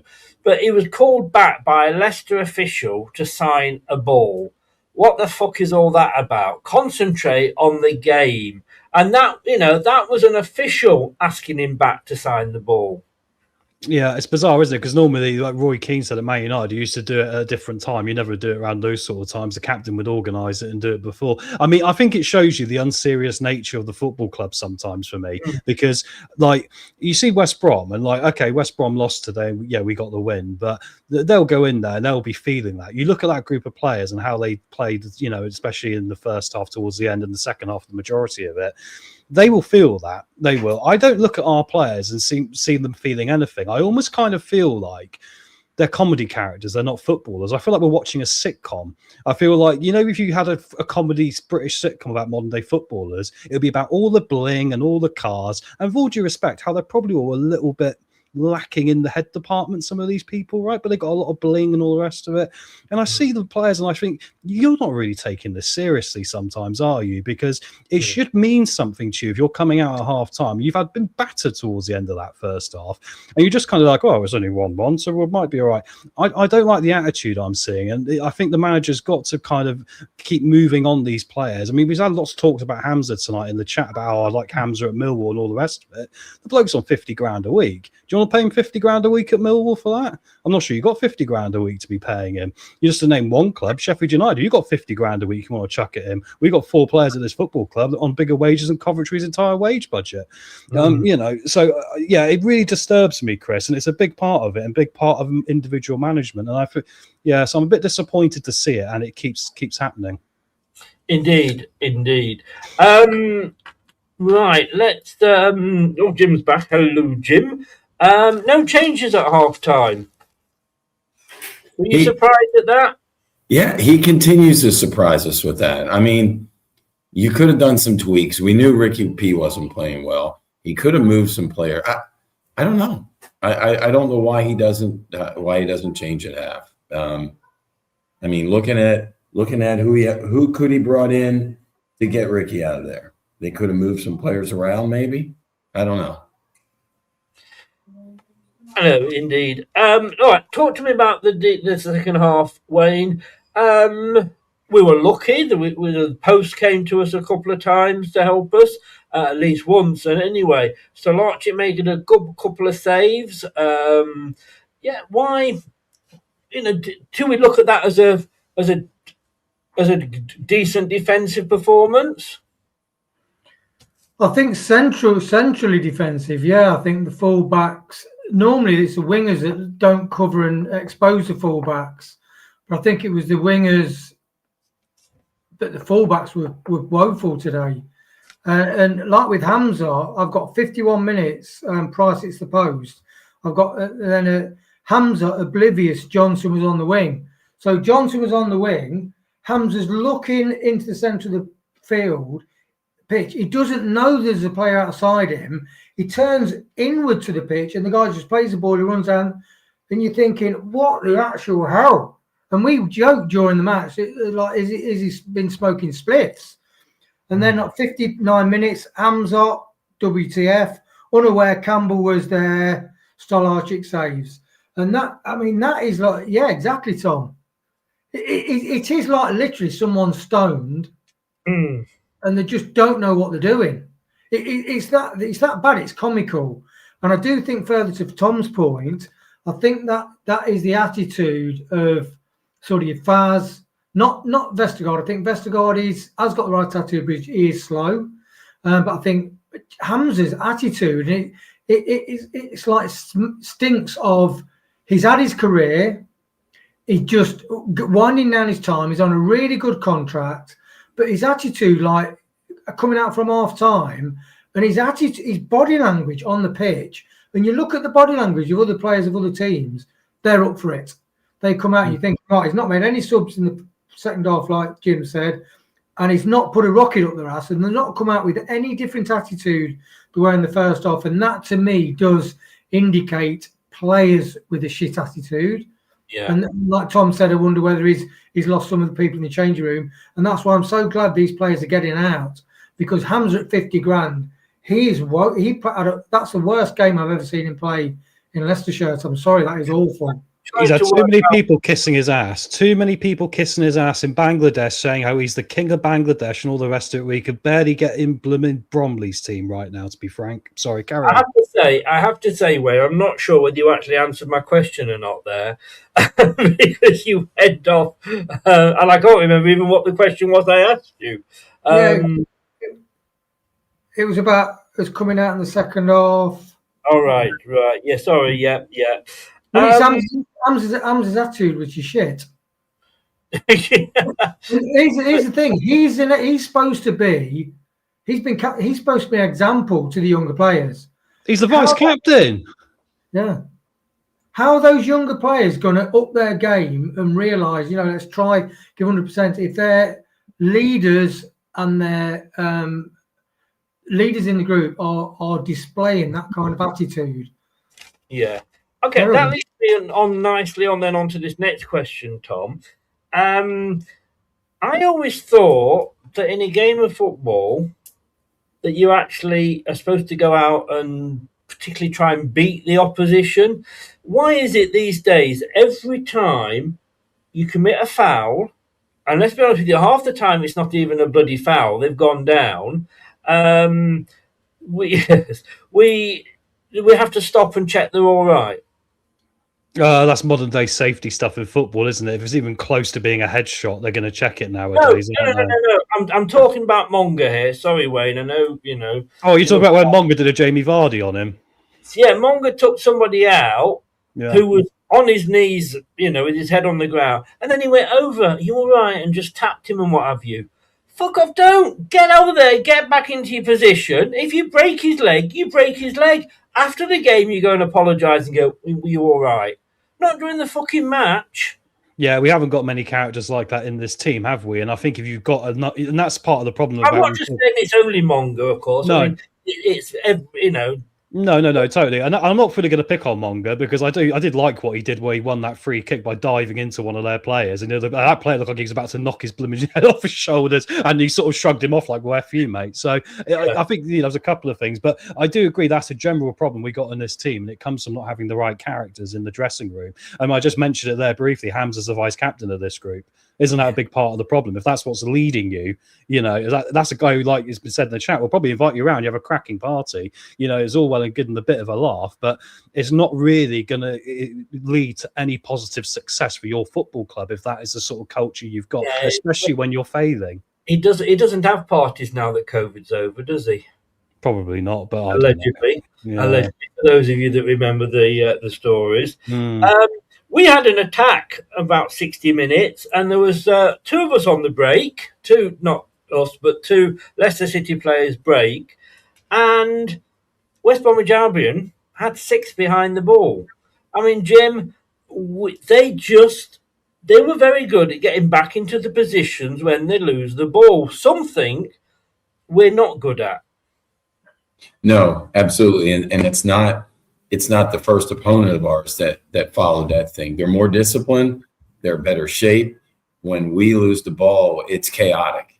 And, that's one thing that, once again, I keep saying we've got to have meaningful minutes with guys playing together so they know where they're going to be when they lose it. And then the second part of it, we have to have that fire and that desire. I mean, I still say Jordan James is one of the only ones who showed it, that he wants something. He has that fire, and not just scoring goals and laying out a beautiful assist pass, but he had one last week where he dribbled that ball down the pitch, and you could see it in his eyes. So I think, to your point, when you lose the ball, you want to see him fight back for it. I mean, not reckless. Hamza's notorious for that, just wild recklessness, but at least, try to get it back and not just say, oh, well, they took it. And we are so bad about that. 70 minutes, Wayne, the subs were made. Bobby DeCover-Reid, I'm going to confuse myself here because I've got Bobby DeCover-Reid went off and Reid came on. Page came on. Thank you, mate. 4 letters, right? Well, of course he did. Yes, if Reid went in, off, in, out, he probably shook it all about as well. And Monga went off for Mavridini. If he's reading his legs, yeah. Don't start me off again. Mavridini came on for Monga. Again, not saying that there were bad substitutions, but what was the point? Because it was just like for like. It was. I mean, D. Cordova-Reid looked really pissed off at being subbed, to be honest. Oh, good. We want them to be that. We do. Yeah, but I sort of think, oh no, I wanted Fatawu to come off. And that shows how much I know, Chris.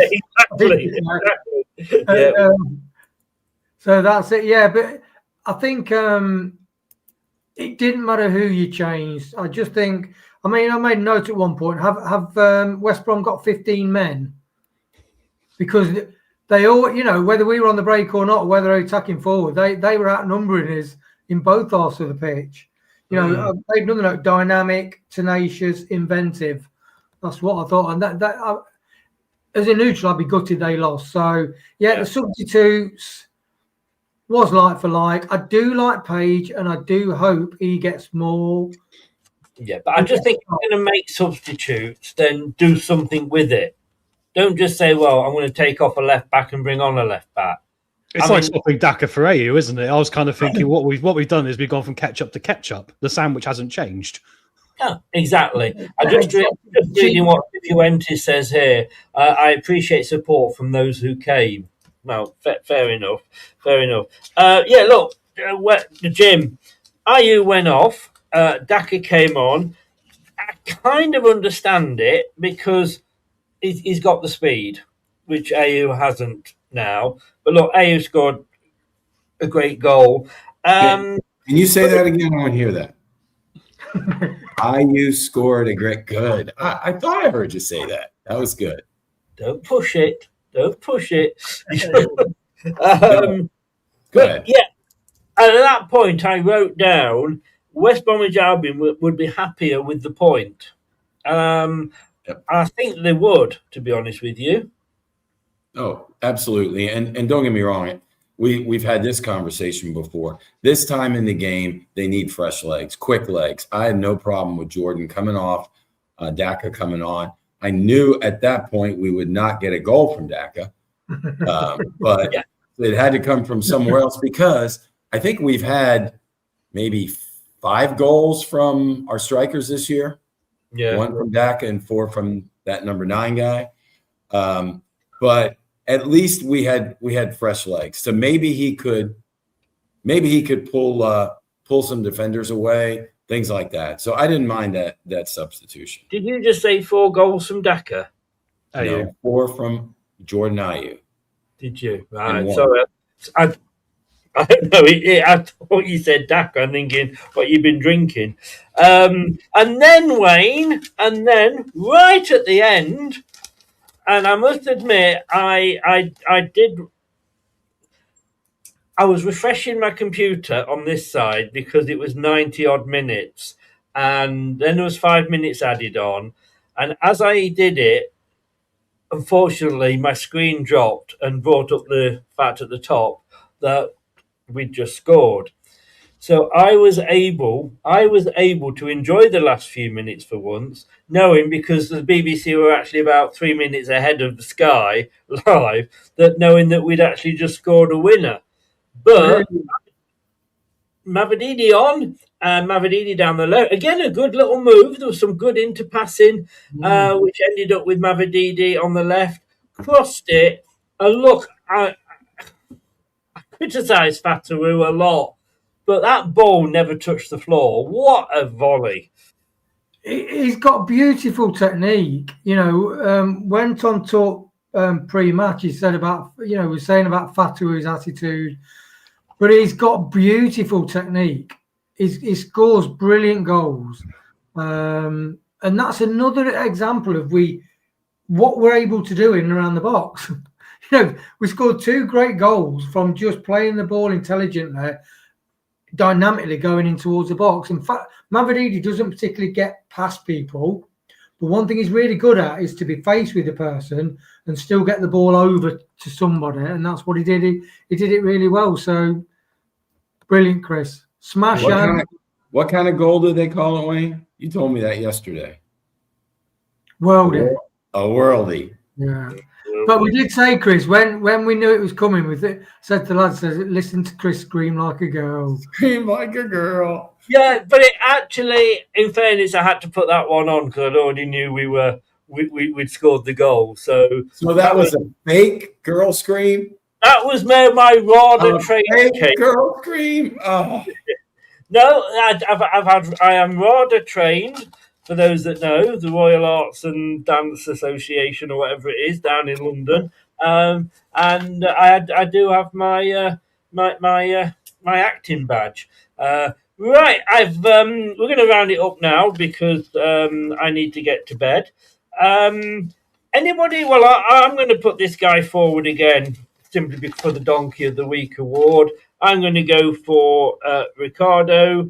Anybody want to do anybody, or you just think the whole team? Or I can name a few. I think Hamza was frigging shocking.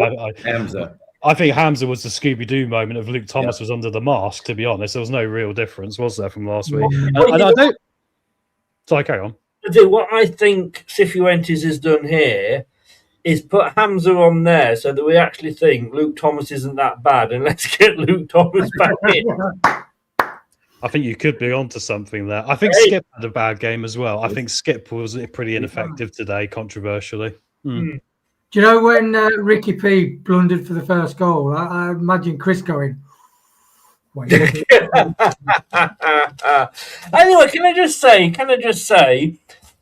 it's not screaming like a girl at all. I mean, now I know in America that when you go to watch an American football game, that you're waiting that long for something to happen, that you've probably fallen asleep. So, you know, Bev has to nudge you to wake you up, and you go, oh, go Panthers, or whatever it is. Oh, you're choosing the wrong day to do this, Chris. You're choosing the wrong day to do this. Jim, why don't you tell him what happened? Hold on. First of all, who threw up all over your shirt? I'm tired of looking at that. That's the first thing. Secondly, I swear it's an alternate kit for West Brom. No, you just stuck that badge on there. And thirdly, if I have to put my shades on to look at you anymore, don't you start putting down the Jacksonville Jaguars. They ain't the damn Panthers. Jaguars, that's it. That's the number. Right. But no, it's cold, and I would like to see Tom and Wayne, how they. I'm sure Wayne and Tom don't just sit there and go, "Jolly good goal, well done, sir." Oh, I'm sure they do celebrate. You're barking up the wrong tree there, Kemosabe. No, at a match, I'm sure they do. My reaction for the 2-1 today, we won it. I literally burst into the biggest amount of laughter. I was just like, that is hilarious. I wasn't celebrating out of pure joy. I was just laughing. That is like where you'd walk away from a situation, you'd be embarrassed. Let's get out of here as quick as we can. Just where is this? I mean, you're plastic fans, aren't you? That's what it is. Huh? Right. No. You're listen, you said it best early. We're very thankful to get the 3 points. We were like, well, first of all, the goal itself was amazing. So we were riding on that high. And then to do it at the end and snatch and grab and win, no, we'll take it. As badly as we played, we'll take it. And we'll make no excuses, will we, fellas? No excuses. Nick says, Jim's not holding up his Chris, can I have your shirt board? This look, FBS, it is an official Leicester City shirt, and like I say, I wear this because it shows what I'm like as a Leicester fan. You know, I'm down, I'm up, I'm down, I'm up, I'm down. So it sums that up. Right, performance. This may surprise you. I was edging on, but I have dropped it back down because we can't give halves. I'm going to give that performance a 6 because, yes, in fact, I was edging towards a 7, but I'm going to give it a 6 because we got the 3 points. We did all right. Our heads dropped, as Jim would say. You know, there was heads between legs at some point, but we actually still held in there. You know, yeah, the post helped us out, but look, we didn't concede another goal. And how many times have we done that this season? Not many. Normally, we'd have gone on and lost 3-1, which of course is what Tom predicted would be the score, being the true Leicester fan that he is, a 3-1 win to whoever it was we were playing today, West Brom. So I've gone a 6 for performance. I've gone for a 6. Tom? I'm going to go for a 3. Wow. Really? Not bad? Yeah, totally, dude. Totally. We couldn't pass for a lot of the game, Chris. There was moments where we were trying to play through the middle, and it was literally like we had no idea what to do again. This is the 20x amount of game. Was it 22 games now? 23 games into this season? I mean, it's ridiculous. I'm sorry. I mean, the performances shouldn't be at this level now. I mean, we got the win, but the performance is terrible. But the performance... I know you said this earlier about when we're 22 games into the season. Yeah. We're 22 games into the season with the same shit players that we played the first game of the season with. And look, Jeff knows what he's talking about. He's gone for a 6 as well. Jim? I think Nick knows what he's talking about. Sometimes it's better to be lucky than good. Okay. And we certainly were not good. I could say a 6, but you know who else said a 6, so I will not say a 6. Go on. I won't go any lower than a 5, and that was because some of those moments were real dismal. We got 2 beautiful goals. We saw moments that told us what we could do as soon as we get rid of these crap players. But I said a 5. 5. I mean, yeah, if you can win when you're playing badly, that is something, you know. If you what's the saying? If you can't win when you're playing bad, no, if you can't win when you're playing badly, make sure you can't lose. That's what they say. Wayne. So you're lightning us to Arsenal then, basically, Chris? Hey, I've swapped places with them, right? When you've given your score, Chris, Tom's face was a picture. It was like I've entered the twilight zone. No, I'd say 4, Chris. That's from the man who gave them a 5 when we lost something like 4-0 or something. I know. We performed better that day than this. My God. Yeah, performance. Anyway, I think you've got massive portions of the game where we're really poor, as in like ability, intelligence to keep the ball. And I'm just disappointed with Marty for not building more team spirit that we need. So I'd say 4, 4, because 2 for each of the goals, but none really for the rest of the performance. Although we did stop them from scoring. Yeah, but we just carried it. They've got a history of not winning away. So how flattered are you by that? I am flattered because normally whatever record a team's got, they come to Leicester and they break the duck, you know. And all right, look, Tom, 3, it is your opinion. And, fair play to you on that point. Your opinion is wrong. Just say that. The official rating, which has come in from Alan, who was at the match, is actually 4. So he agrees with Wayne. Interesting. I was going to say, interestingly, we've all gone for a different score. Has that actually happened this season so far? I don't think it has. We normally 1 or 2 agree. So we've had 3, 4, and 5 and 6. Interestingly, yes, we have. Interestingly, we may do the same with the man of the match. I don't think so.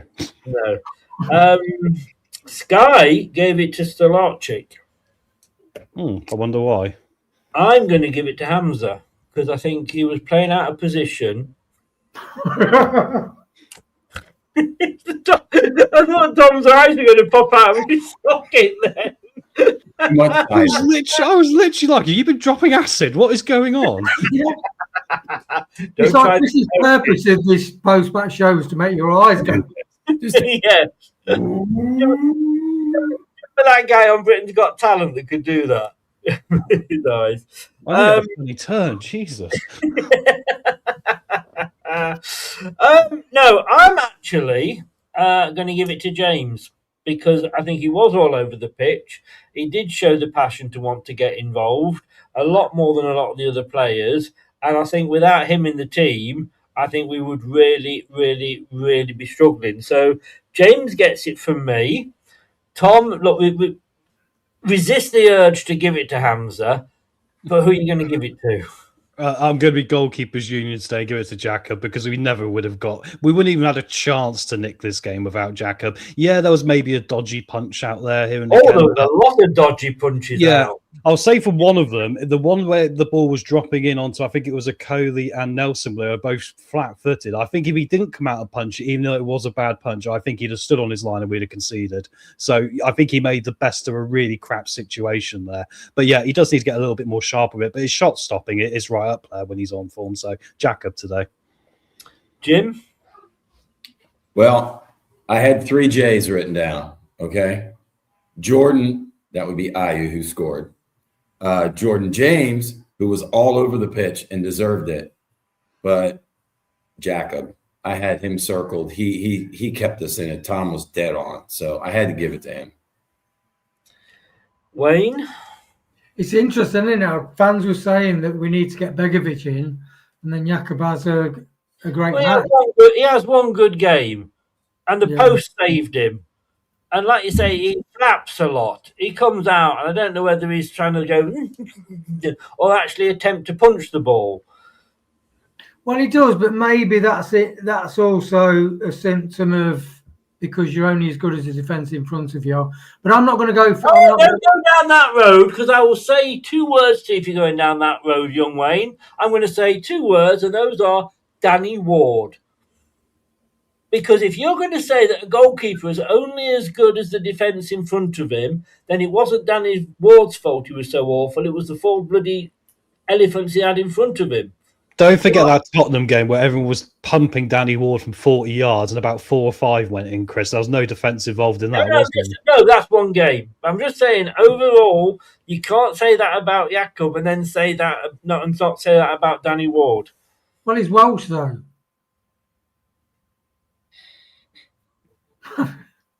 I know. What? I know. He's what Welsh. Are you on about? He's Welsh. We know. I'm just throwing a lazy insult in, Chris.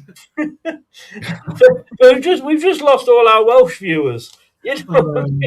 Can I just say, I love Wales. What a lovely country it is. I used to love because I worked in Wales for a time, and I used to love coming home to a nice, warm, burning house. Go on then. It's going to be a Coley because I think he's still got the odd mistake in him, but he's developing. I can see a journey for where he's going to be, and he will be a partner for Nelson. He will. In the future.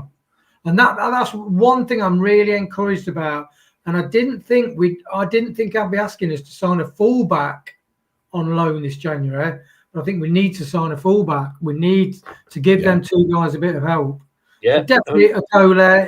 I doubted him whether he got the technical ability to be calm and play the ball in front. But he's physically, it doesn't. He's more spatially aware than I thought he was. But also, he does not get out muscled, and he's invariably in the right place at the right time. Whether that's because Nelson's helping him positionally, but I'm very excited about them too. Well, officially, I also considered Nelson as well, but Alan, who was at the match, has gone for Stolarczyk. And to say that at the start of the game, there was me and earlier on the show earlier, me and Kate both saying we wanted Begovic back, but we'll see how that transpires. Right, very quickly before we come on to Jim and his points, I just want to play you this. Oh, hello. Well, I did say 2-1, and I also said as the game was wearing on, it's the only time I trust Leicester to win a football match at the moment is if we score in the very last minute. And that's what happened. Maybe that was manifestation. But yeah, I mean, we literally robbed that performance and win from West Brom. They thoroughly deserved it. Yet again, another team that work at least 50% harder than Leicester do at the minute. That's our biggest problem. The work rate and the work ethic amongst the team as a collective is nowhere near good enough. Some of the better performances tonight were probably Caleb Okoli and Ben Nelson. I thought they did okay. Aside from the subs, I think the subs were all right. But yeah, just not enough high enough work rate across the whole of the team, which is really disappointing. Team score, I'd give a 5. And I don't even know how we've come away with all 3 points there, to be honest. It was flipping freezing. It was lacklustre. It was flat. We just let them bully us. Didn't win any second balls, didn't press. Rinse and repeat, really, kind of performance. Rinse and repeat. And it's been gradually declining like this for the past 3 years, I reckon. 3 or 4 years, but it's a story for another day, innit? But pleased for the win. Hopefully we can try something new in the FA Cup at the weekend. Who knows? But yeah, that's all from me. Thank you very much, Kate. There you go. We've moved. 5 for the performance. Somebody else said 5. I don't know who else said 5, but look at the tape. Yeah, I think it was. Our colonial friends. We'll take it. Can I just say as well, Jim? Well, you're going to leave us with this. What are your 3 things that you've learned today? Well, why, thank you, sir. First and foremost, we just witnessed Leicester's number one fan. To see Kate report. I mean, not only is she brilliant, she knows her stuff. She's in it thick and thin, wins and losses, the weather that you guys are going through right now. She's just smart as can be, and so much the number one fan for Leicester. So that's the first thing.